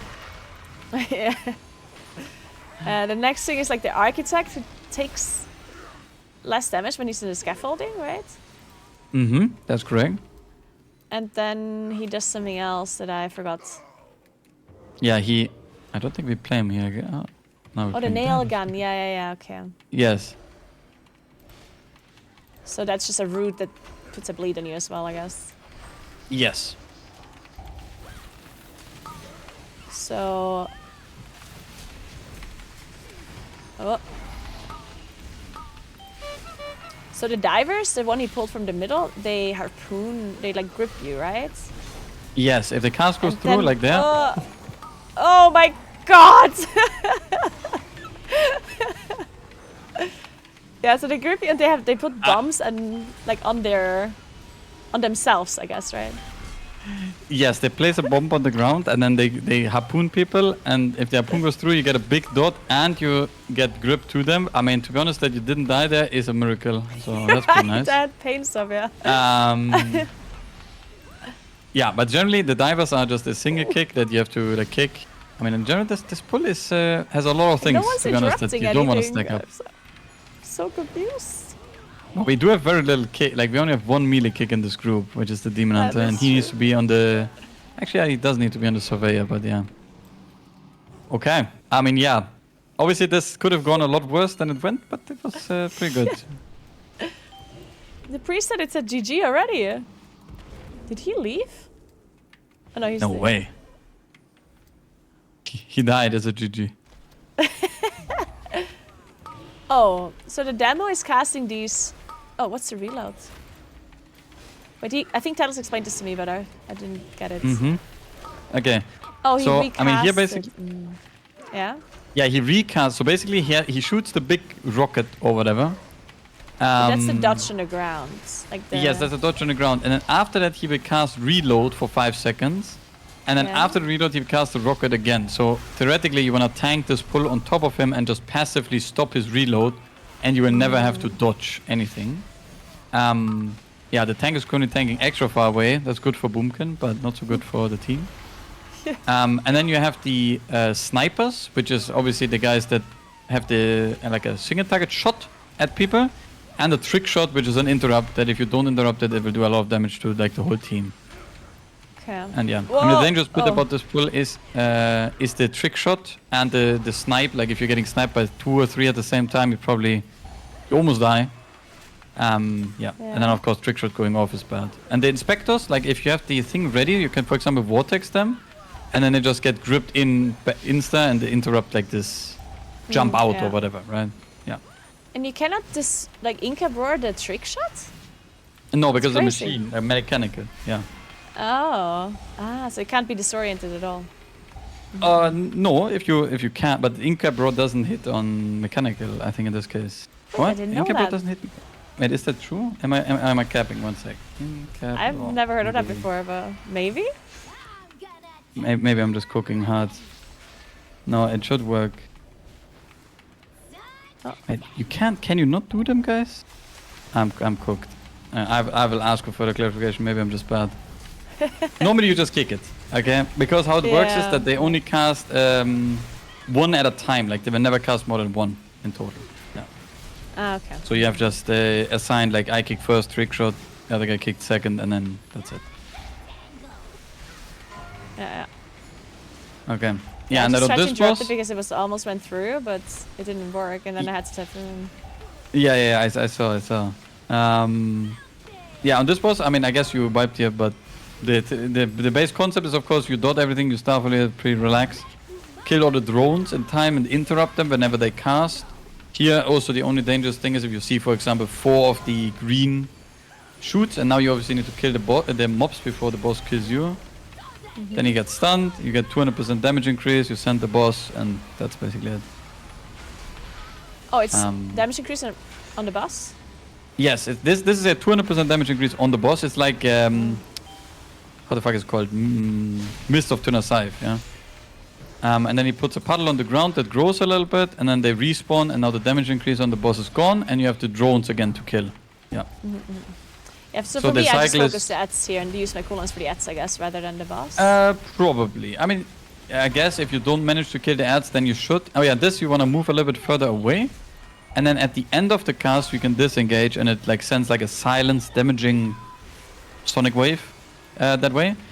Yeah, I mean what you did here was fine, so that's fine. And I can also Shadow Melt it, I think. Yeah, I think so. Fix that. But actually, I have very little knowledge with all the Shadow Melt sadly this season. If you're playing tank yourself, you never Shadow Melt any mechanics. Good point. But yeah, I mean, generally, I think here the boss is now again shielded, so you want to kill the drones. And if he's shielded, you basically take a lot of AoE damage, like more and more. And then you obviously want to kill the drones. And then when the drones die, he will cancel the shield. And then he goes into Jumpstart, which does damage as well to the group.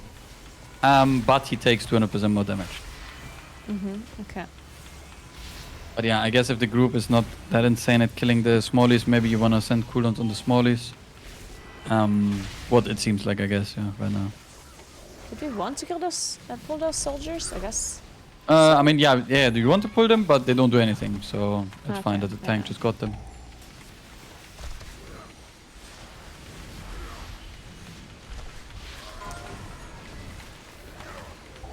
Oh, he recasts, fuck. Okay, so maybe I shouldn't be I see, yeah. melting it then. I mean, maybe it delays some other cooldown, some other abilities though, so could be interesting.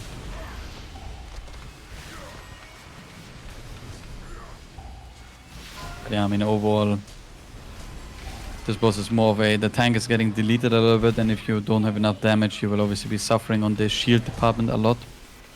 And the tank takes a lot of damage on this fight? Yeah, because the boss does like a big tank buster, and the tank buster also leaves a magical dot behind, which is not the nicest. I mean, Demon Hunter tank is kind of good for this boss, but other tanks, I guess. But yeah, Demon Hunter tank is pretty good on it. So Like and I for guess now everything else too, after I guess. this, yeah. And then after this jump start, I mean, now we kill Bossy, so it's fine. Don't have to kill the mechs here, of course.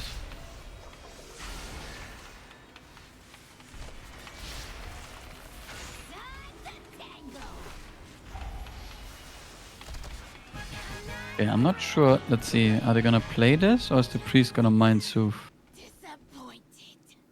Oh, he's. What the fuck am I watching right now? Is he gonna I see RP RP walk there? walking.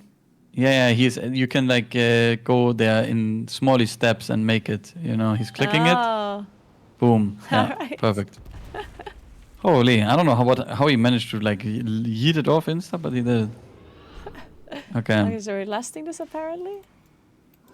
Oh, so these Okay, blood yeah. warpers are bad. Yeah, Blood Whopper is really difficult. They do a tank interrupt cast that you wanna do. Wanna interrupt, and then they do the big AoE. That's also the one where you want to press defensives for sure. Yeah. If it's here, just bark. Oh, you don't have bark, but that's I don't fine. know it. You have Bloodlust, so I believe. Yeah, this is basically Yeah. like sucking the whole team with like this blood thingy, and it does a lot of damage and gives a big absorb. But with Bloodlust, it should be kind of free. And holy moly, he got completely deleted, by the way. Yeah, everyone was saving their cooldowns apparently for this guy. Yeah, I guess so. Oh, this But is yeah, that I was mean, like okay. the long reload cast again. Okay. Yes, again though, like you should disrupt the reload so he doesn't cast this one on the ground. Yeah, Yeah, yeah.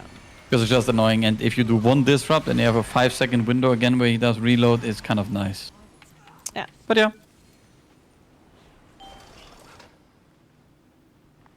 At first, I didn't realize you can aim these. Like I thought you just like Oh, the flying glider, you mean. someplace. Yeah. I think we're playing the divers here, but the mobs upstairs. Yeah, seems like it. Okay. Okay, he just went there. So the So divers that will was run like up getting the again. bombs with the harpoon thing. Yeah, exactly. And how they work is that they basically have like AI from Blizzard, and means that they will only ever one diver will cast harpoon at a time, meaning you could just always interrupt or disrupt them one at a time, and you will never run out or whatever. Basically, yeah. So just tanking them, for example, in beam, or just disrupting one that is recasting all the time, will make it so they're basically AFK.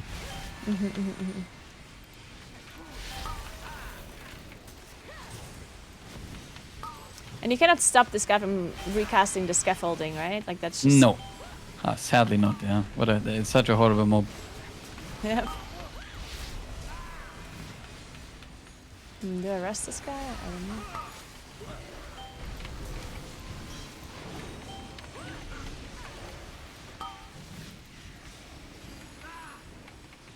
Yeah, I think this pull has been dragged out a little bit after we lost the mage immediately on pull, so yeah. And I think if we generally get you... Yeah? I was just about to say, if we get a harpoon now, we're probably gonna die because I knocked Yes, them all behind yes. the bumps. No, it was good though, it was good. I mean, generally these harpoons, like, I'm surprised, I mean, I don't know. Yeah. You're not really a class that can help out a lot here, but if someone can actually kick every 20 seconds, they can do a lot of good things in this pull, basically. I do think it's... Oh. Like, this happens to me a lot, that these harpoons go through in packs. I think it's really just... I think, honestly, it's just people not having good UIs, and when you have a lot of mobs, they don't see the casts. That could be true, yeah. I mean, also, I guess people Or don't no know one how they feeling work. responsible. Yeah, Maybe yeah, as well. Because if you would know that, how he said it, right, that when you have 20 of these divers, for an example, only one will ever cast harpoon. And if you just interrupt that one guy or disrupt him, he will just recast it over and over again, and you don't have to care. But I don't think people know too much about that. Yeah. Yeah, I guess you're right. And if they, maybe they're just waiting for more people to cast to use their stuff too. If they're Maybe, yeah. whatever. I don't know. But I mean, this pull here is quite easy. I mean, you know all these mobs, right? I think the only way you can die is if by getting like laser beamed from the surveying beam. But you, or getting the double dynamite, of course. Double dynamite. Is it the channel? From the surveyors. No, it's just a cast. This easy Oh, throw that, dynamite. Yeah. If you That's get like not multiple of that. avoidable. But yeah, I don't think it's too bad. Okay. So, I guess you want to focus the 3Ks because of HP here, but Yeah, otherwise, I think so. But otherwise, the surveyors would be the most dangerous ones outside of that? Yes. Or? Yeah. Okay. I mean, in this pack, there's only two mobs really. It's the 3Ks and the surveyors, but because all the contractors, they're just, I mean, they're just there. They're hitting the tank, I guess. But I think generally this pack here, like if you're hitting the 3Ks, like if you're killing one caster, just to make it easier, it's probably also pretty nice. But I mean, for time, you always want to hit the highest HP target, right? So. Yeah. Okay, now this boss, yeah. Omega S. They do, no, they don't share HP. They have this thing there, they have to die at the same time kind of deal, right? Exactly, yeah. Still a good boom combos though. Yeah. Wait, do you know about this boss or should I explain? I don't know if you got here with titles. So. I do Yeah. know how it works, I think, but explain anyway so people that are watching. I Okay, guess. so this one you want to go next to the bombs and go bear form, and then you get this bird. Boom. Okay, I guess bear form is maybe not needed, but yeah, you basically want to, when you have the circle, you want to look for the most amount of bombs to like basically clean, and same with this charge. So this is a good charge downtown here. You want to dodge it, and how the base concept of the boss is, you have the bombs on the ground, you can use the charge or the debuff of the boss to clean the bombs, and you need to clean all bombs, otherwise you go boom. Happened to me today, not good. Yeah, you die. Definitely. So... Sounds like a bad time. Yeah. And then apart from that, you just need to kill... I think killing the mobs at the same time is probably the most difficult... difficult thing. Yeah, because I guess as a range, I usually want to go on the guy that charges around, because he charges around. Yes, exactly, yeah. I mean, But in this full group, we range lost the comps, hunt. maybe. I mean, yeah, this guy, in this group, we only hunt, we only ranges, but theoretically we have DK, that's very true. Not exactly sure how the hunter died, to be honest. I think to the charge, not dodging it. Maybe. Because theoretically this boss really does very little damage, and the only damage is that the debuff, like the when you need to cleanse the bombs. Yeah. You're getting all of them. Yeah. I mean, yeah, theoretically here, right, you would have... Actually, it doesn't matter, it was kind of whatever. Yeah, I was thinking, because usually when you have a debuff like this, you want to clear as many as possible, but Yeah. I usually clear the one that is kind of like out of the way, because then like the charge is easier to hit the other ones. Because if there's like four stacked up, you can hit them anyway with the charge, I guess, right? I don't know. Oh, for sure. I think in this case was good, yeah. I mean, this boss also the tank can fix a lot by putting the guy before he charges like on a shitty, in like a good position. And then he would just charge true. around. Yeah. Yeah.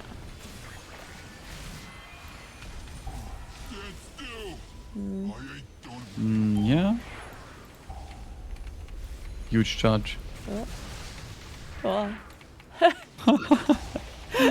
Works, yeah. Okay, so this other guy's... and he also does not have like an instant end range, right? Like he just stacks up damage the longer the other guy's dead. Exactly, like in general you want to always kill the quick fuse, like the lady first, if anything. Because the quick fuse lady will just start like blasting the team with damage, and at one point of course will become too much where the other one is just tank damage, and most of the time you can keep one tank easier alive than the whole group dying to the AoE. But I mean, I don't think it's recommended killing either of them like too early, so. Yeah.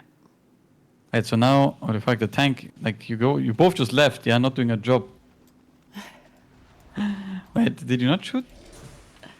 Wait, Okay. I'm It's supposed fine. to shoot something? Okay, so no, it's fine. Oh, good. Do the do the pull first. So these guys, they have Oh! like the kelp that that needs to be stopped. Oh me lordies. Okay. So basically how they work is they have an interrupt cast, which has the algae or whatever it's called in English. I don't know how to pronounce it. Which is basically a restoration purge thing, on the yeah. mobs, which heals them. And then they have to spin this one here, which you can in-cap roar. Perfect. Yeah. Or stun or whatever. And then it goes on CD. And yeah, you guys didn't click, you just didn't shoot the balloon, yeah? So you're playing hard mode right now. Oh god. But it's fine. Because of the circles, like they usually would be gone, I guess? Yes, the circus will be gone, Okay. yes.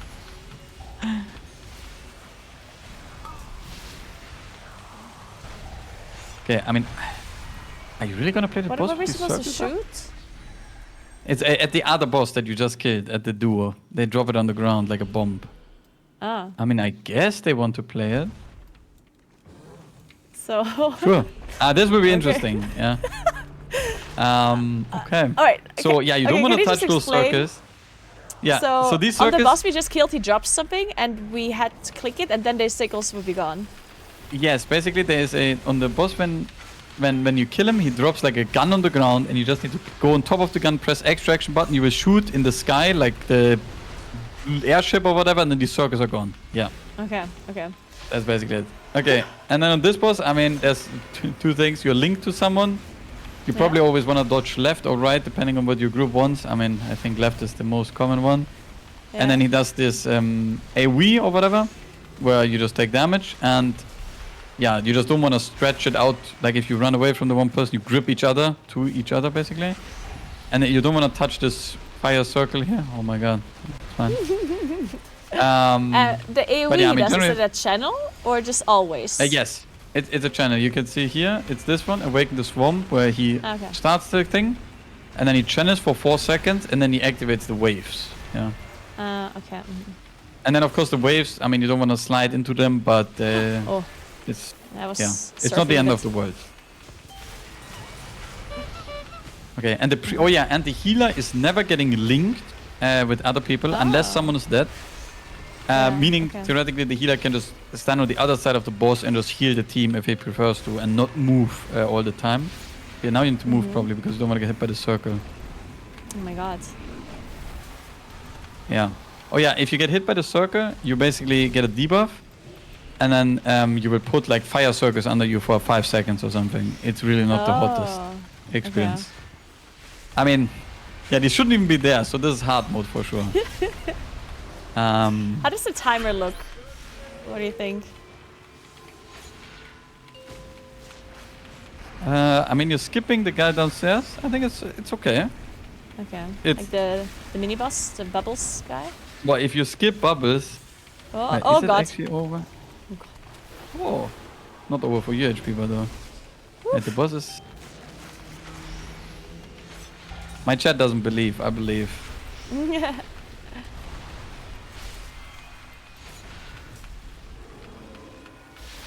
Is this dungeon generally like, does it have a tight timer?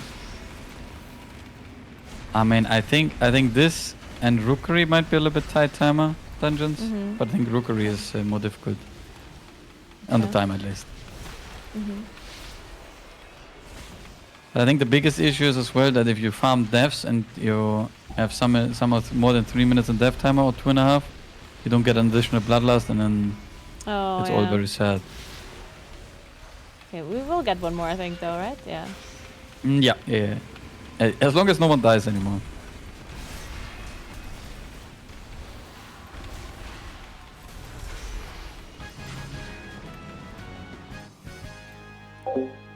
Sauerkraut, thank you so much for 1 year. Damn, thank you very much. Premise free, by the way. Very true. Depends on your definition of free, but Okay, yeah. so what do... Yeah, you wanna stay back here? And then he will drag Bubbles to the side, and then you wanna skip him. Oh, Yeah, I We're know in he's combat. move. Yeah, that's fine, Just, I mean, you can just Oh. melt. yeah. Oh, I'm not in combat anymore. And Okay. just melt now, melt now, melt now. I'm not in combat. Oh, okay, you're not in combat. I didn't know how to see it in the UI. It's here, Okay. like a very small Oh, thing. there, I see. Okay. Yeah, so here now you have 2 caster mobs that do the lightning bolt from... I mean, you just need to stack them up a little bit. There's one far currently and one close. Then you have the guys, the inspectors, that jump out. You can just put a vortex at one point so they jump back in, which is kind of nice. And then you have the big boy who puts the puddles on the ground and does like AoE pulsing damage. Yeah, so far no one has kicked the... there we go. So this guy does AoE pulsing them and puts the pedals? The jump starter? Yes, and he does a tank slam. Yes. Okay. And the electrician does a interrupt cast plus a dispel. And if you don't dispel it, you get stunned. Yeah, I mean, it's just a What's the dispel, interrupt right? cast? Oh, it's a chain lightning. Or Yeah, is the it a chain lightning... no, it's not chain lightning. It's just a lightning bolt on someone. Okay. And then every, like, 10 to 12 seconds or something, they put a dot up on someone. Then you need to get dispelled. I thought it would be the same thing. Like, I thought if you get chain lightning, you have a dot on you. No, it's no, just no. two It's different different. things. The one is just a cast, and the other one is a dispel. Alright. Okay, I think these line of sighting these, I guess. Yeah, I guess it's better to go line of sight. Okay, maybe so in-cap roll inspectors these have a inspectors jump here. first. Oh, Yeah, that's good. Okay, I guess that's a good beam. Holy shit, all kicks on cooldown and beam. Yeah, that's a true park experience for sure. oh. Yes. All good, we did it. Okay, we might chain here because casters are dead. Yeah, now again, same thing, 2 casters, 1 guy that does damage to us. That's basically it. Okay.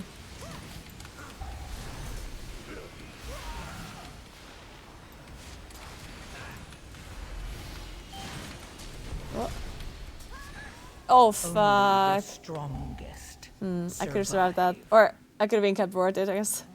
Yeah. Now we're fucked, I guess. Maybe. I mean... I'm pretty fucked.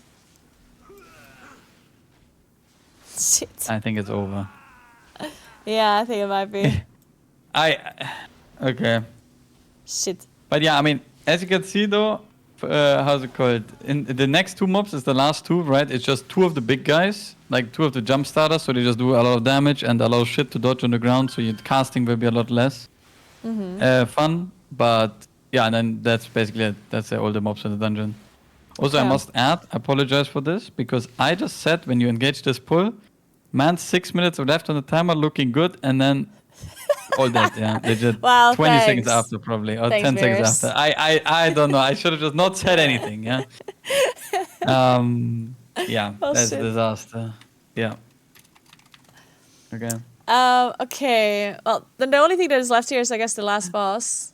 Yes. Because like these 2 Yeah. guys, you can't skip them, right? Or do you even? No, want you to can skip also them? shadow melt, skip them. Yeah. Okay. But we wouldn't have. I think the only, like, I saw the Chinese or something skip them, but I didn't see. I don't know if actually retake team skipped them. Probably, but yeah, I don't think Pac skipped them too much. Okay. But yeah, you can skip them. Dragoon X. Yeah, thank but you on so much the for sub. last Welcome, boss, welcome. Thank you. well, you can open MDT. I mean, I guess you have played the last boss already, so Yeah. But the last boss, I mean, the most important thing is that you have the phase where he does like the lightning beams and does a lot of AoE damage to you, right? So you want to go close to him. Yeah. And like maybe also stack together as a team, because the lightning beams are baited on players, right? So if the whole range team just stands on one spot and it moves left, right, or something, then it's way easier to like play and everyone can the stay lines, stacked. you mean, right? The lines, yes, like the okay, lightning lines or okay. whatever. Yeah. And then, of course, in the other phase, I mean, you have the water puddles, and you get either you don't get anything, or you get the Giga Zap on you, where he targets you, and then he zaps you, and then you have a debuff. With the circle of the zap or the debuff, you can't touch the water, otherwise you get stunned, and the water gets electrified, and I mean, it's all shambus, you're probably dead, yeah. You get stunned? And Are you sure? yeah, if you're in the water and you get zapped, you will get stunned, yes. Oh, but if you're not in the water, but you still like electrify it with your circle, you don't get stunned. Oh, then you right? don't get stunned, I think. No, then But you don't you get just stunned. destroy Yeah. the circles, basically. And Which then you is not destroy the end of the the world, right? water. Yeah, I mean, Because it's not the there's end of the more world, I water think. than what you need, I think, Yeah. right? Okay. Yes, there's a lot more water. I think there's like 3 puddles, 4 puddles maybe left over. There's a lot of water. And then you have the phase where he gives everyone this lightning ball, right, that runs after you. And you just need to kite it into a water puddle. And if you either get stunned by the water, like if you get hit by the lightning ball while it's in the water, you get stunned. If you get hit by the ball outside of the water, you will also get stunned. And if the ball just jumps into the water without you, then it's fine. Yeah. Okay. And is there any kind of like strat that people usually do with who takes which like paddle, or just kind of whatever? I mean, I think it's a little bit whatever, but the most common thing is that if there's a lot of, like if there's a few paddles close to melee, you bring the boss close, and then you like leg it over the water with the boss, and then all the melee sparks will just jump into the water and nothing else, and the rangers try to maybe take a little bit of an more outer one. So you don't like destroy the melee paddles too much, right? Because you normally have 2 melee people in your group minimum. Yeah. Okay. But yeah, and then he repeats it, right? I mean, this boss I think is really easy. The only thing is if people greet the defensives on the Giga Zap, because I think the Giga Zap is where most people die too. Yeah. Yeah. All right, and when it comes to route, is there like one that is like the best, or is I don't know, are there like a million different ones? I don't know, actually. I have seen a lot of different ones. I can say that a route that I think most people in Super High Keys go is that they go to the 2 guys first, like to the duo, like on this side, because then they make it in time back for Big Mama for the last like 10 minutes into the dungeon. Yeah. Because Big Mama is really difficult on higher key. Right? Like some guy was playing this like China routes like a week ago or something. Yes. Okay, this is a little bit, again, like a lot of different mobs, but yeah, this is going to the duo first and then to Big Mama, and then they go back after. Yes, this is the China route for lasting Big Mama, which is probably the best, I would say, because the boss is really difficult. And just lasting a random pull is probably not worth it in this dungeon. Yeah. But yeah, I mean, generally the stuff. I mean, also, by the way, in the end here, what with this route that we just played did, like these 2 casters at the very end on group, on pull 13 here, they're really not hot. I think you would always want to skip these and combine pull 13 with 14, and because all the other mobs of pull 13 don't do anything. They're completely useless. So okay. What would you pull for this route, like instead of these then? And on this strat, let's see, what have we not pulled? I mean, you could always, especially like on group 3, I think a lot of times people on pull pull 4. If you have a DK in the group, you would be pulling the group, like the group above the number 4 group, like the 2 guys and the 3. This one. Because these demolishers, it's kind of what we spoke about, right? You would let them all cast, all 3 of them. You would grip the 3 together, and then you just AoE stop every 5 seconds, and they're just AFK mobs. Don't do anything. Yeah. But like you need the grip for them, right? Because line of sighting does not work. No. Okay. Yeah, you will need a grip. Yeah. So this without DK will not work. That would be a horrible experience, I think. I mean, you could probably knock back the guy that is like in the outside, maybe a little bit closer, and then demon under grip, maybe, but. Sounds not the hottest, I think. Let's put it like that. Yeah. Okay. Yeah. And then you will probably cut the mobs on 4, like the ones downstairs, like all the way at the bottom of pull 4, and you can get them into the group 6 or pull 6 rather. Because you just walk up and you just pick them and you just walk up, and yeah, that's it. Yeah, and I've seen also people play the loader bots with with pull 6, but I think that's Those are more the if you know fixate what's guys, going right? on. I guess I don't know if this is park friendly, to be honest, because they do the spin and then everyone is dodging and people dying. I don't know. Yeah, It's probably okay. park friendly at one point, but it's not needed, I would say. Yeah. Okay. All right. Well, I think Floodgates is somewhat good now as well. If I That's remember good. everything. That's good. Turns out I didn't remember everything Tettle said. Oh no. No, but how's it called? Like again, like in Floodgate, I think so many different routes are like completely RNG. What is going where and where people are going? Like I don't know. It's just I don't know, Yeah. a big random mission. Let's put it like that. But I mean, of course, Alright. there's really good routes. But I mean, I think they will be showcased on the weekend. Yeah, the really good routes. Yeah. I'm excited.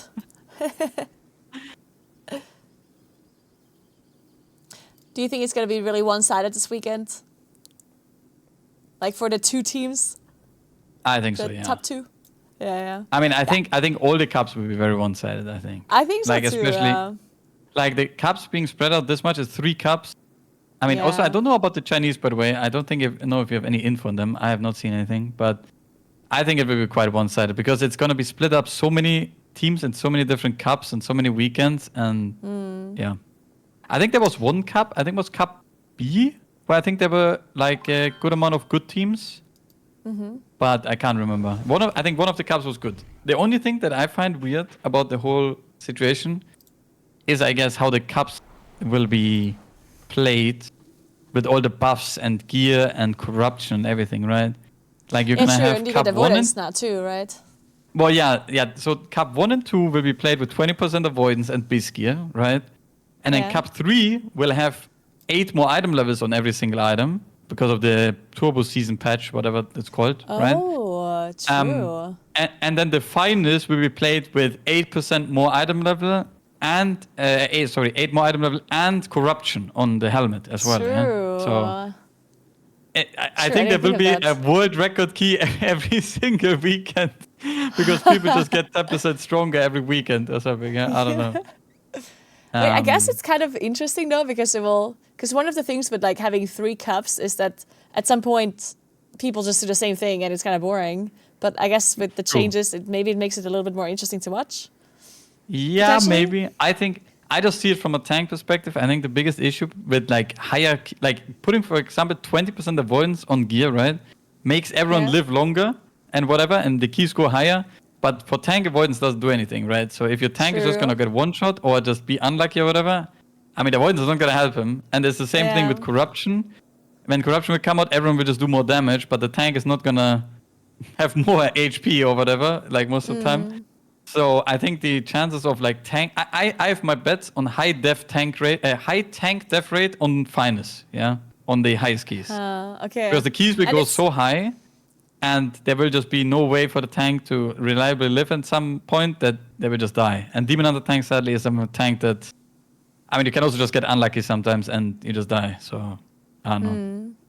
I guess it's also that the damage dealers, the healers also don't really get tankier. They just do more damage as well, right? Which Yeah, everyone might is end up just like being like a lot you're of capped out on the one-shotting things. tankiness. Yeah. Exactly, you just do a lot more damage, and yeah, I don't know how the keys will go.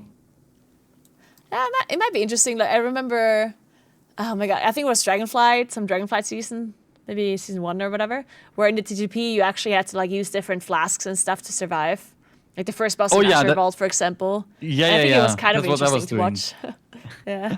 I mean, I was using a different main hand and offhand and different flask for different bosses on Shadow Priest because I was dying. So I had to use like verse offhand and main hand because this was like the season with Vakash, right? Like the weapon from Farag.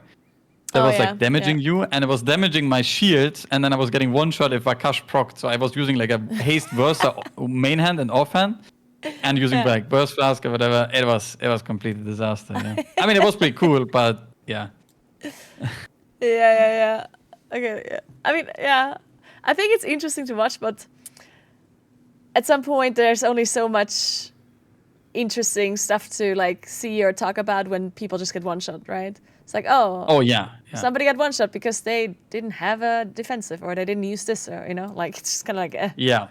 it gets. I don't know if boring the season is truly about that. I don't think so. I think the season is pretty good actually, and I think the dungeons compared to like actually not. I think the last season was also like that, but it was mainly the last expansion. Like Dragonflight became like I need to write a book.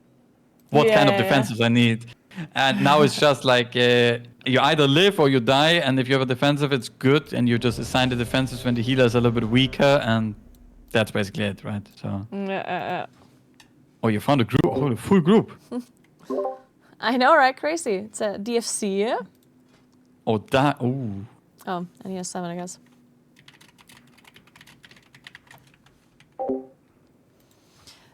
Assassin Evil, thank you so much for the Prime. I appreciate that so much.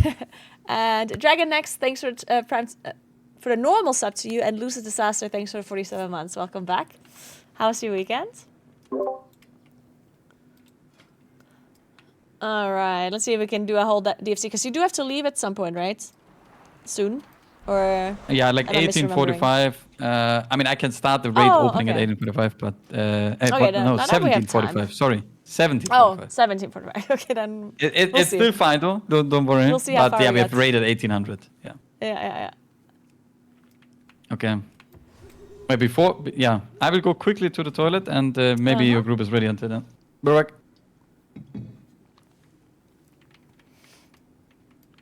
All right, Meeres, chat. It's you and I now. Tell me all of Meeres' secrets. Also, Meeres is doing a good job so far coaching compared to Taddles. I do have to say, though, I timed a lot of keys with Taddles. And with Meeres so far, not so much. So I don't know about this. Meeres just keeps jinxing all of my keys. Taddles in shambles. No, I learned I think actually from Taddles too. No, Taddles was a good coach as well. But Taddles, I mean, since Taddles is also like a range player, a lot of the times I ask a question, he's like, I don't know what that does. Like, in that exact voice, by the way. I don't know. I don't know what that does. I'm not a tank.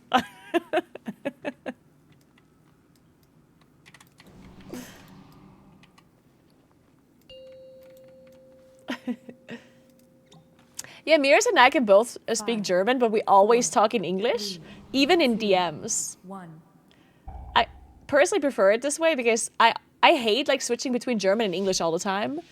It's just because another person can speak German, I don't like switching, because if we all of the time speak English anyway, we might as well continue to speak English, you know? Especially because my proper German is not that good. Because when I speak German, I speak my dialect. But if I speak to another German person that is not from South Tyrol, I will have to speak proper German. Otherwise, they won't understand what the fuck I'm saying. And I actually have a hard time doing that because I never do that. Like, I never have to speak proper German, right?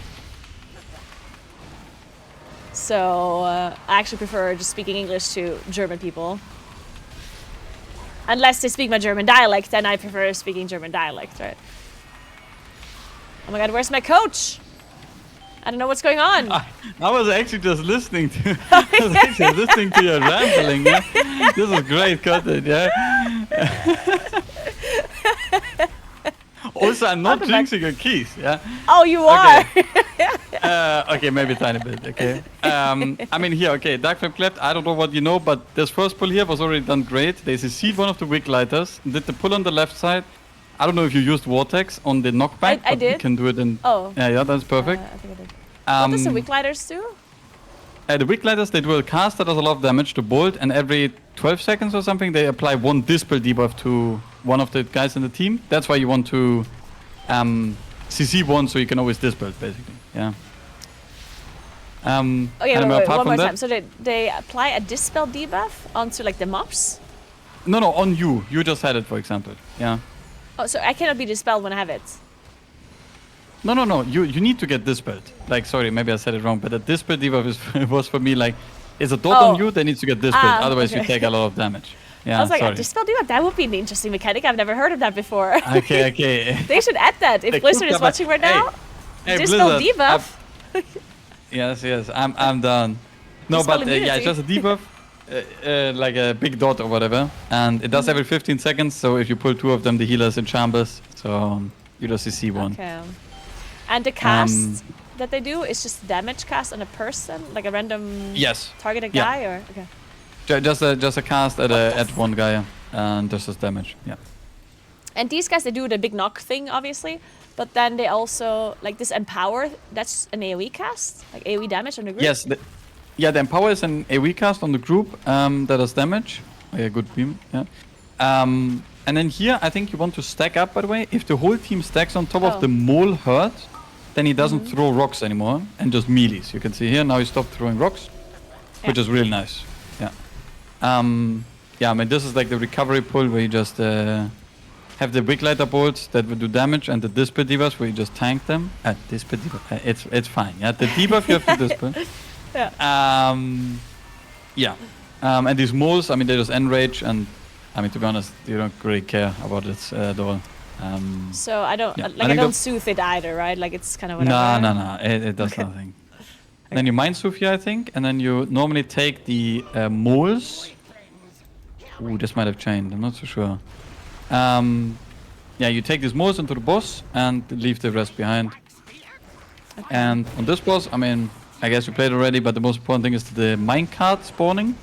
That spawns on any of the 4 things, and you're getting the fixate here coming up soon.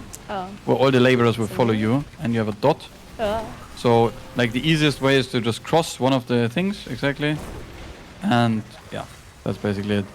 But like, if I cross them, I also have to be lucky that the card comes through at the moment that the mobs walk over, no? Or That is correct. Yes. It's just for a chance, right? You can also see that the line of the trails is lighting up for where the card will go. Yeah. But I mean, generally, I think like on this boss you... Okay. Yeah, this, exactly, yeah. But I think there's the minecart up in the back that you want to kill. Yeah, I think in general on this boss, I don't think you need to dot all these smallies. I think you just send the starfalls and... actually, I don't even know if you send starfall here, to be honest. Yeah, I don't think so. Cause I mean, maybe you just do. to clarify, the laborers, they die to the cards and that's it? Or to something else too? No, they die to the card, to the charge, and to this here on the ground, to this earth on the ground. After the charge. Yeah. Oh, so they happen after the charge. Because it hits the wall and then the stones come off. Okay. Exactly. He like rumbles the room or whatever you want to say. And the charge, but where I mean, do you want to like aim it to? Just like into a pillar? Yes, any pillar. I mean, just any of the pillars where the boss is currently at, right? Because it always gets moved around to the minecart. So here as well with the minecart. Target the minecart. And then you have the charge. You want to aim it to a wall. That's great. Spot, and then the minecart, of course. Very nice. Yeah. And then generally, how it's quite easy is because most of the laborers will, of course, stack up all around the tank and melee and everyone. Like, if you want to get rid of the laborers in an easy way, you want to stand, like, diagonally to the boss on the other side of the cards, just so you have the... so you have the highest chance of any card hitting any of the laborers going to you. And you have a good angle to typhoon or vortex them into the middle of the room, where, of course, any of the cards flying through will kill them. Yeah. Okay. Yeah, that makes sense. Because I do, like, the laborers, they don't always fix it, right? I feel like I have aggro a lot. Like Yes, no. How they work is that they fix it on, like, you will always be fixated by some, and then the boss will cast, like, this luring candlelight or whatever it's called. And then, you see it here, it's coming up on you, fixate incoming, it's like a glowing vigor. And then after this, you have a dot, and any of the laborers will be running after you for 10 seconds. Yeah. Okay. So you can always help people out and have to fixate or like any of that. Okay, just to repeat. So the big guys are the ones that throw the mobs away and cast AoE that is unavoidable. Then we had the wicked dudes that put that debuff, dispel debuff. The dispel debuff, yes. And then the throw guys, the mole something that Mole herd, yeah. you want to stack up. Okay, what's happening here? Okay, here So here basically not too much is happening actually. It just looks like a lot. So all these task workers have this bonk, which is a circle under them. If you get hit by the bonk, you will get stunned, probably die. So don't get hit by that, but as a range, not too important. There's one interrupt mob, which is the fiend. That is all good. And then you have the candle, which are the big boys, and they cast either a quenching blast, which is a big AoE that does damage, or the surging flame, what they do right now, where they just leave fire on the ground. So basically, they just stagger it naturally if you pull them. So you just take damage, you get healed up, you take damage, you get healed up. The interesting part about this is that the mechanic of the quenching blast, you can line of sight. So if you would tank these mobs closer to the wall, not right now, you could just line of sight whenever the AoE happens. Yeah. Oh, that's sick. Okay. Yeah, So, in but yeah, high keys, generally, you just line it all. Okay.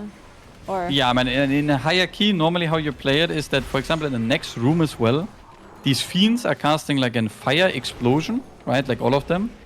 And that one is, you wanna, they have markers here. Okay, so I think you would want to bring the mobs to the marker. Yeah. And then we probably want to beam, I think. Or maybe this is for the safe spot, I'm not sure. I mean, we can beam here, I guess. It's fine. Yeah. And so basically these explosive flames you can also line of sight. Okay? So these will endlessly recast until they are done. And now you can here go. Now the quenching blast happens. Do you die here? Oh, you don't. Okay. Surprised. But yeah, okay, so basically here on the next fiends, like on the fire thing from the fiends, you want to line of sight on the candle to your left. Theoretically. I mean, maybe stuff is dying here. But whenever the fiends will cast, you can line of sight now. Like just line of sight both here. And then, okay, I mean, Okay. they interrupted it. But yeah, like theoretically, you could just line of sight all of these and just let them go on cooldown, which is like a 20-second cooldown. And then you don't have to care about them, especially with a group comp that is not too interrupt heavy or it's a pack. It's super easy. Yeah. Okay. So this boss is also like something that I thought I understood and then I didn't, and then I don't know. Okay, so to begin with, you have the like a big damage thing here. Boom, it's fine. And now you get the candle debuff. I think you always get one. Yeah, you want to be outside on the candles and you want to light them up. So what you want to do here is you want to spread out a little bit and basically light all the candles. Yes, as many as possible. Because as little as you do, and then you want to go, watch out, there's a tornado coming. You want to dodge the tornado here. Yeah. Okay, just to explain, so basically, now you need to go where you just were with the tornado, that's perfect. So how the boss works is you want to light as many candles as possible, and then you want to blow out as little as possible. Okay. Blowing out is with the wind, and lighting them up is with the barrage. So basically here, you can see now, the upcoming will be the one thing only, and now you get one debuff only, because only one candle is not lit up. And now you get the big AoE damage that is coming up. This one here, which is like a lot of damage. And if you have... Guess I should repair from that one. Yes. And now you need to go to the candles and need to light as many as possible. You can light like 2 or 3. I think if you're a super fast class, you can do 3. Otherwise, you just do 2. Yeah, and now we lit everything. Right? Or should I actually try and get more than I mean, 2? you could. I mean, I don't know I don't know how reliable Bootcamp can do it, but yeah. And then you want to stack up with these tornadoes and then move together. So you only blow out one candle and only get one debuff after with the AoE. Okay. Yeah. Okay. But yeah, generally you want to kind of separate the team into different candles. Try and light up 3 candles. I think normally it's like the norm is that classes manage to get 3 candles.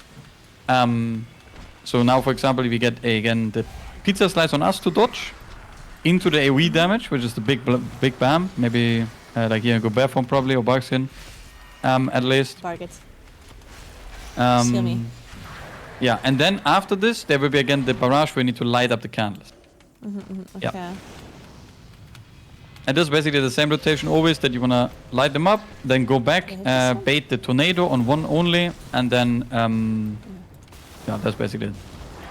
Okay. And any candle that is not lit up will basically generate this pizza slice, and every pizza slice that is generated will give you 1 debuff stack. Yeah. Okay. Yeah, and obviously these tornadoes, you could like do more of them, but it's so easy to stack them up and just make one safe spot where everyone goes to. Yeah, and you don't want to like accidentally blow out another candle, I guess. Yes, because if you would blow out more candles here, you would see like after you get the pizza slice on us again, and if you blow out more candles, you will get more of these pizza slices equals more stacks, and then you go into the big AoE boom with a lot more dot damage, basically. Okay. So the Yeah. AoE doesn't actually do more damage. It's just the dot that you have before that would Yeah. be a problem. Okay.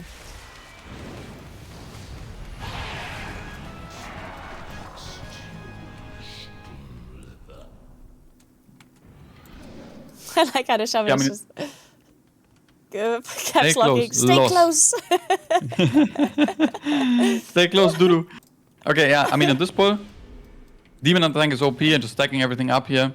You can beam this as well. Like they're just caster mobs basically. They're like small losers, nothing crazy. Okay. And I can't believe you're yeah, I mean, BMing them like so hard. theoretically, well, yeah, I mean, I don't know, there's hard casters, They're- I guess. They're small and cute. Look at them. You just called them losers. Wow. Meeres. Sorry, I called them losers, and then they almost one-shot you. And now you need to do like a jumping on the left side here. Well, I think you can actually. Yeah, I don't know. Oh, someone ninja pulled. That is not good. Let him die. Oh. Wait, let them die. Yeah, don't involve yourself with this. Here you can jump up somehow, right? Or only downstairs? Yes. Wait, is this good? I'm in combat now. Oh, I'm good. No, that's fake combat. That's fake. Can he just come? what's- Yeah, there we go. Wait, I'm still in And combat what though. is happening here right now? I'm definitely in combat with something. Oh no, not anymore. You could maybe rest. The monk is laying in the pack. Yeah, I can see him. Yeah.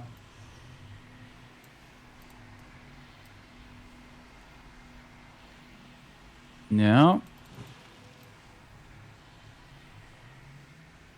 Yeah, so, I mean, the shaman is just skip. I guess none of these are stealth detection, so I could just walk past. No, the big guy has the I guess- torch snarl. Doesn't I have think. it. No, you're not in Oh cat. wait, I'm not in stealth. That Yeah. makes sense. Oh, both of them do. Okay. Yeah, okay. So you just like jump over here, but I Yeah, always you just can wall watch the charge shaman do it. somebody, so. Yeah, like the shaman will. Oh, he's like you would walk up there. Oh no. So much pressure on the shaman. Should type in caps lock. Jump up or something. Oh no. Uh-oh. Oh. Come on, Shammer. You got I it. mean- Just rest Okay. me. He gave up. Yeah. Okay, you rest him. Alright. Okay.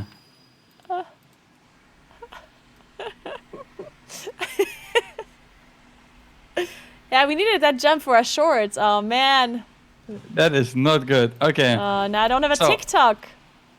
Wait, no TikTok. Oh no. Yeah, no TikTok. Okay. Yeah, on this boss, you wanna also stay again a little bit together with the team, and you will bait the I don't know what they call it, like these wax figurines, I guess. And Yeah. then obviously the Meeres will kick the boss. Don't care about that, I guess. And then you have this axe. This axe, we need to clear one of the figurines. You just need to go behind one of them. Yeah. And then there will be a circle applied to 3 people, and this circle will also cleanse the figurine, which you want to go here. Just Yeah. go and hit them with the circle. After the circle hit, does a lot of damage and gives you a healing absorb as well. Yeah. Okay, no. And when the figurines are up, they will basically be AoEing the team for like damage all the time. Meaning if you end up not clearing all figurines, you will probably end up wiping at one point. Yeah, so you just wanna like obviously it's really straightforward to be honest. This is mainly a healing boss. Yeah, you just wanna bring the circles to the figurines, hit them, and that's it. Yeah. And then One thing whenever that you don't have to. Sorry.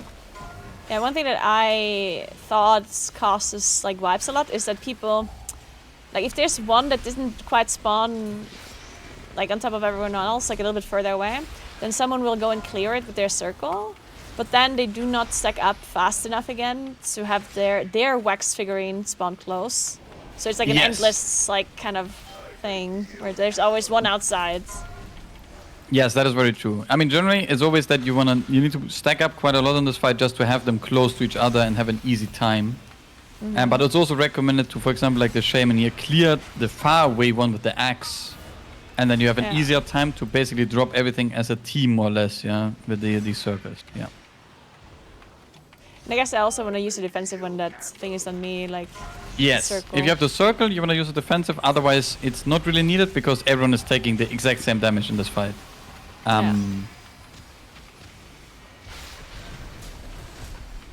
mean, and of course, also not getting hit by the axe, but I mean, that's nothing crazy. So one wax figurine is in China now, which is not the hottest, I but did it's not fine. See that one.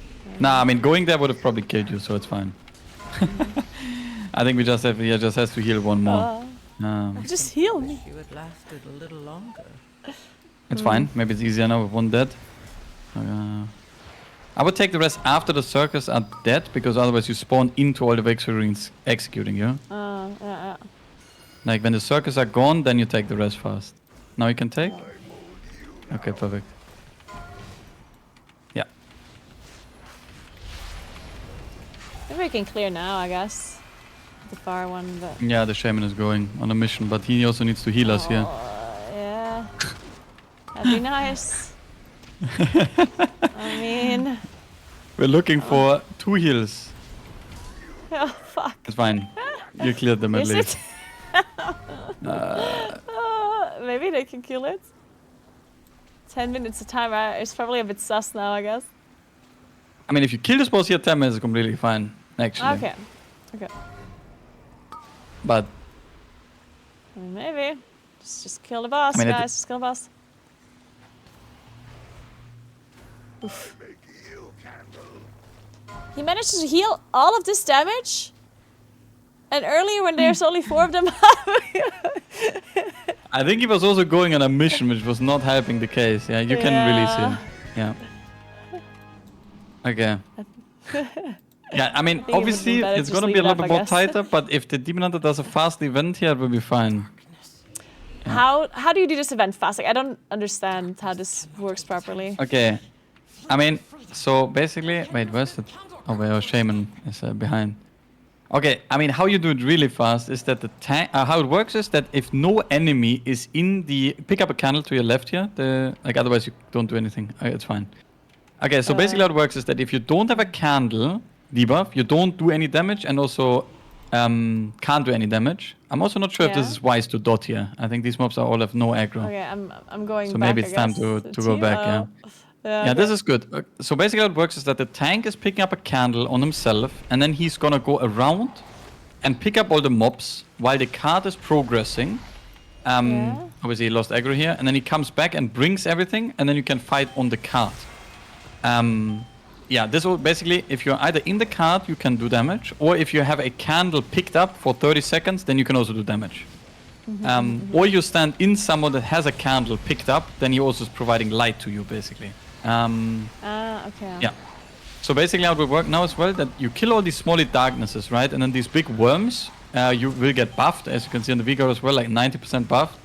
Which means that the big worm is doing 90% damage. Oh, interrupt here, Incapro. Okay, yeah. Yeah, these horrors are doing a cast on the card. And if you don't interrupt it properly, then the card will lose energy and it does a lot of AoE damage. Okay. Yeah. So there's basically 3 mob types in this. One of them is the small mob that does like a circle when it explodes, nothing crazy. Then there's the creeper, which is applying a tank dot and grows in strength when it's next to corpses of any other mob. And there's the horror, which always runs to the card and we do a cast basically. And this cast will be... so the cast does something bad to the card and does damage to us, like AoE? Yes, yeah. Okay. And the card always runs if there's no enemy inside the circle. So as you can see right now, we're fighting the one mob, but the card will continue to run until there's no enemies left. And I think now the tank will probably go on a mission to pull all the remaining enemies. So it was bad that on the previous pool that we had this one mob or the 2 mobs that were in the card because we wanted the card to move on in theory, no? I mean, it doesn't really matter too much because if he opted out to do this pull in 2, like in the high keys you do it in 1, like this whole area, right? You just have the DPSs and healer run, but that's more of a coordinated thing. I think for Puck you just do it in 2. So I think it was completely fine, but it's happening now. Okay.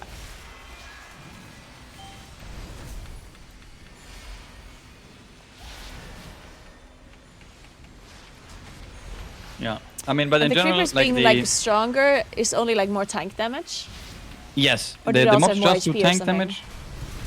damage. No, it's just tank damage and on the dot damage, I guess. It's mainly the dot that will kill the tank, to be honest. Okay. Yeah, and now you're done with this area. And then you obviously need to do the card event.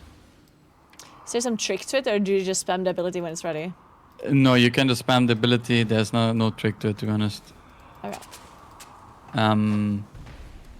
Yeah, you can, like, also, if you hit the boss, like, it's useless to throw the ability at 90% below, I think, because the boss only responds with 90% if he's below 90%.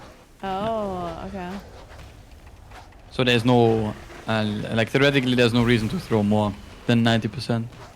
That's so funny because I remember when I had like missed 2 or 3, and some guy was like really flaming me. He's like, "Do it! You didn't like do as much damage or whatever." And I was like, "What the I mean, fuck?" it is counting into the overall, I think, on the details. So, you know, if you want to pad okay. the overall damage meter, that's important to throw the dynamite. So this weaker that tells oh, you yeah, the hit is winner. completely useless. Oh shit, there's a winner warning. And yeah, I mean, here's the same concept, right? Like the tank will pull the creepers. Like this, but only tank damage, right? There's nothing else. And if you, for example, disengage right before the knockback, like the thing where you just got stunned, I think if you go Bootcamp form and disengage right before, you will not get stunned. But if the tank doesn't do it, it's kind of useless because, I mean, you're not going to be pulling on without the tank. Yeah. And why is there no darkness? And at some point there is darkness? How does that get applied? It's here basically in the in-between area. Like right now, if you step like 20 more yards forward, you will be in darkness. It's just the area around the boss is in darkness. And yeah, it's just the boss area, I guess. It's like an area thing. Okay. Yeah. Do we have time for 30? Yeah, last boss will be like 4:30 or something, max, I don't know. Yeah. I mean, we're also chaining him with the boss. 4:30 is enough, yeah. Just hope the tank doesn't die here. Survives. Already proc cheat death, yeah. Okay, but yeah, definitely starfalling is for sure the play. You wanna kill these mobs. Well, he's dead. Oh no. Fine?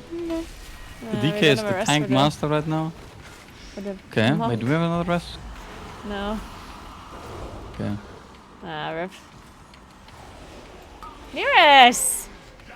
Okay, but... like, this is not my... Like, okay. The guy said before already, GG, and I said, no, it's fine. And it would have been totally fine if the tank would have lived, okay?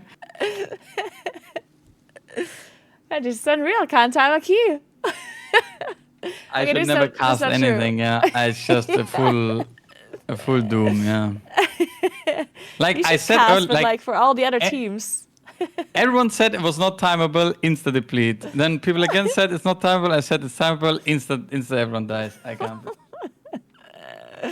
Okay, but for the last boss, basically the main thing, right, is that you want to have someone pick up the candle and drag, like put the candle at a good spot or take it out of the frontal every single time. Yeah. That's basically like the frontal mechanic. And then you need to have, when you get the shadow blast, it's like a circle around you that you need to press defensive and you need to go away from the candle. And normally you step out of the light and then you don't do any heat damage or healing anymore. So you just press a defensive, step out, boom. And then the most important thing is when he does the AoE cast, he will basically do a lot of damage to the team and he will automatically deplete the candle, like down from whatever value it is. And when if it would reach... when he does the big AoE, it's like Eternal Darkness. He like auto-depletes the candle with every pulse of AoE. He like steals energy of the candle. And if that would make the candle reach 0 at the end of the cast, then he will cast another ability that will fear everyone for 3 seconds and do like really horrible things. You take 10% more damage and have 5% less haste for 10 minutes. Like, you don't want that, okay? Okay. Basically. And then how it works is that you want to have someone responsible, most of the time the mage or the healer, probably the mage most of the time, to pick up a candle during the AoE and refuel the candle during the AoE, otherwise it goes to 0. And then what is also easy, if you have some mobility or whatever, during Shadow Blast, as an example, you can go out, pick up a candle, and then be outside, DPS the boss, and take the Shadow Blast while DPSing the boss. Because the candle works exactly the same as the card candle. That if you have the candle in your hand, you still have light. But it only has a duration. So at the card event, it's 30 seconds, at the boss, it's 10 seconds. Okay, maybe that's I didn't know a lot of info. that if you have the light, But yeah. that you can still damage. That makes sense now that you say it. I just had no idea. Yes, yeah, So I never picked up a light because like, that's a healer job. I mean, yeah, but theoretically, if you're close to a light and you get the Shadow Blast, you can just go out, pick up a light, DPS the boss, and then bring back the light to the candle just for free. Yeah. Yeah. Yeah. And for the route, like, is there anything? No, this was good route. No, I mean, but there is not much I mean, variation, I guess, for this one. no, the only thing people do different is that they play when you go all the way up and like top right, where the under the Dark Flame cleft text, those two guys, people play them on the boss, like on the candle boss. Yeah. But to be honest, that requires a lot of coordination or whatever. It's not happening, I think, in a pack. So this is a great route, I think. Yeah, this is what you would want to do. Okay.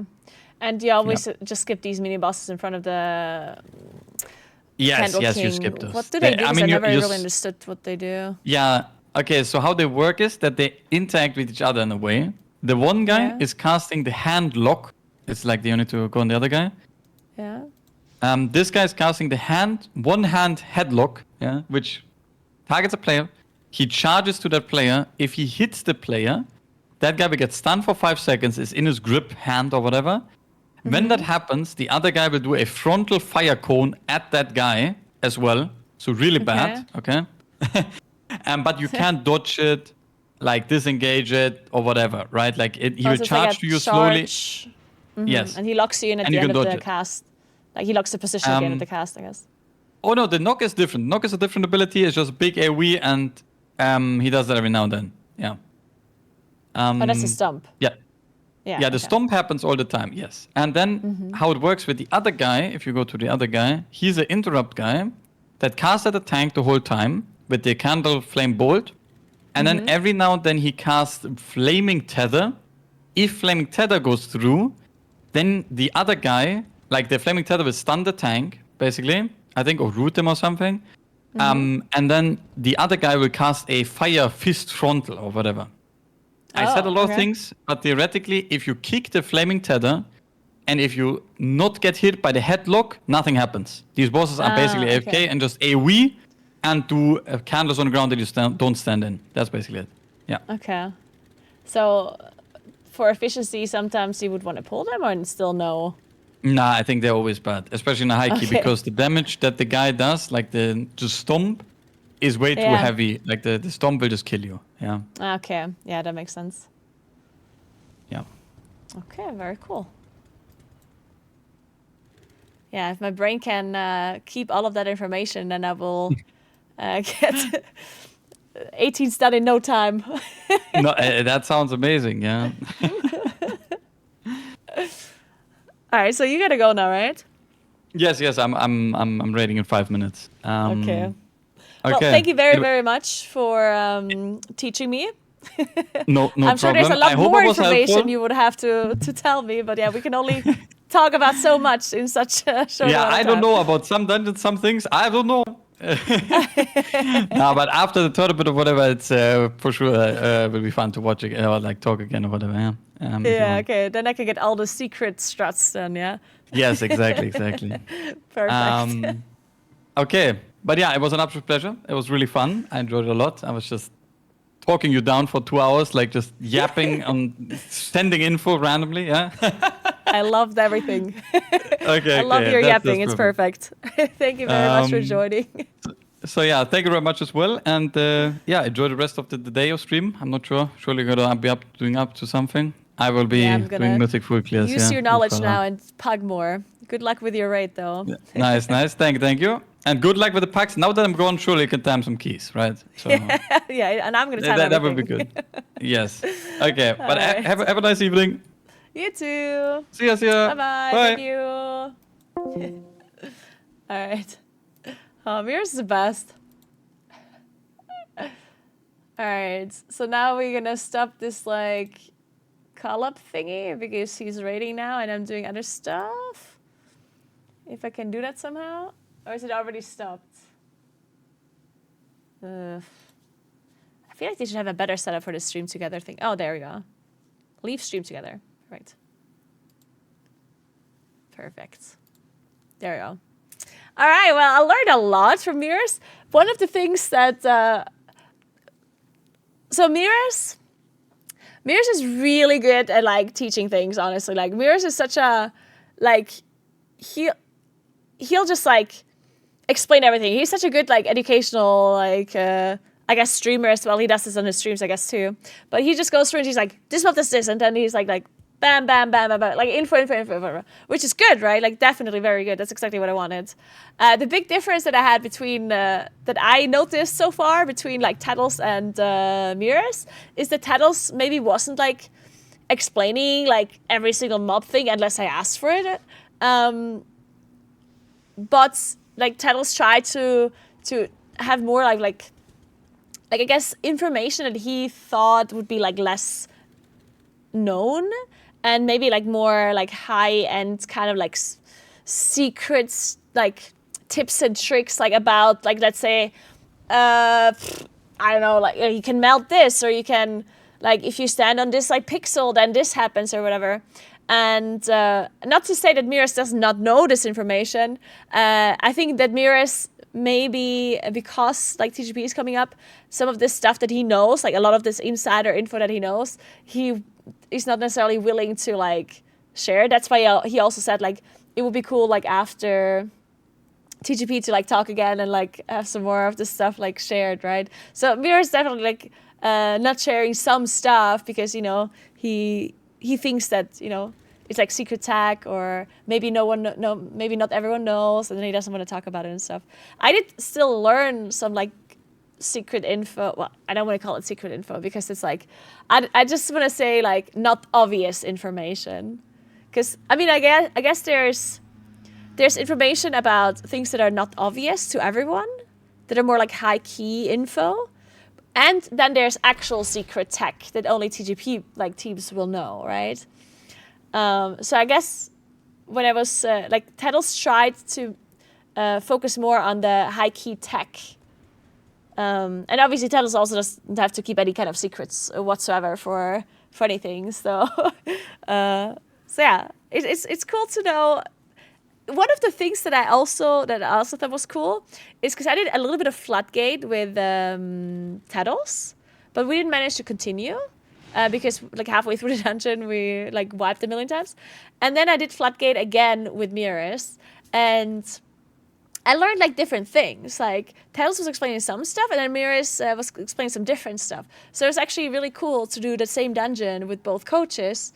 Because I was initially thinking when I do these coaching sessions, I just do like dungeons per coach. So like, let's say with Tattles, I do these 2 dungeons, and with Meeres, I do these other 2 dungeons, and then with the third coach, I do these other dungeons. But I think it's actually also nice to repeat dungeons, and then I will explain what I know, and they can like add information to the info that I already have, which will test my knowledge to see if I remembered everything that the coaches said previously. And it would also give the current coach some kind of like room to add stuff to it that I maybe didn't get told by the last coach. Because there's only so much you can talk about during a dungeon, right? This is also like a struggle when you're casting something like MDI TGP. There's so much information you can share, but since they're doing the dungeons so quick and they're moving on so fast, there's only so many things you can say while casting. And I guess there was like a similar situation with Meeres here. Like Meeres had so much info that he wanted to share, but there's only so much you can say. And then we're already on the next pool, right? And then he has to talk about that. So yeah, but Meeres did such a good job explaining everything. I definitely think I'm a lot more knowledgeable about the dungeons we just did. So that is very good.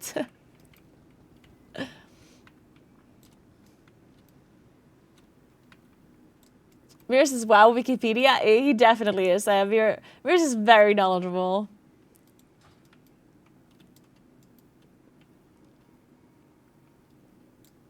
Yeah, it's like different layers of knowledge and like different approaches and how to explain everything. It's very cool. So So what I learned from the dungeons I learned now, it's like, technically speaking, I should know most things about Darkflame Cleft, Priory, Rookery, and Cinderbrew, and Floodgate. So technically I'm already like 5 dungeons through. Rookery I did not repeat with Meeres just now because I did it with titles. But I didn't do it again today. So maybe, like, I think tomorrow Growl is going to join me. I'm not sure when exactly. But tomorrow I'm going to have another coach. So Growl is going to join. Dorky. No, wait. It was Growl, right? Yeah. Dorky didn't have time. Yeah, Growl is joining me tomorrow. And I guess tomorrow maybe I do... Because there's workshop left, theater, and what else left? Workshop, theater. Oh, Matterloads. Yeah, Matterloads, workshop, and theater. And then technically you could also repeat Rookery again one more time. So maybe tomorrow I'll start with either Matterload or workshop or something. I hate theater. I asked a bunch of people. Some people didn't have time because of like TGP. Growl is joining me tomorrow, as I said. And then Krona is actually joining me on Wednesday. So Krona, I think one of the cool things about Krona joining me as well is Krona is obviously a Moonkin player. And Krona can actually also add some stuff about Moonkins as well, in particular, like in dungeons, which I think is cool. Because obviously titles could have done that as well, but I was mainly focusing on like the dungeons first. But maybe after tomorrow, there's going to be a lot of knowledge that I already have about the dungeons. Since we probably went through most of the dungeons at that point, once Growl is joining me. So maybe when Krona joins, I can focus a little bit on like Moonkin in dungeons, or generally maybe like ranged in dungeons. To focus more a little bit about like the gameplay as like a ranged player and as a Moonkin versus like just the dungeon mechanics themselves. We'll see. I'm sure there's much to talk about still. But yeah, we'll see. Good night, Talis. What's up? Man, it's kind of cold in here. What the hell? So, there's also a YouTube series I'm doing about these coaching sessions. So if you guys missed the first session with Taddles, it's on my YouTube channel if you want to check it out. If you sub to my YouTube channel, then you will, of course, also see whenever I upload the new coaching sessions. We'll be uploading the Meeres session as soon as possible. And then we'll also do the session from tomorrow and from Krona as well. So you guys can check out the knowledge if you... or the coaching bootcamp, whatever. If you missed out on certain parts, then you can just recheck on the YouTube channels. And yeah. So I think I'm gonna replay one of the dungeons I learned now, but on like a higher key level. So I don't know how theater or Matterlord works, and also not workshop. I mean, I do know how it works basically, but I wasn't coached on it, so. So now I'd be able to do. Oh, they don't have Bloodlust, so they're not gonna invite me.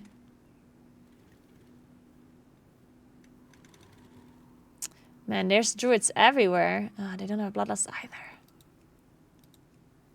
Oh wait, no, my filter's good.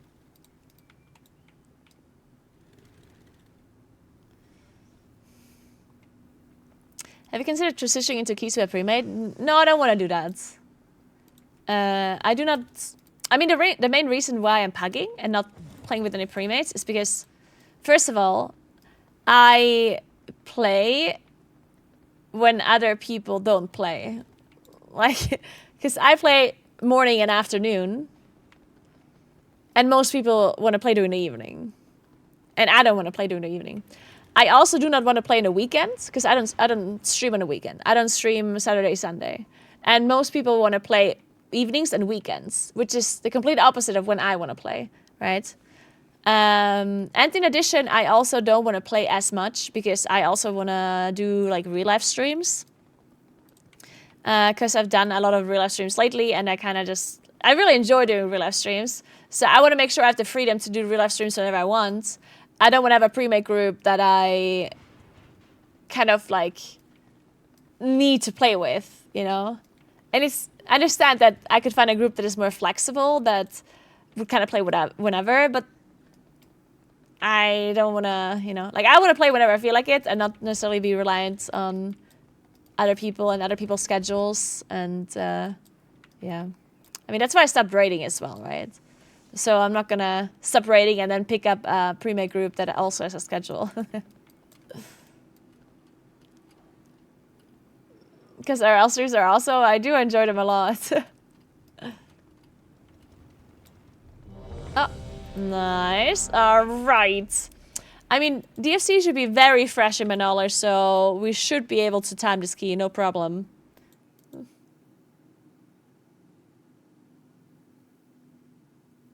Oh, Grell messaged me. He said I got a chance to check out your collabs with Telos and now Meeres, so I got a better idea of what you're looking for. Let me know if there are any topics or dungeons specifically you want to cover on Tuesday.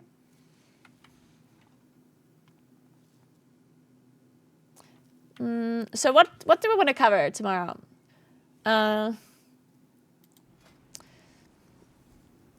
we don't have to do like all of the rest of the dungeons because Krona is there as well on Wednesday, but we could do like 2 dungeons and revisit Rookery if there's still time. What do you think about that? So what I can let Growl choose between Motherlode Workshop, Theater of Pain, plus like Rookery as like an extra thing.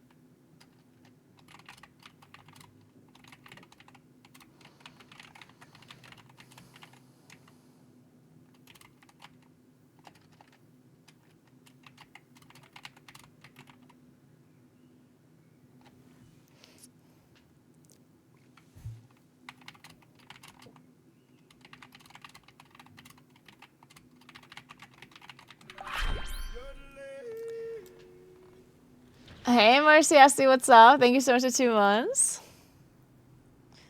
Okay, there we go. So, oh my god.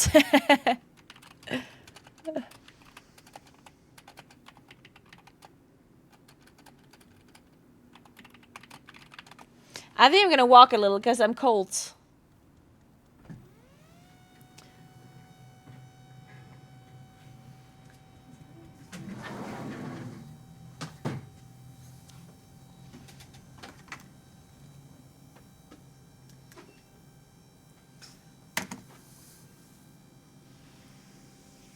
Okay, I was just about to take off my coat because I don't want to walk with this one because I don't want to sweat onto it, but then I'm just going to be more cold.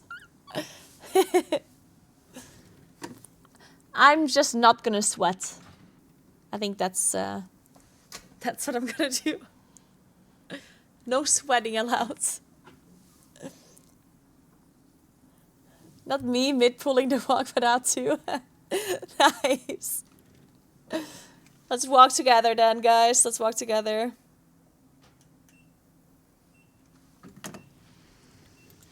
I have these shoes. I bought these kind of like... I bought these shoes that are meant... Like, they're kind of nice for, like... gym stuff? I don't want to call them lifting shoes, but... I guess they kind of are. Like, they're like... They have, like, a lot of grip, I guess. And I wore them for the first time today in the gym, and it was so nice. Oh my god. I used to, like, when I went to the gym before, I just always, like, took off my shoes. Because I had, like, running shoes, and they have, like, all, like, this kind of, like, different elevation and stuff. And they're just, like, not very nice. They're not very stable to stand on. So I just took them off. But, apparently, and I had no idea, like, I was not as stable with my socks. Because, you know, you are slipping a little bit in your socks, right? So, it was so different when I had these shoes on today. Because you actually, like your foot is just on the ground, you know, like it sticks there with these shoes. And they're a lot more stable, obviously, as well. So, it was so much nicer. I should have bought these shoes, or generally any kind of, like, gym shoes earlier. Or any kind of shoes, like, doesn't have to be, like, gym shoes, but, like, flat sole shoes, I guess, that have a little bit of a grip.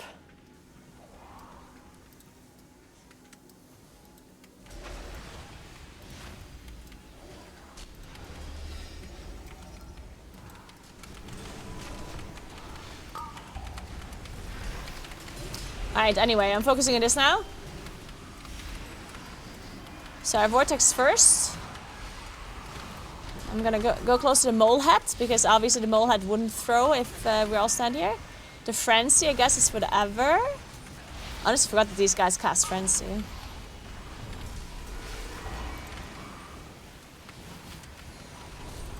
We all interrupt at the same time, of course, so we don't have an interrupt anymore.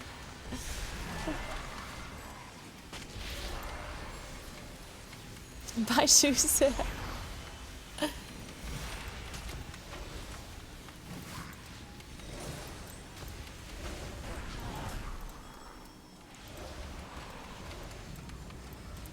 Alright, so I don't have vortex ready on this one.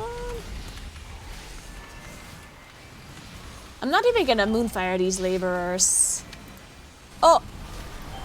Okay, I guess we didn't need it for this one anyway, because the laborers were just dead. Whoa! It lasted a little longer. Okay, where did these laborers come from? Oh shit.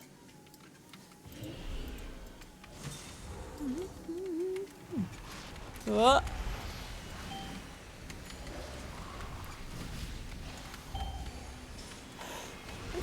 Imagine depleting a key and asking what happened, and the dude says I slipped in my walking pad. Well, interestingly enough, I never actually, like, slipped on my walking pad before. Oh my god, I jinxed it. I shouldn't have said that. Fuck. Oh my god. It's gonna happen this dungeon. Yeah, you would have thought that I at least fell off this walking pad once before, but... Yet, yeah. Oh, the laborers fell from the roof. Ah.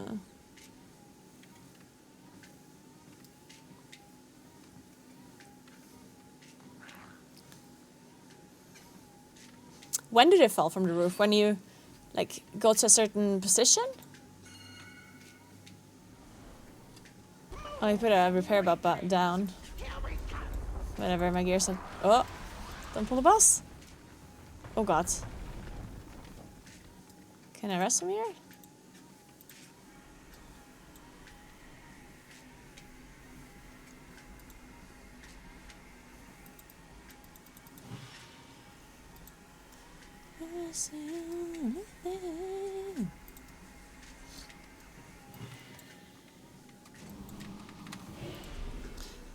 Thankfully we didn't pull the boss just yet. So we're good. Okay, I'm gonna do a thing that Meeres said I should do. I'm gonna go diagonally away from the boss. Oh wait. Yeah, perfect. I guess I can also put a vortex here in the middle of the room. Or in the, not in the middle of the room, but in the middle of the, like, train tracks.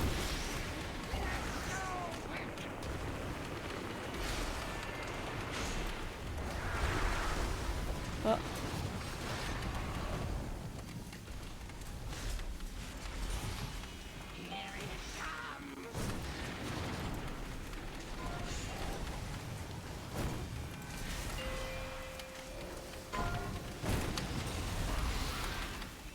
Oh, I matched that.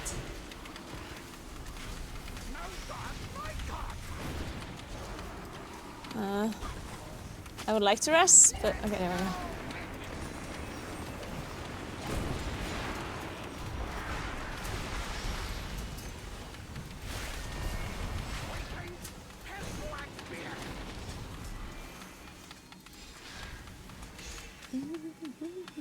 So somebody explained to me, okay, this is like a little bit of a dumb question, but like explain to me how arcane works, arcane mage. Like I'm not trying to understand the rotation, I'm trying to understand how they do damage. Like do they have, like are they very bursty, are they, like how does it work? Do they have a lot of AoE, do they not, like what's going on? Do they cleave off a target, like how is their damage profile, I guess, and how often are they doing like damage? To do damage with magic? Oh, thank you so much. That's all I needed to know, thanks. Perfect.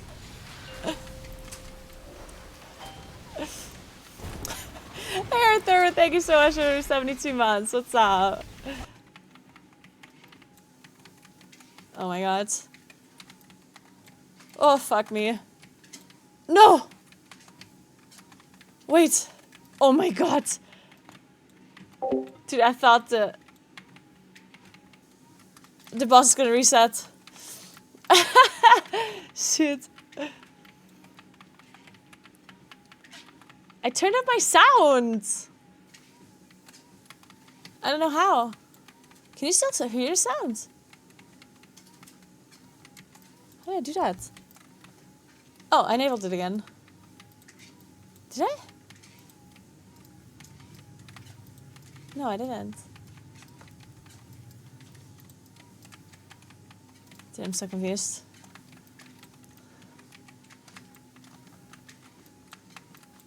Is it just very quiet? Huh?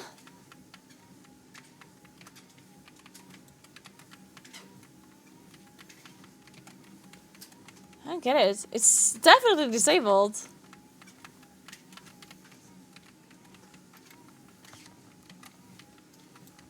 I don't get it.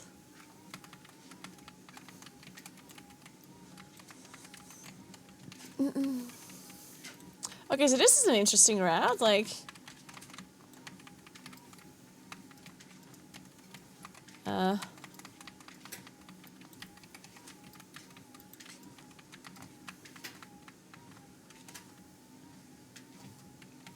Oh shit. Guys, my shoelaces aren't tight anymore. Fuck. I'm definitely gonna fall over my shoelaces. I'm gonna trip.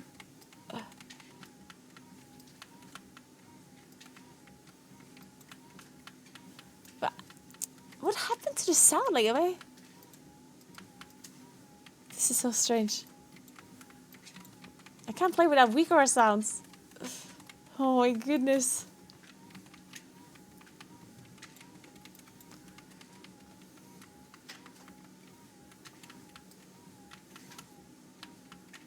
No, I know that it's not that. Like, the sound is turned on. I know that it's controls as whatever. It's not that. It's something else. Beep beep dot Toronto. Okay, I can turn on TTS, guys. You tell me what to do.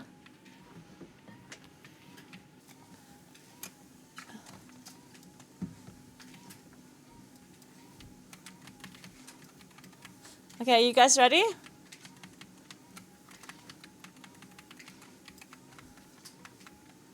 Oh.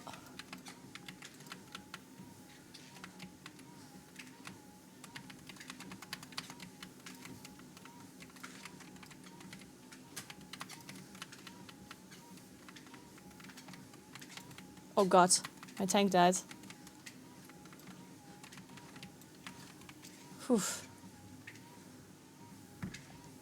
Well, I think sorry, but the route is bad and the pools are bad and the positioning is bad. Oh, the mage was not happy.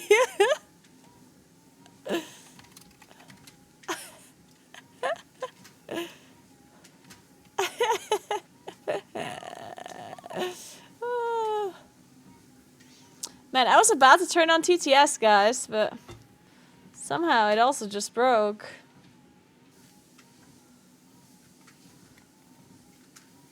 What the fuck? The whole app's just not responding. I think my phone might have died.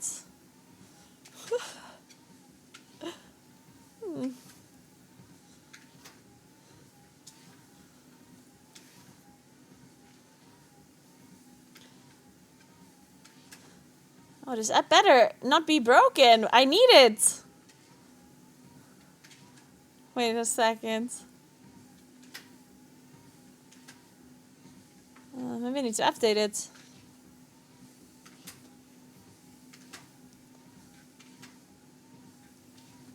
No, I don't.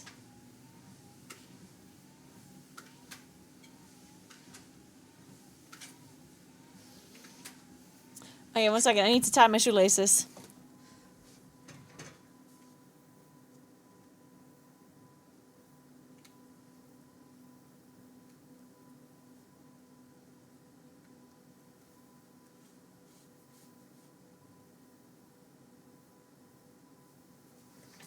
So. Okay, well that didn't work. That was an interesting route though.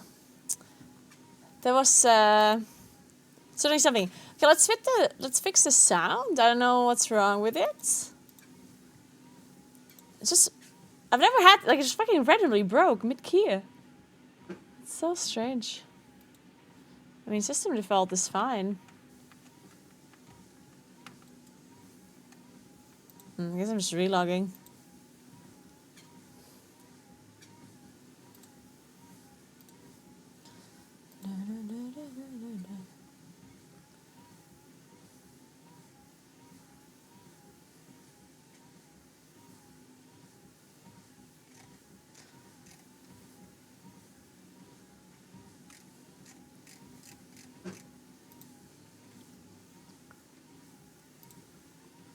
So, I still don't hear sound.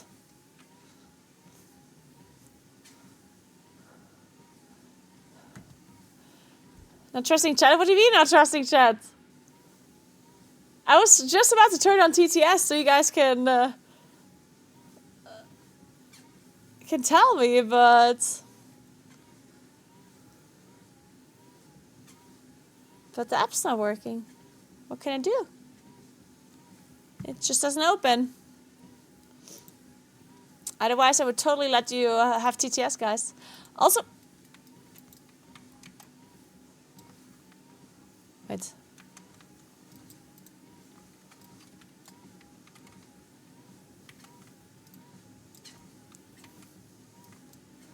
Okay, there's something else wrong.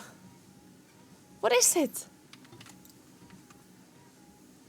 Why is there no sound?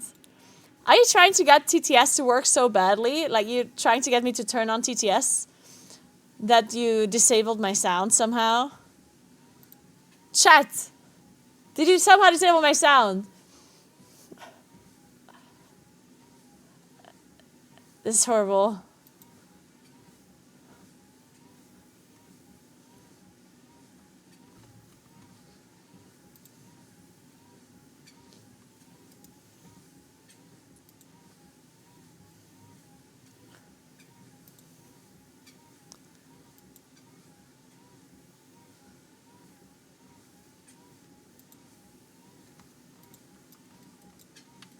Wait, I'm so lost. Okay, somebody explain this to me.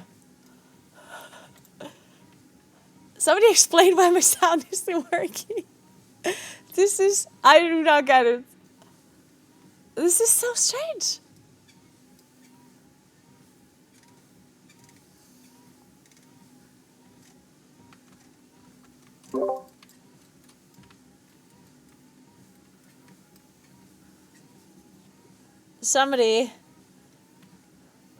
Somebody, any IT guy in the chat, please.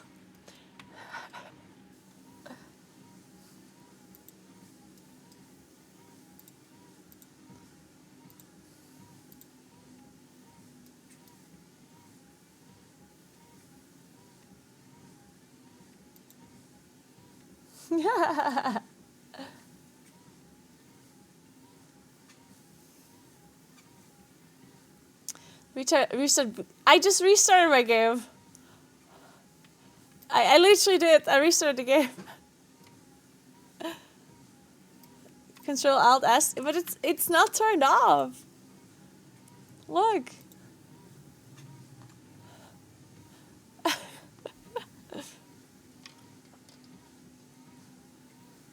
So mute button headset. Well, I can hear all the other sounds. Some of my headset is. I mean, you guys can't hear the in-game sound either, right? Or can you hear it?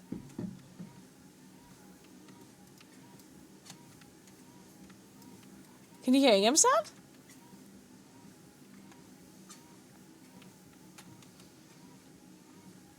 Okay, no game sounds. Okay.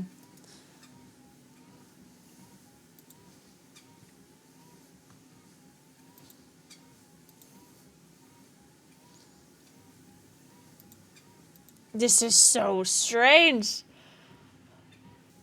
This is so weird.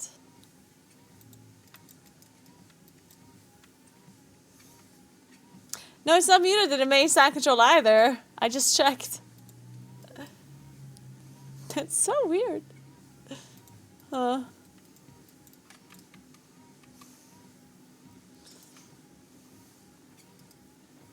Maybe she... It didn't... It's not muted. Oh! No, wait, it's not muted in audio interface. No, it's not. No, for a second I thought that could be it, but no. Check sound settings. I did. It's not, like, it's turned on.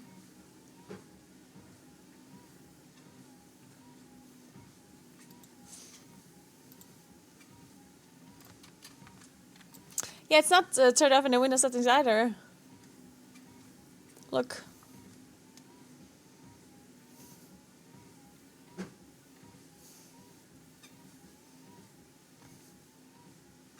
Yeah, it's not muted in here either. I did restart the game already. This is so weird. Oh, this is interesting for sure.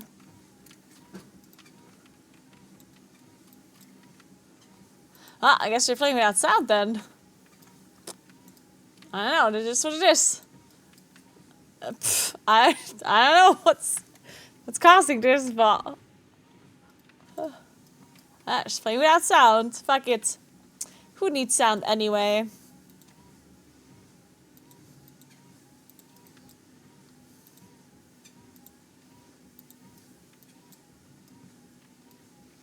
Yeah, Aki. What's the time? Oh, it's 6:30 already. Shit. I'm just gonna put it out there. The day you flame Blizzard for not gifting you mythic raid items, your sound breaks. Ian clapped back. Okay, hear me out. I wasn't saying they should gift me raid items. Well, actually, I kind of did ask them that, but they should give me raid items. like they really should. Okay, no, but seriously, like, earlier I was a little bit joking. Like, earlier when I had the whole rant about the Nars and stuff, like, or about them hating Mythic Plus players, like I was a little bit exaggerating. I was kind of like for fun, like I was memeing a little bit. But I do think that like stuff like this, because I generally understand that you need to have killed a boss on a certain difficulty to be able to get it. Like, I do understand the logic behind it. But one thing I do not understand is, you know how when a blizzard's like a season, when there's a fucking season in World of Warcraft that goes on for more than 2 or 3 months, people get fucking bored, okay? This is not a secret.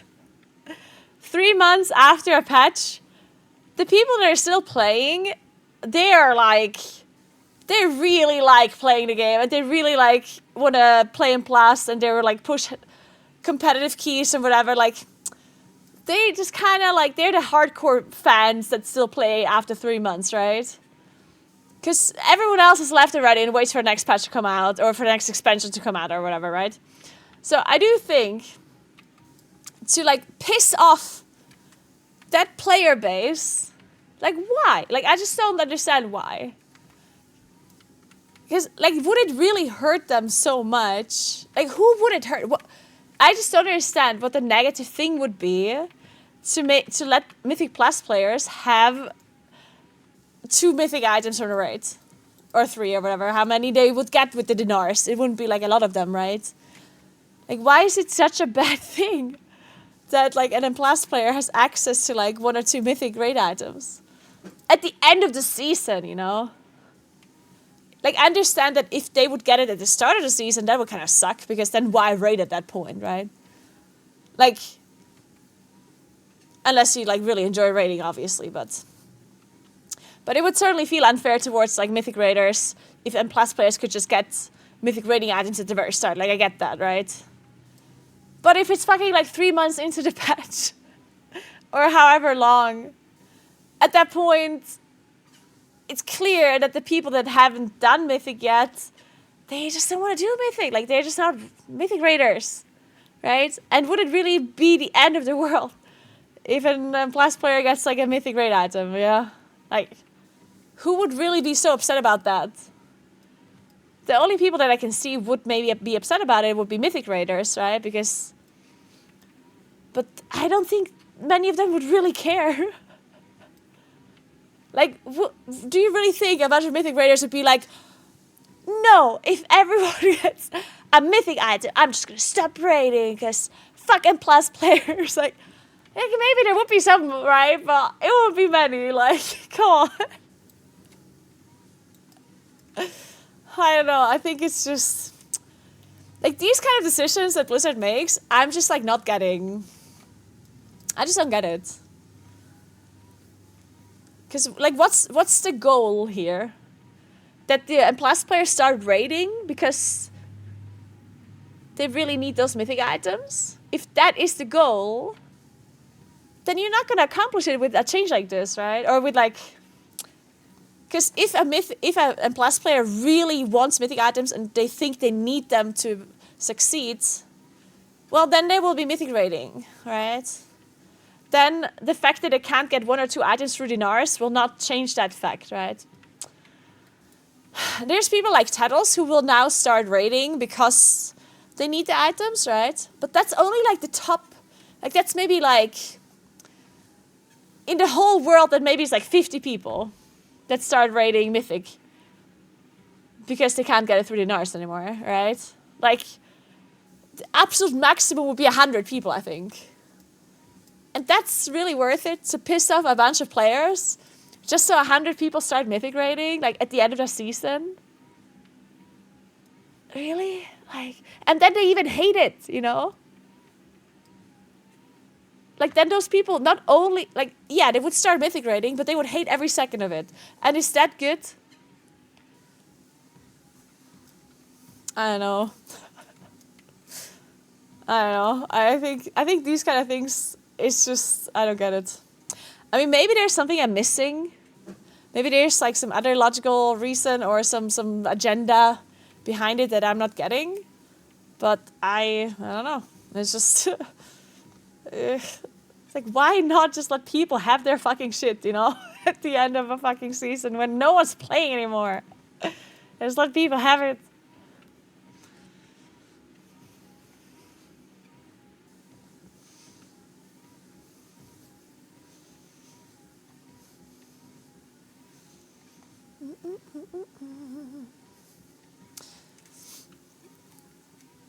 The goal is to give raiders bad luck protection mid-season. Yeah, and where's the bad luck protection for M+ players then? Like, I get what you're saying. Like, there are certain trinkets that are really hard to get in a raid, and people would want it at the end of the season. But so do M+ players, right? Like, in M+ you can't target any loot either. The only way to get myth-track loot as an M+ player is through your vault, which is a lot more RNG than raid loot, right? Like, a mythic... If you're arguing that it's supposed to help out those players, yeah, okay, then why do M+ players not have something to help them out get specific loot? Because it's much more RNG to get a myth track item in M+ than it is in the raid. And like, you can't even do that. Not to mention that almost all like best of sauce trinkets are raiding trinkets this season. Which, even if I would be able to target a mythic item from M+, even if I would get mythic plus dinars, I would still like, that would still not necessarily help me out that much because I need raid items, right?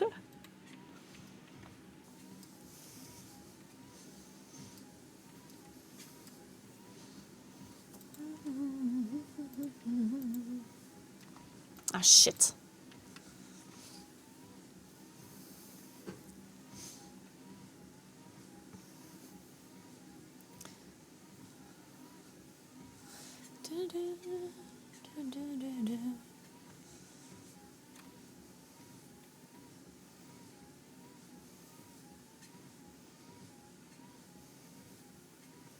And plus doesn't need bad luck protection because there's no lockout. Yeah, but we care, like, it's about the myth track that you get from it's about myth track items. Like, obviously you can get hero track items. But that's not what we care about, clearly. Clearly we want the myth track ones. And don't get me wrong, like, I understand all of these explanations. Like, I'm not... Like, it's not that I don't understand...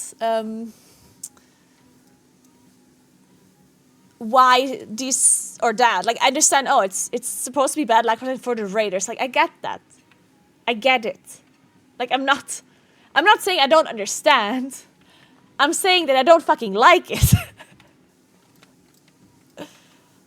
I'm saying that I think the people that are still playing at the end of the season that would be using the dinars are either like a mythic guild that still needs to raid at the end of a season, right? And Mythic Plus players from the PvE side of things, right? Most other players, they're just stop playing and they wait for next patch to come out. So the people that are still playing at the end of a season, like the plus, high-end plus players and the Mythic Raiders that still need to clear the raid at the end, those two kind of players, they would want the dinar system to work for them, right? So why not just make it work for those both type of players? Like, everyone would be happy. Everyone would feel a little bit better about the game. A lot of people maybe even would come back to play because they know they can get their trinket now without having to raid. There might actually be a bunch of people who are like, you know what? Fine, I'm going to get rank 1 title. I'm going to attempt to get rank 1 title this season if I can get this trinket without having to raid. Or some people might be like, you know what? If dinars are coming back, then I'll just I'll start playing in plastic or whatever. I think it actually would be like a nice thing for people to come back. And instead we just get like the shitty version of it. And understand that it's the shitty version is still better than no version. And sometimes understand that it's the whole like little finger thing and you want the whole hand, you know?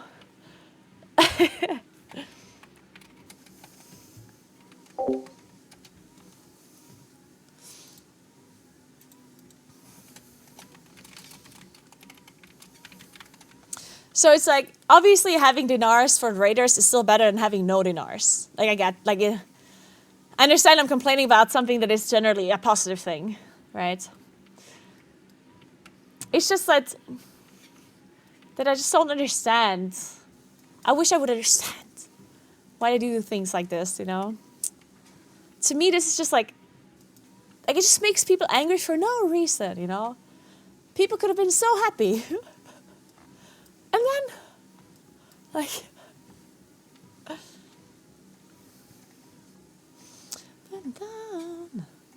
I'm not from Germany, I'm from Italy.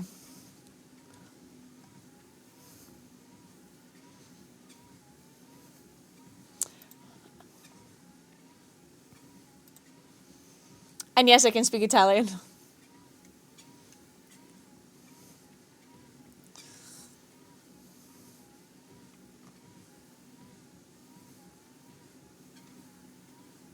Hey, Utopin! Well, so if you already have a cat and cats usually like having company, yeah? But it's true that I guess cats that are used to being alone, sometimes they would not get along with another cat. I think that is for sure true. If you find another cat that they would get along with, then they would love that. But I guess there is a risk that you would get another cat and they just really hate each other, you know? That is, in theory, I guess, a possibility.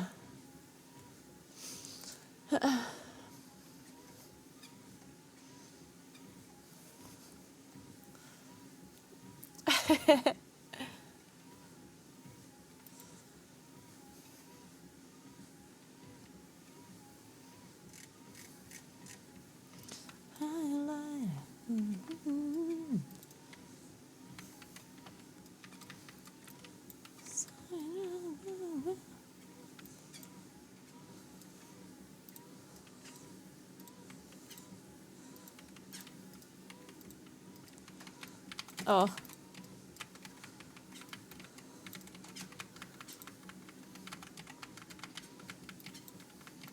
And it's so weird to play without sound, oh my god.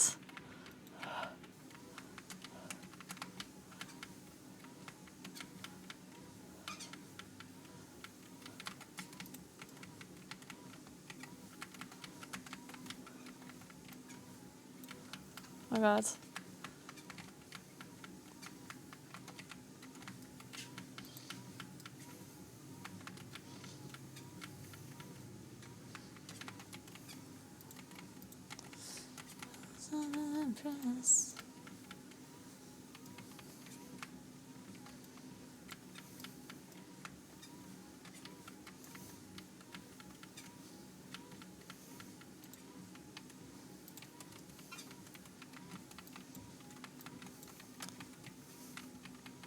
But yeah, I mean, it is what it is. I guess. What can you do? I think maybe it feels a little bit worse this season than it would usually feel. Just because almost every class, like best in slot stuff, is from the raids.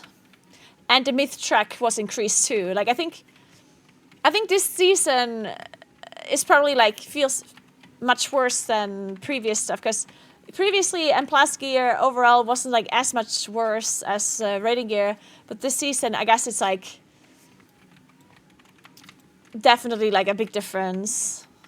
Like a lot of people, all of their best slot trinkets are raiding trinkets.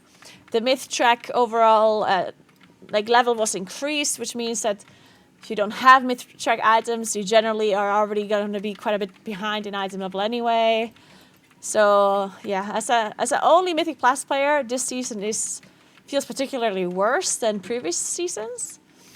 And I guess that makes this whole thing a bit worse.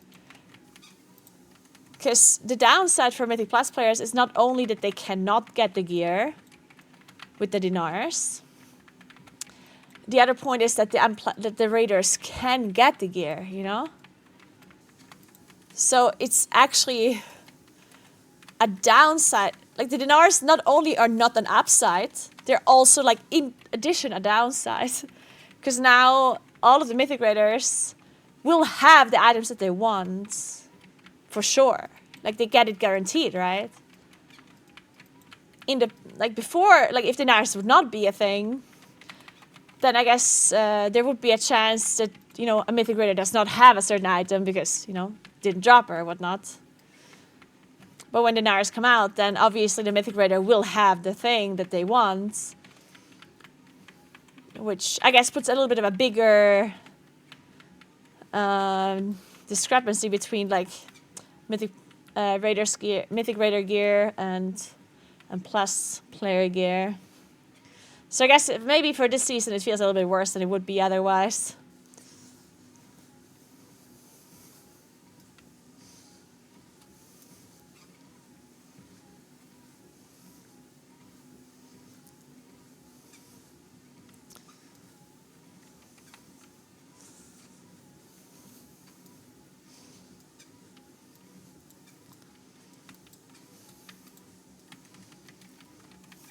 Yeah, and yeah, I agree as well. Like, people keep saying, oh, it's bad luck protection, right? And I get the argument, but it's true that if you only have to kill it once, the boss, then it really, instead of it being bad luck protection, it just really means it's literally like a boost fest, yeah? Like, I mean, right? I don't know.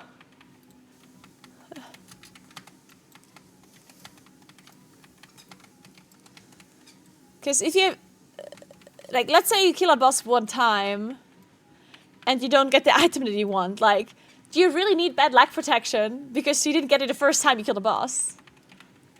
Right? If you, let's say if the limitation would have been, oh, you need to have killed the boss 5 times or 4 times or whatever to be eligible to buy the item through dinars. Like, if that would have been the case, then you can call it bad luck protection because then you kill the boss like X amount of times and still don't have the item, right?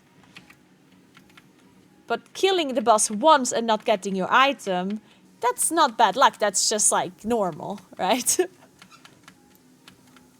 So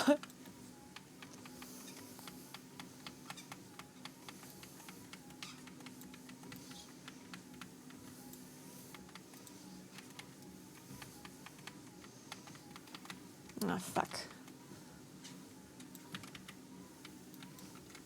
Ah, fuck. Man, I walked all the way close to get the boss to charge onto the pillar, and then I still missed the pillar.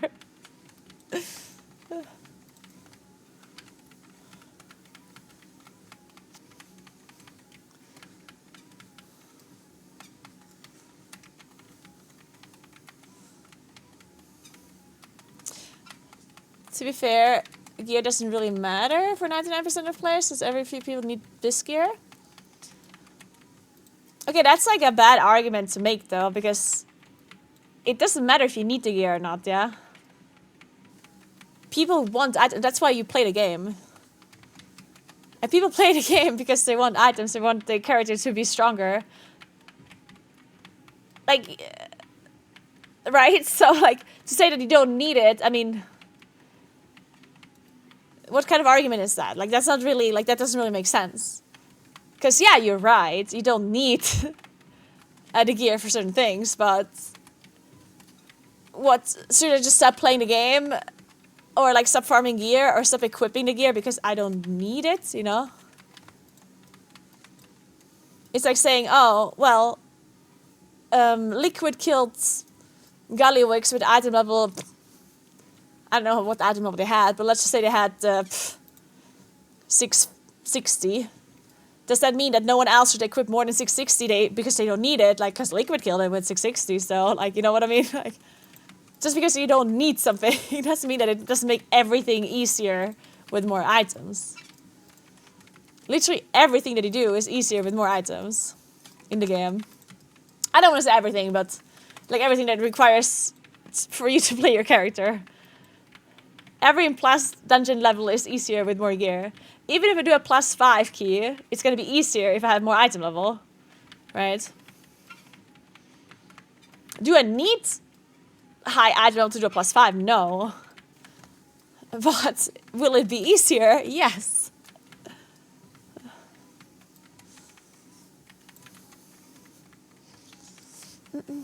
So you can actually LOS these candle AoEs, which is really good knowledge. Like, that's very good to know. I guess the problem is that the tanks still kind of need to tank them somewhere where it can line. Oh, and so we're pulling this pack. So Meeres said this pack is the one that people usually pull on the boss on hierarchies.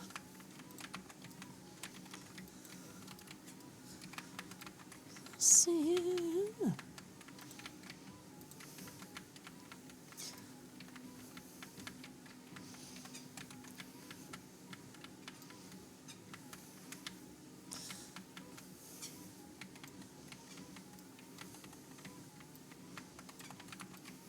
Yeah, I also agree, Def.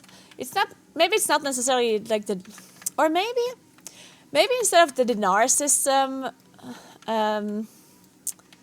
maybe there should just be another system. Like, I understand the dinars are supposed to be for the raiders. Like, if they want this to be true, because what are the M+ players really complaining about?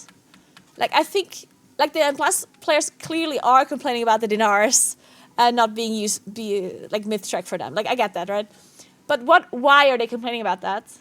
Well, because they can't get myth track items without mythic rating. And like, I do think that really sucks if you have a season like we have now, where the mythic or the rating loot in general is just so good. So what the mythic plus players really are asking for is either make the rating loot not so much better than the plus loot, right? Because then nobody would be complaining as much. Or give the raiders and plus players some way of slowly somehow being able to get like a few rating items. Because usually plus players, they don't want all of the rating items. Usually it's like an item here and there that is just really strong that they want, right? So if there's some way for them to get it, and you could even lock it behind like an M+ kind of achievement, I guess, then they'd be happy and understand why they want to keep the loot separate. Like, I get it, because one is M+ and one is rating, but we all know that M+ and rating is connected. And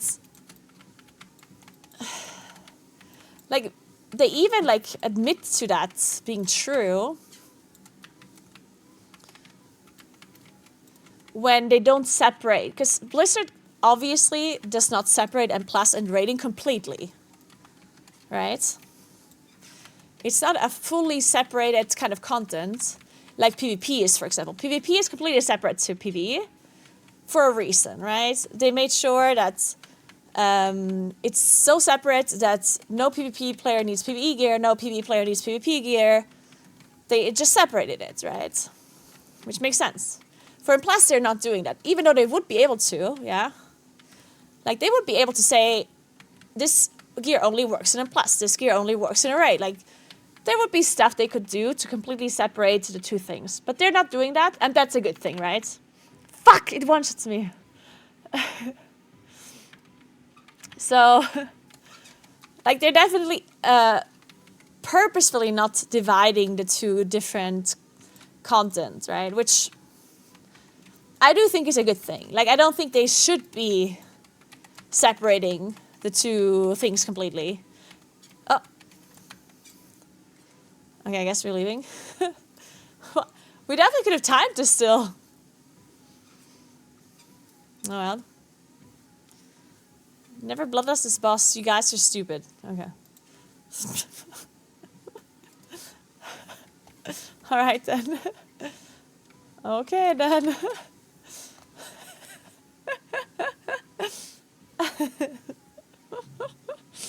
Alright.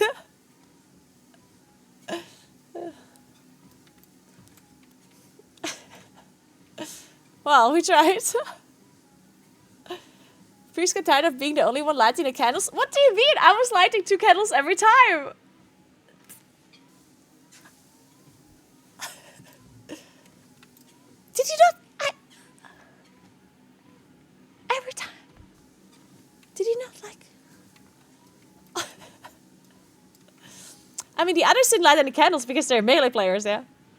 There's an enhanced show in Unholy DK at that tank. Do you want him to run around, light candles? 2 people are enough, right? Like, if one range player and the priest light the candles, you're fine. Plant Agent, thank you so much for 74 months. What's up? Appreciate that. Thank you very much. I didn't hear that sound. Fuck, there's something wrong with the sound. I didn't hear that alert. Huh. I don't know what it is, but there's something wrong.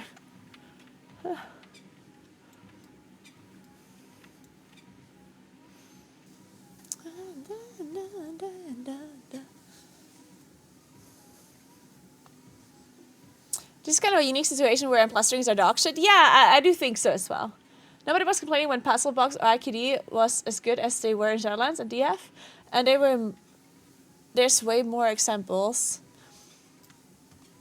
But what do you mean they weren't complaining? People were totally complaining about that.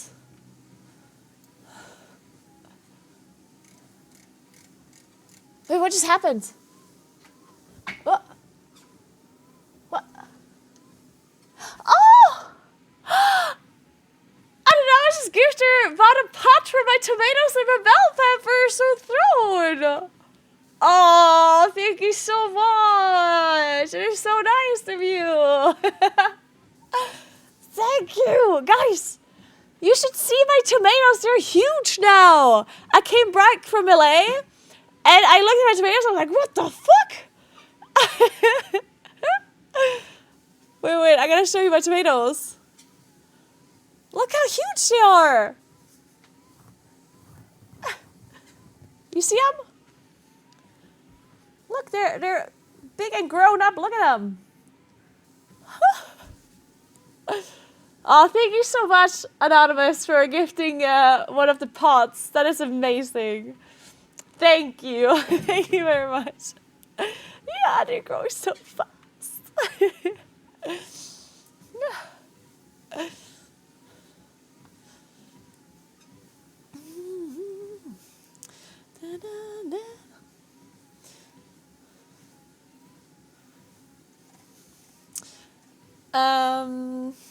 Wait, what are we talking about with the interview stuff? Let me see.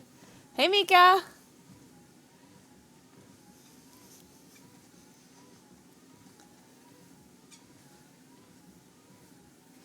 Do you remember the D4 campfire interviews? No, I don't.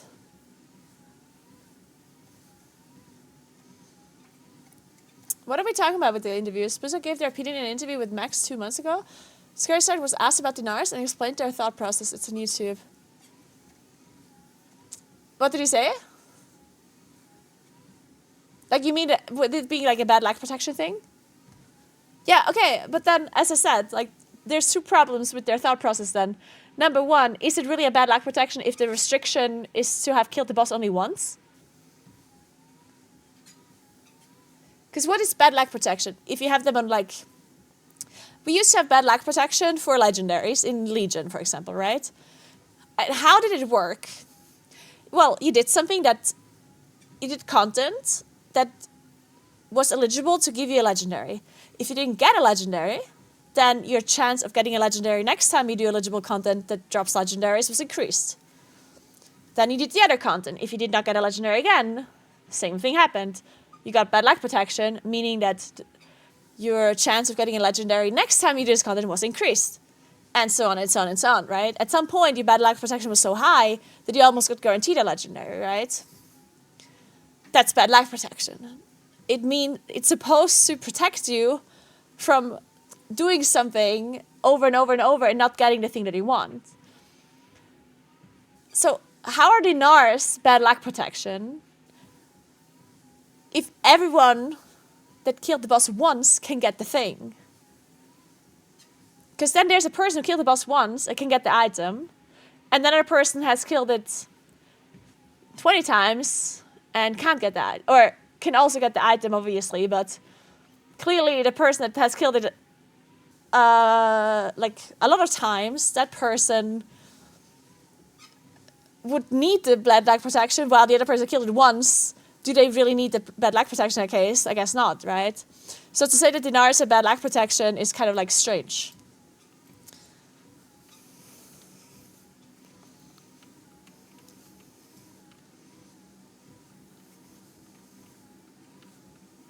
Yeah.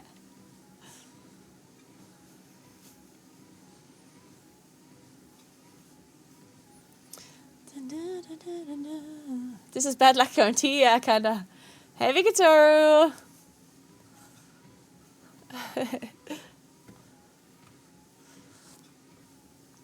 So when you do an interview, you do have to send in your questions beforehand, yes. I never had a question thrown back though. Like every interview that I did so far with developers, I did have to submit questions beforehand. And they never changed anything about them. Like they never asked me to not ask a question or to change a question or to add a question, never. You just send them the questions, that's it. Like they usually don't give any feedback on the questions whatsoever. They just know what the questions are going to be, and then they know what they're going to say, I guess, beforehand. Most of the time. Yeah, they obviously want to be prepared. I mean, that just makes a lot of sense, right? It makes so much sense that you have to submit the questions, because another thing that could happen is that like maybe there's a content creator that doesn't really know what the dev is doing at the company, like what they're responsible for, really. Sometimes it's really hard to know what exactly a dev is doing. So what if you just ask a bunch of lore questions and then the person at the interviewing didn't do a lot of lore this time around and they just did another thing, and now you're asking them a bunch of questions about something completely different. So I guess if that is the case, which usually is not, usually the content creators are doing their research a little bit at least and understand what they're supposed to ask. But even if they don't, like even if you ask a bunch of like questions that are not really relevant for them, they will just ask the other people, and then they will still answer the question in the interview, because you know they made sure to have the answer before the interview.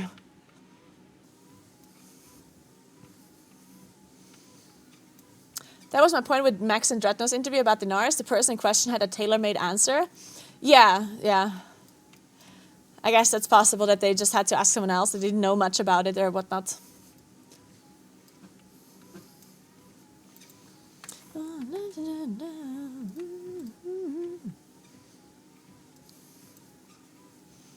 Okay, let's do one more dungeon. I've only one time of dark left. How hard can it be?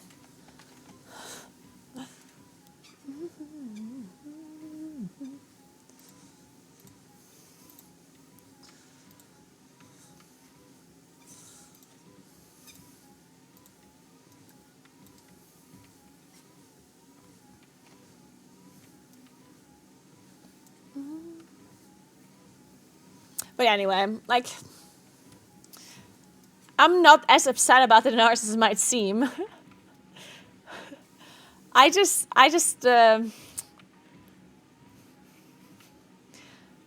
wish Blizzard would like make it easier and more enjoyable for Plus players sometimes. Like I feel like in Plus players just have it so rough for no reason most of the time. It's like they just want to play the game. Just don't make it so hard for them. Like, just let us enjoy the game, you know? In a sense, like without being just like behind just because you're not raiding. I understand raiding is super important in World of Warcraft. I understand it's an MMO. Raiding has been a good thing forever, but like I think people that just really don't want to mythic raid, they have good reasons why they don't want to. Sometimes understand that a game like an MMO is kind of like quote-unquote forcing people to do cross-content, because it's very true that sometimes if you do content that you've never done before, you will end up liking it and then you pick it up. So sometimes when there's like an MMO, sometimes it's a good thing that the game kind of like forces you to try something else, to do something else, because it brings you out of your like tiny little bubble, and then maybe actually enjoy that other thing that you tried, and then you end up liking it, you know? So sometimes it does make sense like that. But World of Warcraft is such an old game. And raiding is... Like, everyone knows what raiding is and how raiding works that plays World of Warcraft, right? It's not that raiding is like a completely new concept that I don't know if I'm gonna like it or not, you know? Like, most people have raided at some point, and they know how it is and how it's... If they like it or don't like it, you know? Like, it's not... like, it's not something that I have to try, that I have to be forced to do to see if I like it, you know? I personally have raided for years and years and years, and I just know that at this point in my life, I do not want to mythic raid. First of all, I don't enjoy this much anymore, but also the main reason why I don't want to raid is because I don't want to commit to a raiding schedule. I don't want to join a guild that raids X amount of days at a certain amount of time. Like, I don't want to have a game... Like, I don't want a game to like dictate my schedule as much as mythic raiding does. Right? It's like, it's 2025. If I have to raid like 4 days a week from 7 p.m. to 11 p.m., like, that's a lot of time investment where I am not free anymore in my free time, basically, right? Like, I feel like that's a big issue for a lot of people, for a lot of players. And that's not going to change. Just because Blizzard gives me shittier items in Mythic Plus, that's still not going to change the fact that I don't want a Mythic raid. Right? And I think there's a lot of people in the same boat as I am that play in Plus that just don't have the time to do Mythic raid or don't want to Mythic raid, right? And... like... not giving those players the opportunity or the chance to get like as high of a power level items as raiders do. I just think, especially later on in the patch, I think that's just like a bad decision by Blizzard, honestly. As I said, I don't think you need those like that high item level or whatever to get rank 1 title necessarily. I don't really think so, but you're certainly going to have a downside for not being able to get those items, especially if it's a season like this, where Mythic Raid items are much better than Plus items, right? And that just kind of sucks, and it demotivates you as a Plus player, right? It's like, why? Fuck this. Thank you so much for Prime, Captain Planet. Thank you so much. Welcome in. Thank you very much.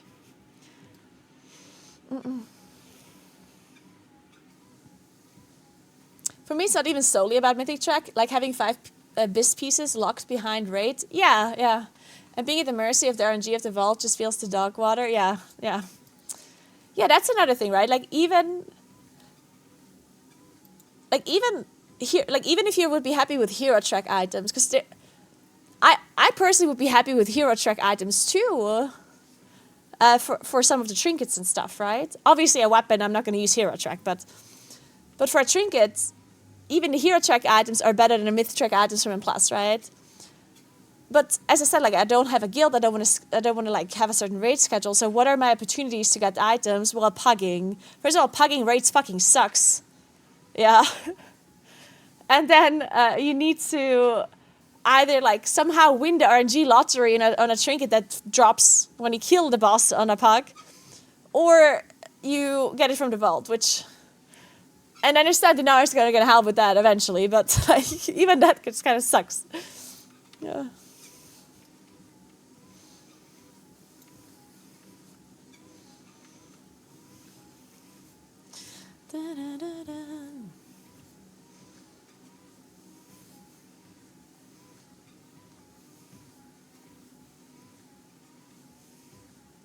Sounds like you'd rather play a game instead of practically having a lifestyle to a better game. Yeah, exactly, Dogal. I think a lot of people are in the same boat as I am when it comes to mythic raiding.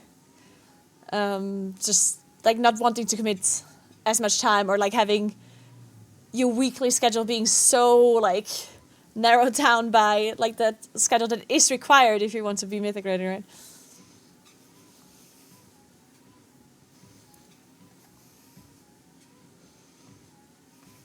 But then you run into the problem where you invalidate raiding if you can gear plus cosmetics. See, I also was under this impression for quite a while. And I mean, it is still true. Like, the main reason, in my opinion, why sometimes raiding items cannot be obtained by Mythic Plus players is because Blizzard wants to make sure that raiding is going to be always like the end goal of like PvE players, and that's going to be like it shouldn't be invalidated by Mythic Plus player, Mythic Plus. So basically, if you're a Mythic Raider, you don't want to see people play in Plus and end up having like the same or better loot than you, because then what's the point of raiding? But now I'm thinking, well, the point of raiding should be that you enjoy raiding, no? Like, it's a video game, right? And if you choose to Mythic Raid, then you should choose to Mythic Raid because you enjoy it. Because the amount of people that do Mythic Raid solely for the items, I do think at this point is kind of low. Because as I said, if you want to be a Mythic Raider, you need to join a guild, you need to commit a lot of time into raiding, where you say, okay, 3 days a week from 7 p.m. to 11 p.m. Like, that's a big commitment. And I don't think there are many people that commit to a Mythic raiding guild purely for items that don't actually enjoy raiding. Like, how many people do that? Not a lot, I don't think. So the people that raid, that do Mythic Raid, I think most of them do it because they kind of like it, right? Like, there must be some enjoyment these players have when they do Mythic Raiding. So is it really that big of a deal if Mythic Plus would give similar loot? I'm not saying it has to be the exact same, but would it be such a bad thing? Because I don't think the Mythic Raiders necessarily need to have a gearing advantage to continue raiding. Like, I think Mythic Raiders should just raid because they like it, right? I think that should be the main reason why they do it. Titles, thank you so much for raid. Appreciate that. Thank you very much. Sorry about the alerts not having sounds, but my sound somehow died. And yeah, that just happened. Thank you, Tattles. How was your stream today? I'm currently ranting about Mythic Plus and raiding and how Mythic Plus players shouldn't always be struggling to get gear and stuff versus raiders. I think Blizzard should just stop giving like raiders just like fucking gearing advantage for no reason to like kind of like force them to raid. Like, the TLDR is, I think if you're a Mythic Raider, then you should be a Mythic Raider because you like Mythic raiding. Simple as that, right? Because who the fuck commits so much time to do Mythic raiding if they don't actually enjoy it? Like, if they hate every second of it, who the fuck is gonna still do that? That's not a lot of people. The only people that stick through Mythic raiding, even though they hate it, is like Plus players that want to get the gear, right? And that's really just like the high end that really feels like they need the extra item level. And is that good? Like, is it good to have people like that feel forced to raid and hate every second of it? I don't know. Probably not. Nobody race anyway. It's like 1% of participation. Yeah, then maybe they should rethink how the fuck they do raids, right? I don't know. If people don't like raiding, then why force people to raid with like items and whatnot? I don't know.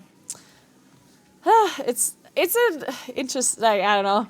I do think it's a little bit of a tough topic, but yeah, it's a game, not a job. Yeah, that's what I mean, right?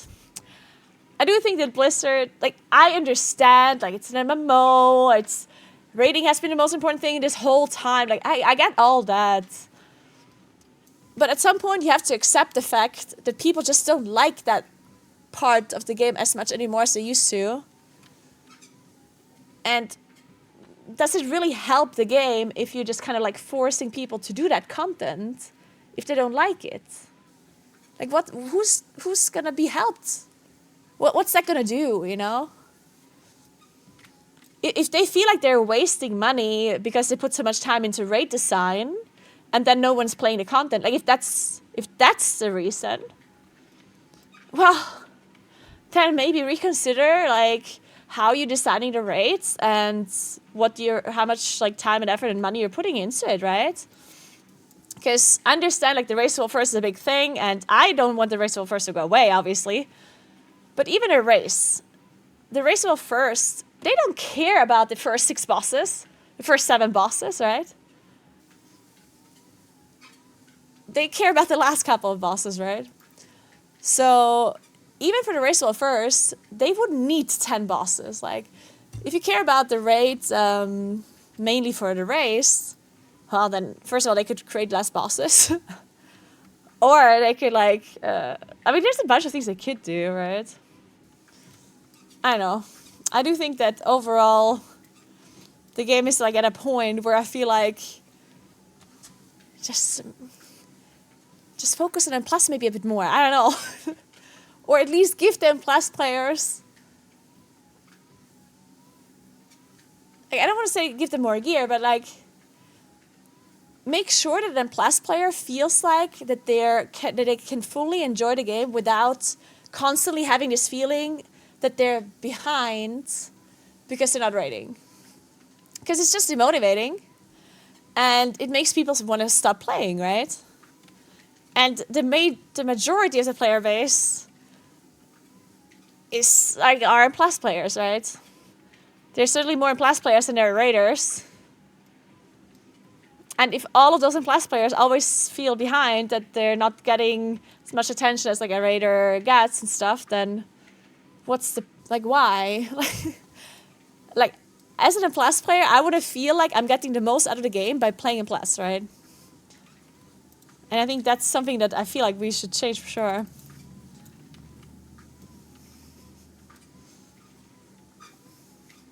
Hey Cora, what's up? I feel like Blizzard would argue you're not forced to raid. Like, obviously you're not forced to raid, but you're getting better items, a better item level when you're raiding. Which, obviously a downside. And demotivating, as I said. I do use the word forced a lot when I shouldn't. Because I understand, obviously, it's a game, you're not forced to do anything. But whenever I say forced, I obviously mean it's better to do that. Like, it gives you an advantage to do that, right? So, of course, you're not forced to do anything in the game. Like, I could log out now. I'm not forced to play. But obviously, the way we play the game is we want our character to be as high, to have as much player power as possible. And if you want to have as much player power as possible, then the best course of action would be to do mythic raiding, right? And I just think that should necessarily be true for an M+ player. I don't think we should be in a situation where a Mythic Plus player, a Mythic Plus player's best course of action would be mythic raiding. I don't think that should be true, personally.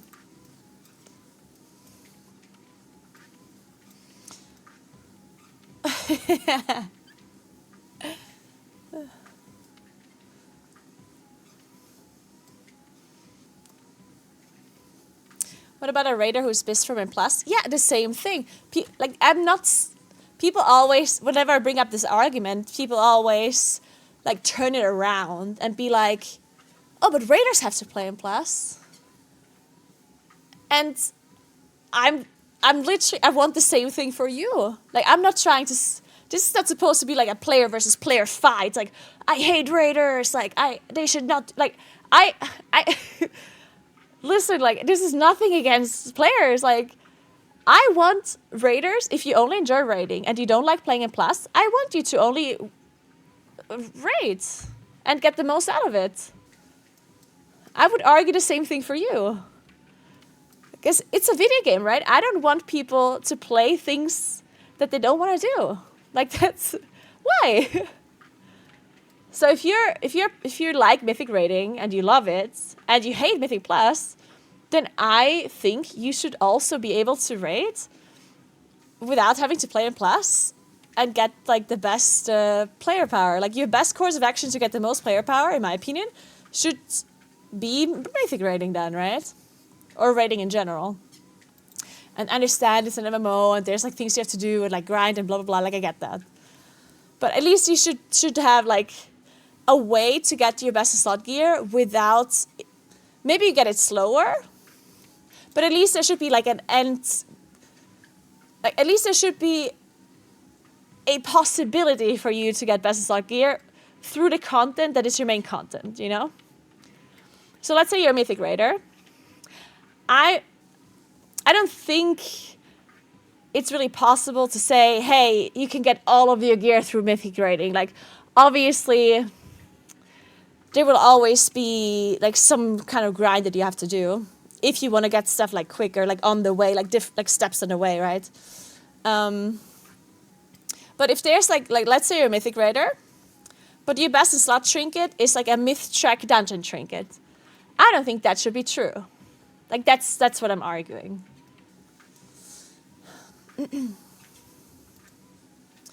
Like, I'm not trying to say they should separate the content completely and that a Mythic Plus player should never have to do a quest or should never have to do, like, a raid. Like, obviously, this is still an MMO where there's lots of different aspects of the game and there's a grind and, like, I get that and that's all fine. I just think that that especially as, like the big pillars of WoW, right, like, M+, raiding, and PvP, I think those three aspects should each have, like, their best in slots gear come from their content that they're doing, or at least be attainable by it eventually, even if one takes longer than the other. Like, but it should eventually be attainable, because Mythic Plus is the only big pillar that that is not true. If you're a PvP player, you can get your best slot gear through PvP only.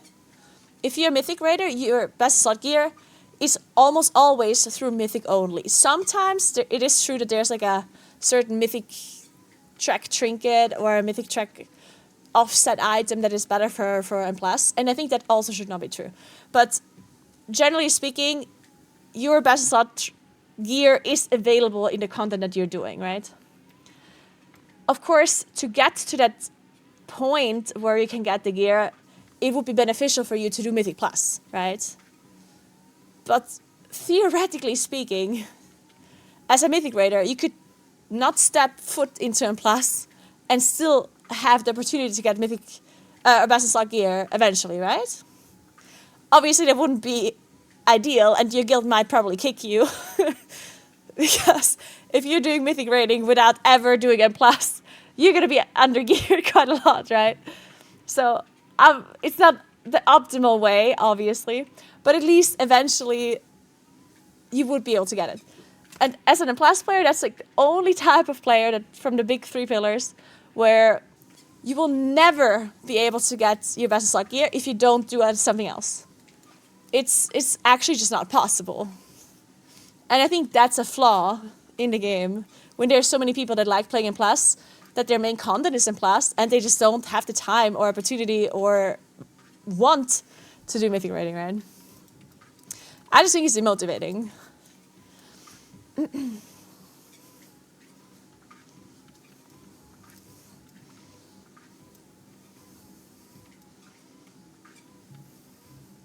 It's just weapons and trinkets and some rare stuff like the ring from the queen. Yes, usually it's, well, it is stuff like that. And of course, it's also like the fact that M+ players can only get myth track loot from the vault, which, like, I do think that is also like flawed, right? Like, because, like, yes, in theory, you could get every single M+ item in myth track eventually. Or not eventually, but like, you have the possibility to. But at the same time, you could be you could just be unlucky and never get a helmet, right? If I unlock all 3 vault slots from Mythic Plus, every week, from the start till the end, I technically could be unlucky and never get a helmet slot, right? That's a possibility. So, like, being reliant on your vault to get mistrack is certainly not ideal. But at least, like, it's still better than not having the opportunity at all to get a certain item, like the rating items that are best in slot for a lot of people.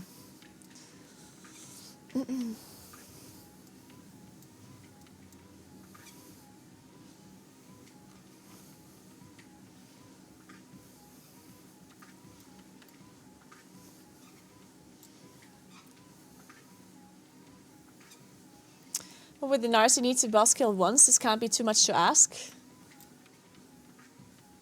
I mean, you need to kill the boss on Mythic once to get the Mythic item, yeah?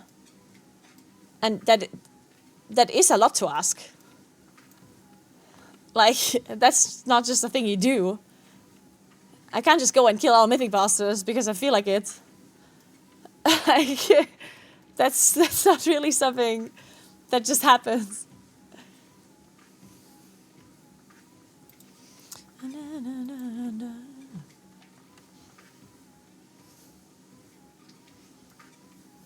You don't need mid-track to get 0.1% title.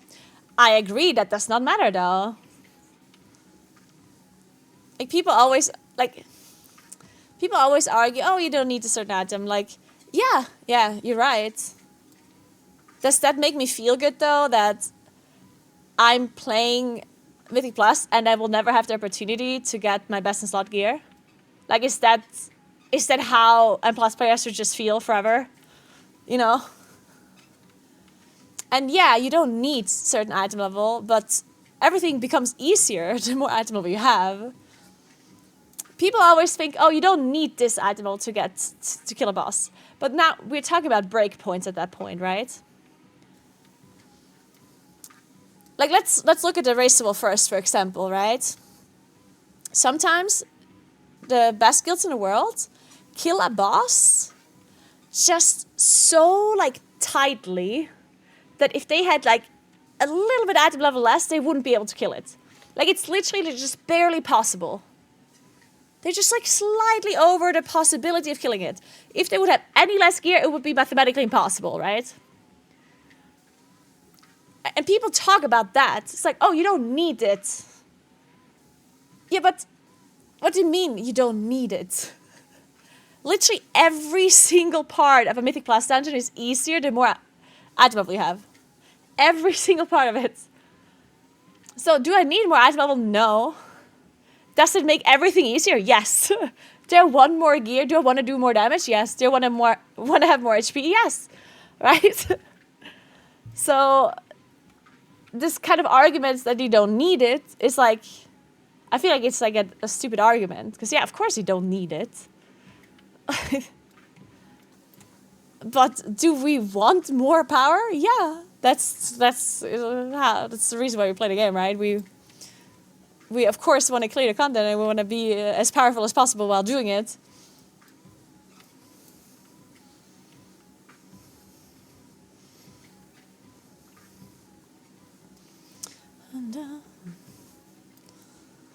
Yeah, the more gear you have, the more damage you do. The less spare form you have to go to, the less your healer has to heal you. Like, I mean, obviously things are quite a bit easier the more gear you have, and people just want to have more gear, really.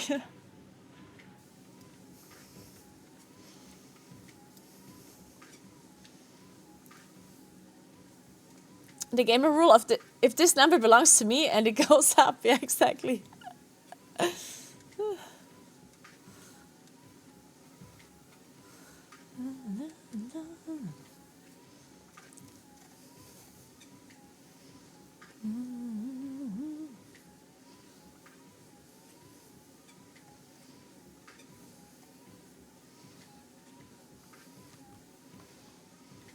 There needs to be a separate vendor for M+, which would allow you to buy Myth-Track and Plus items if you have like 3k score. I mean, I do think... Like, I'm not sure how exactly it should... Like, obviously this whole discussion came up because of the Nars. But I do think there's a bigger issue, right? The discussion just came up again because people thought that we could have our best slot gear finally, right? So you gotta ask, why are people so upset about this Dinar thing, right? Like, why are M+ players so upset about it? I don't think it's particularly because of the Dinars not being able to be myth track. It's literally just because M+ players have been... They have felt so miserable lately because the season in particular has had so many, like, best slot items from the raid, like, more than previously. Then we had this other thing where the myth track was increased, and then we already had a bigger difference between mythic rating items versus plus rating items. Like, basically the gear gap between M+ and between rating has increased lately, right? And people clearly just are not happy about that, right? And then people have been complaining about it, but nothing has happened. And then the Dinar thing was announced, and then people had a little bit of hope. It's like, oh my god, nice. At least I'm going to be able to get 1 or 2 items from the raid that are best in slot for me that I wouldn't be able to get otherwise, right? So there was this swing, so it was like, nice. They were kind of looking forward to it, even if it's not a perfect solution, right? Because, hear me out, even if Dinars were available for a Mythic Plus player to get Mythic check items, even then, a Mythic Plus player would still not ever be able to get their best in slot gear through Mythic Plus. Like, even if Dinars would give you Mythic loot, which is still sad, like, it would still be a bad situation. Like, even the Dinars wouldn't have fixed the whole thing, right? Because, as I said earlier, at least in my opinion, I understand that there might be some different opinions, right? But in my opinion, the 3 big pillars of WoW, M+, rating, and PvP, I think all 3 of these pillars, each individual path should be able to give you best slot gear for your path without having to do the other things. At least at some point eventually.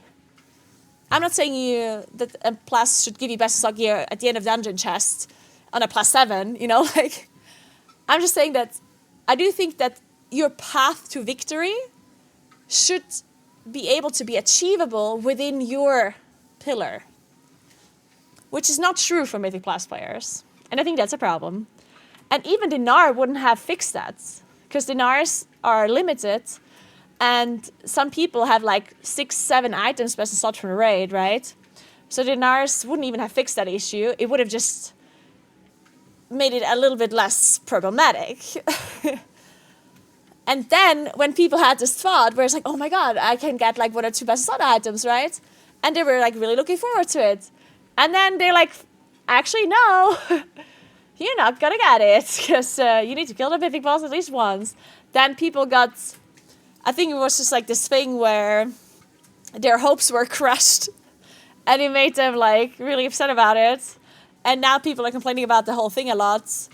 And I think a lot of people now with their complaints, like, it seems very whiny, which I understand. It is a little bit whiny. But I think it's like everything's like overblowing now, you know? Where it's like the gear system in Plus generally was bad before. And then the hopes were crushed from decent Plus players. And now, like, it's all coming out, you know? It's not just the Dinar system that people are really upset about. It's generally the gearing system people are upset about as Mythic Plus, right?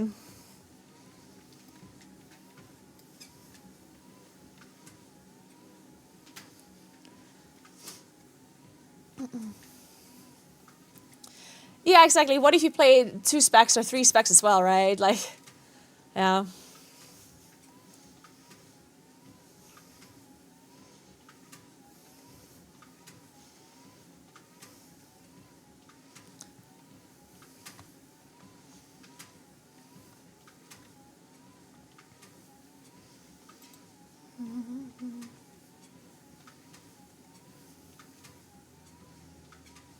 I think there's sometimes the amount of M+ players and raiders, but it needs to stop sucking the dick of the raiders so much. See, I mean, okay, you said it in like maybe a harsher way than I would have said it, but I agree, honestly. Like, I really do agree.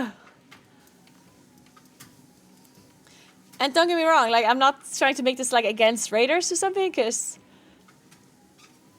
I totally respect everyone is playing the game for different reasons, and I want everyone to play the game in whatever content they want to play. Like, I really do. If you only like raiding, I want you to enjoy the game by only raiding. I'm not going to feel any better if a raider gets forced to play in Plus. Why would that make me feel better? Right? Like, I don't like that either, because especially, like, I do think that sometimes forcing people to do the other content is just worse for everyone. Because sometimes when there's a raider that only likes raiding, but obviously you're forced to play, well, again, I said the word, the word forced again, but as a raider, you kind of want to do M+ many times to get your gear eventually, right? Before you get the mythic raiding gear. So as a raider, you totally want to play in Plus. Like, it's in your best interest to do in Plus a lot, even if you don't like it. Right? And I think that's also not good.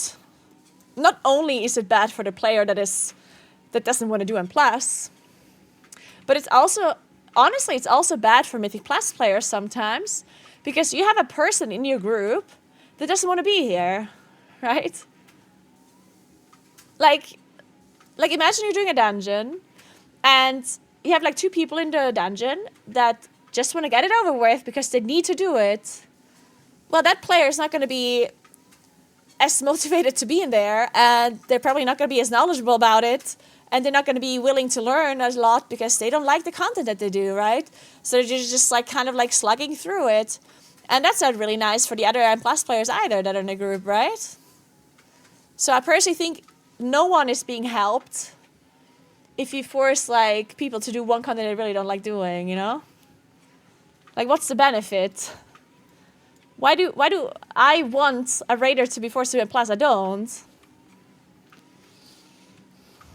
Why does the floodgate want a lock? That's a good question. Huh. Some sort of gateway skip? I don't think you really need a gateway skip anywhere though, right?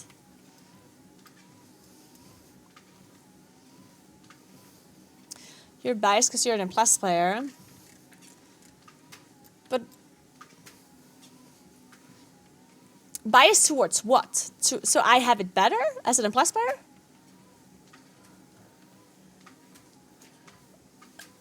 Like, okay, just to understand like the counter argument, like, what is the counter argument? Like, what's the argument from a raider's POV for M+ players to not be able to get the loot? Like, what would be your argument here?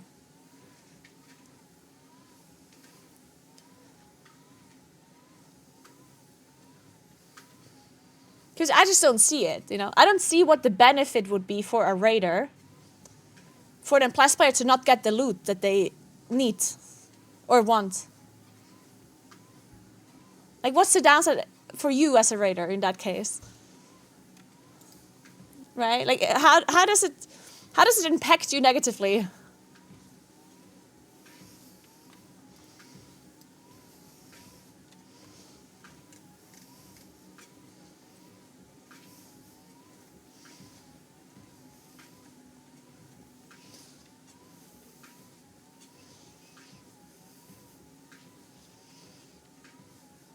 Oh, don't think any. I can see that.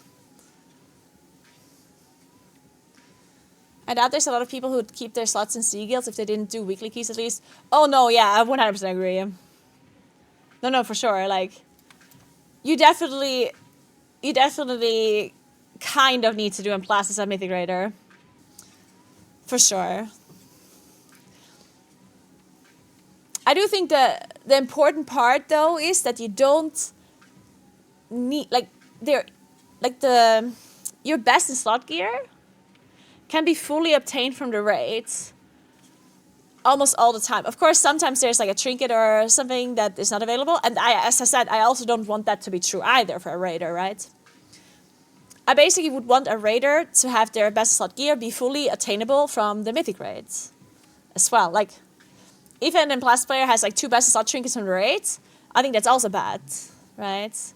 Like, I'm arguing for both sides, right? I'm not saying that Emplast players should only need to play Emplast, and raiders should have to play Emplast, right? Like, but yeah, it's true that there is a slight difference between the raider needing to do Emplast sometimes versus the Emplast player having to do Mythic, because a Mythic raid is not easily accessible, right? Like, it's not, you don't just snap your fingers and be like, oh, I'm just gonna do Mythic Alleyways today. Like that doesn't work, right? As Gilly says here, if you're a Mythic raider, you're gonna be able to do a plus 10 key pretty easily, right? It's I don't think, like, when it comes to the amount of time investment and the difficulty of the different contents, there is a pretty big difference, right? Like, does it suck that a raider needs like an Emplast trinket or whatever? Yeah, and I don't want that to be true. But the amount of time and opportunity you have to do Emplast as a Mythic raider is much higher than the other way around, right? I guess that's like another thing that you could argue a little. But yeah, as I said, I still don't want this to be true for raiders either.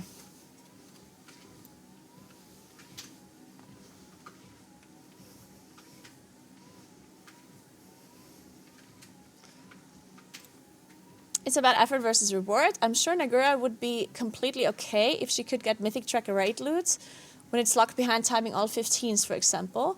But lots of people who are complaining about it wouldn't be. You think so? Okay.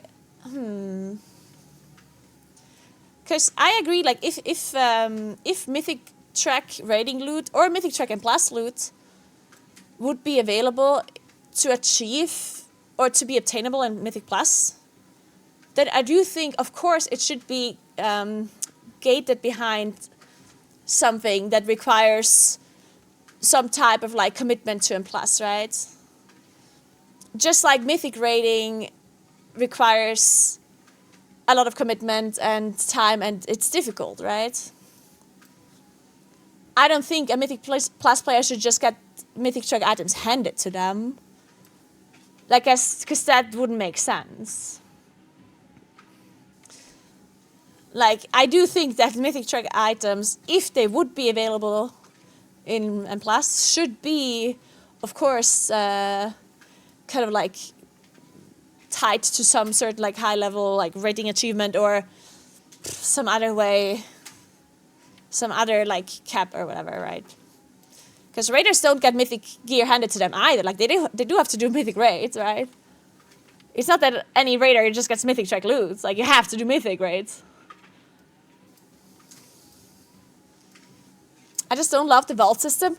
Oh my god, I'm so glad you just said this now, Cosmic Kitty, because I hate the vault so much. And I'm honestly surprised that people are not complaining about the vault more often. I'm actually so surprised that people are not more often complaining about the vault. I think it's because a lot of people also are really like excited to open it. Like, the RNG of it, the gambling thing about it, makes people excited.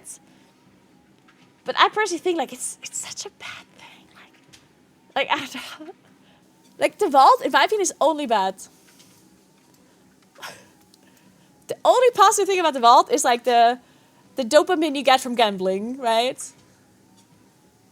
But when you really think about the vault, it's everything we hate.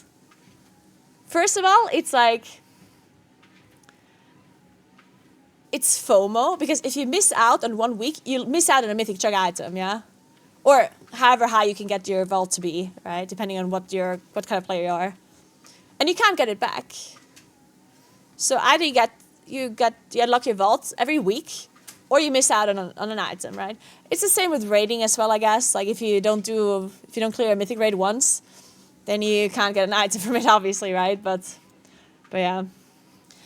And then on top of that, it's just so RNG. Like, The amount of RNG in the Mythic Vault, or generally in the Vault, is it's crazy.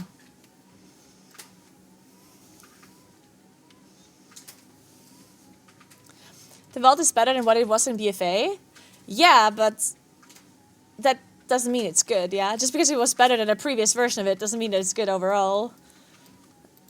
Like, I'm not arguing that it was better than the BFA version. I'm arguing that it would be better if it was gone completely. But yeah, I mean, I'm not that upset about it. Like, I'm kind of whatever about it. It just surprised me that there aren't more people that are kind of like complaining more. That's like the main thing that I think is interesting. Because yeah, do I hate the vault so much that I like that would stop playing or whatever because of it? Like, obviously not.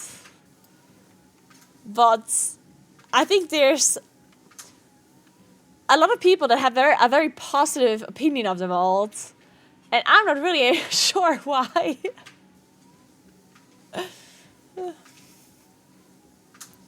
But why? You get an extra reward that you would not get otherwise. See, this is a very interesting sentence. So I think there's a lot of people that think that the amount of loot you get and the amount of power you get is somehow like random. It is not. Blizzard decides how much power and how much gear we get. Yeah? If they would remove the vault, because, I don't know, it doesn't work out and we hate it or whatever, then they would compensate that gear through other things. Like, because that's the way the loot system works. The loot is very important in the World of Warcraft, in any MMO. Loot is incredibly important because every single player that plays the game cares about loot and cares about their player power, yeah? So the amount of loot we get and the amount of loot we do not get is fully determined by Blizzard, and they know exactly what they want and do not want us to get, right? And if they would remove the vault, because for whatever reason it doesn't work out, people hate it or whatever, they wouldn't just like take away an item and don't give us anything in return. They would give us other ways of getting items in return to keep our player power the same, right? Because the amount of player power we get, as I said, like that's something they determine through many means. They determine, like it's the same way, you know, when they remove Titanforge.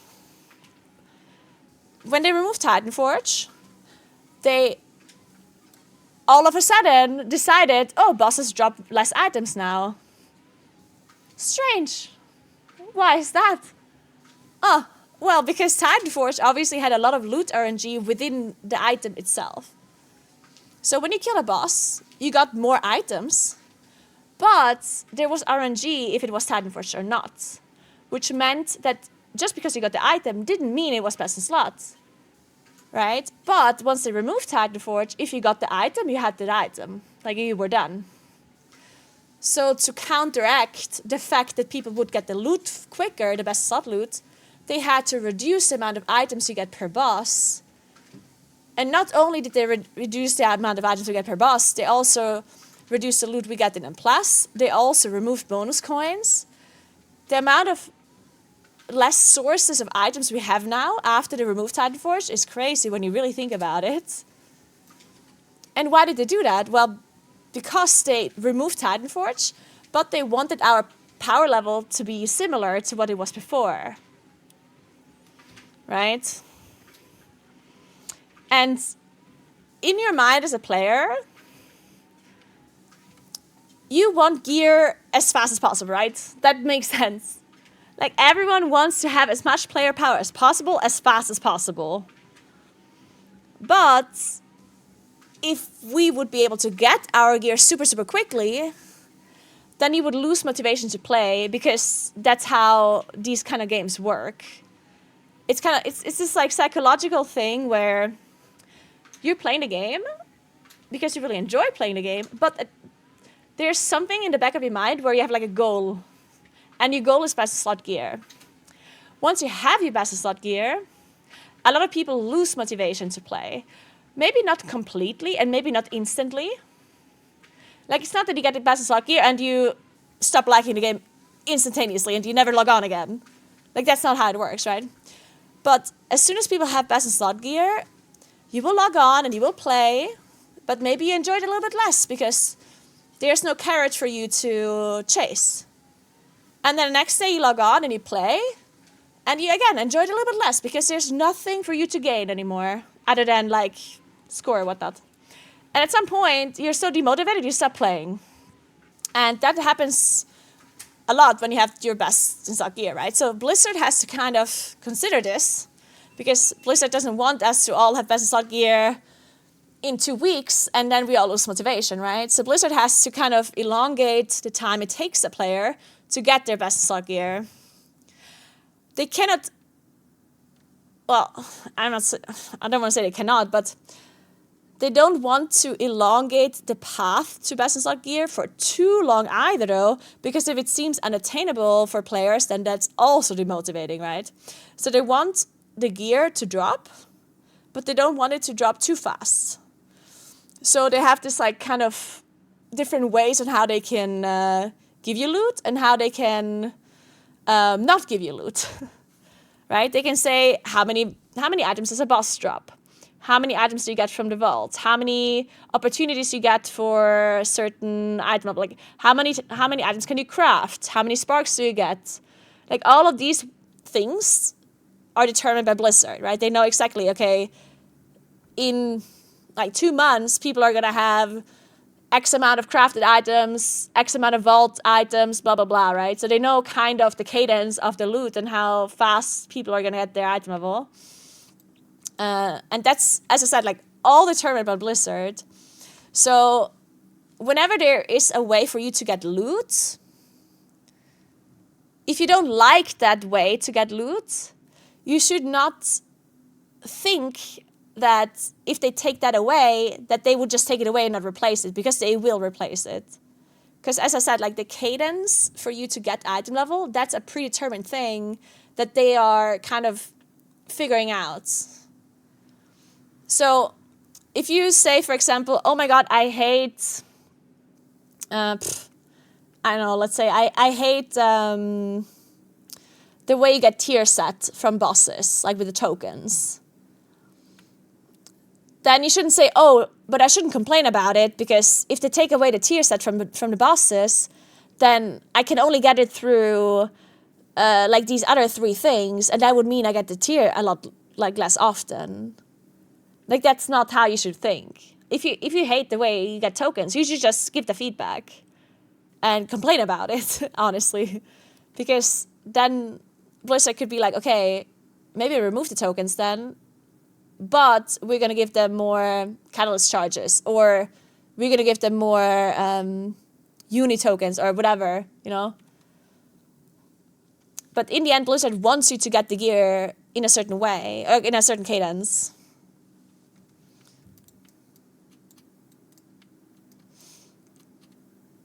My friend did a weekly and got a 4 out of 6 hero house of cards trinket. I do 10s and got 3 times the shit out of team and the trinket. I was still my champion once. Fuck, I know that sucks.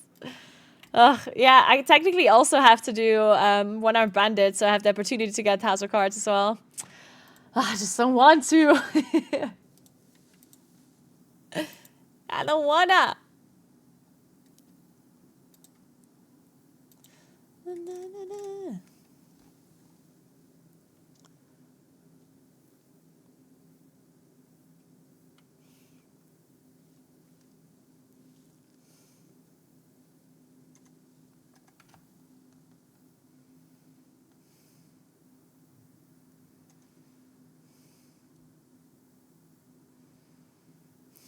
I would be very surprised if after all that drama, they won't change anything about getting Mythtrack gear from M+. I personally would not be surprised if they don't change it.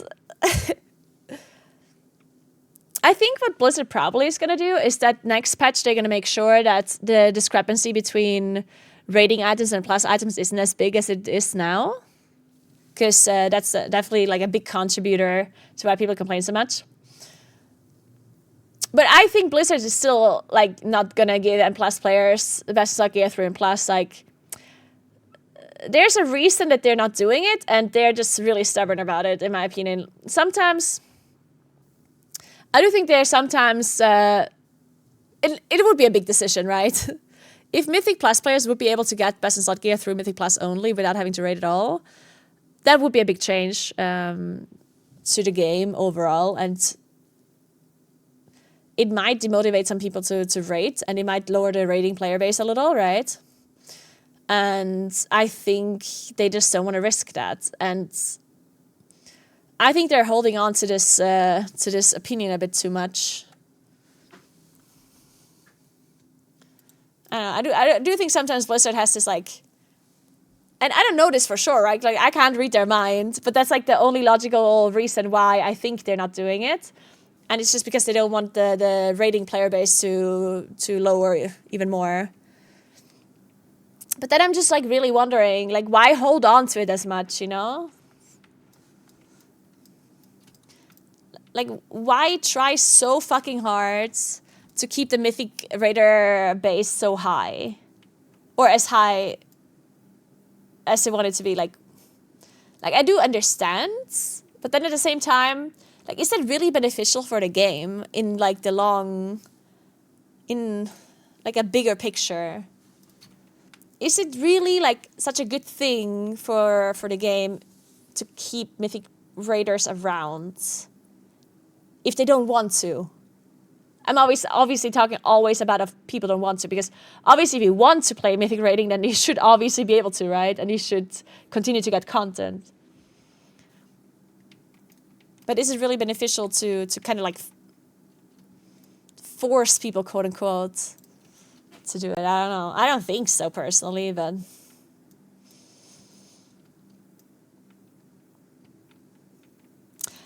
hey, Eve, yeah. Have they ever given more attention to Mythic Plus than rating? I feel like the player base cares more about M Plus than anything. I don't really think... No, I don't think there was ever a point where they gave more attention to Mythic Plus than rating. I don't really think so. At least not in an obvious way. Like, sometimes there might have been, like, a trinket that was best in slot from M Plus that most players wanted. But that was, like, the most of it, I guess. When XT? I'm not going to do an XT. I'm actually going to leave now. Sorry, it's already 8 p.m. I need to leave. All right, guys. Sorry about this whole, like, rant and discussion here that we had at the end. But it was a good discussion. I'm glad you guys, like, joined in on the talk. I hope that no one thought that I'm, like, trying to, like, take anything away from the Raiders or whatever. Like, as I said, I've been a Raider almost all my life, honestly, like, so I totally am not trying to like ruin anything for people that like raiding. Like, obviously want you to enjoy this as much as possible. Thank you so much for 51 months, the store. I appreciate that so much. And Goo, thanks again for the 17 months. Thank you. But yeah, so anyway, obviously I'm not trying to make this like a player versus player thing. Like, I'm obviously only like asking Blizzard for you know, to make the life of a Plus player a little bit better. So I do think that sometimes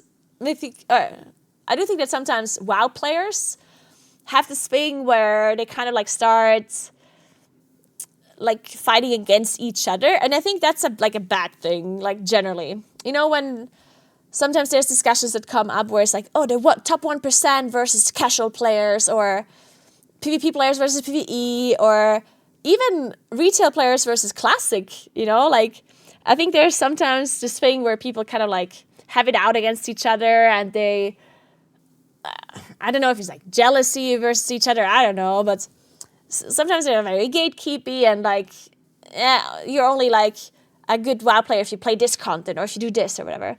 And I think we should, we as a player base, which definitely we should do that a little bit less, because in the end, everyone just likes the game that they play, and they want to play the thing that they enjoy, you know, like, and it might be a different thing for each and every one of us, but in the end, we all just want to enjoy the game, right?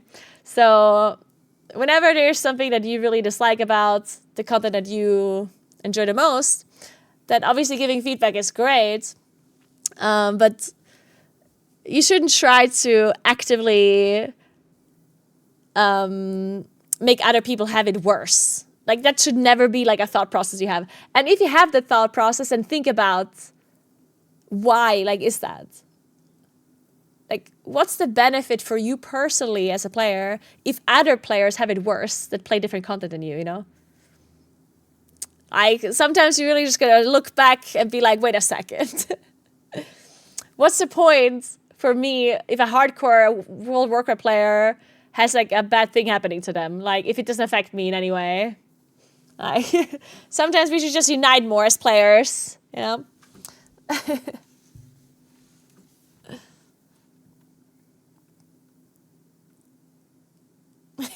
All the bosses have been killed, so who else is there to fight each other?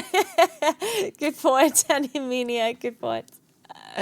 Good point. All right, guys. So I'm actually going to be out of here now. I hope you all enjoyed today's stream with the coaching and stuff. I did have a really good time. Learned a lot from Meeres. I hope you also enjoyed the discussion a bit at the end. Didn't want to have it go all serious, but, you know, so sometimes you just gotta talk about things. But it was pretty civil, honestly, and no one was really upset in chat. I like that. Good job, guys. We had a nice discussion without anyone yelling, and no one got timed out or banned. Unbelievable. All right, so make sure you follow the channel if you haven't yet. I would really appreciate that. Thank you so much for hanging out with me today.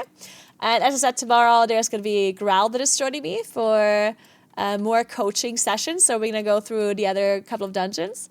And on Wednesday, Krona is going to be joining me as well. So lots of coaching content coming up in the next few days.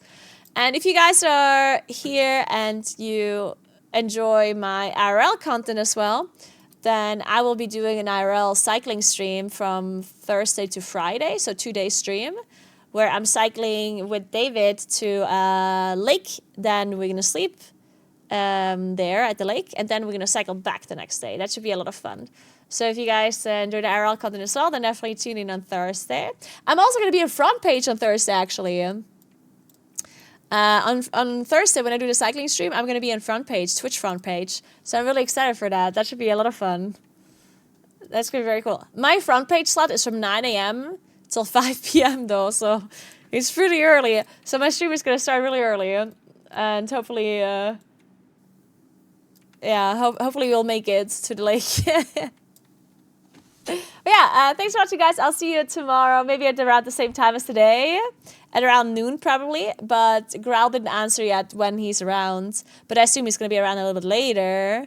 But then he also has like a little bit of a demon schedule, so maybe he's up earlier.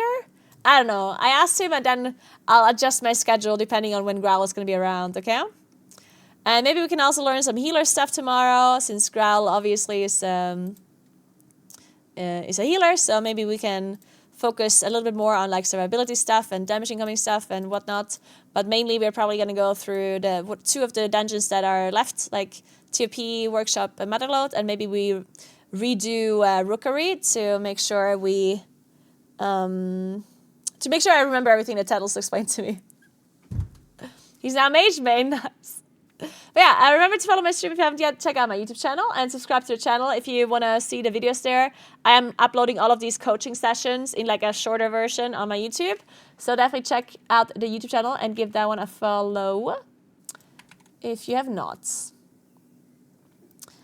Then I also have an Instagram and a TikTok and a Twitter. It's all in the description below and in the chat. That course linked for sure.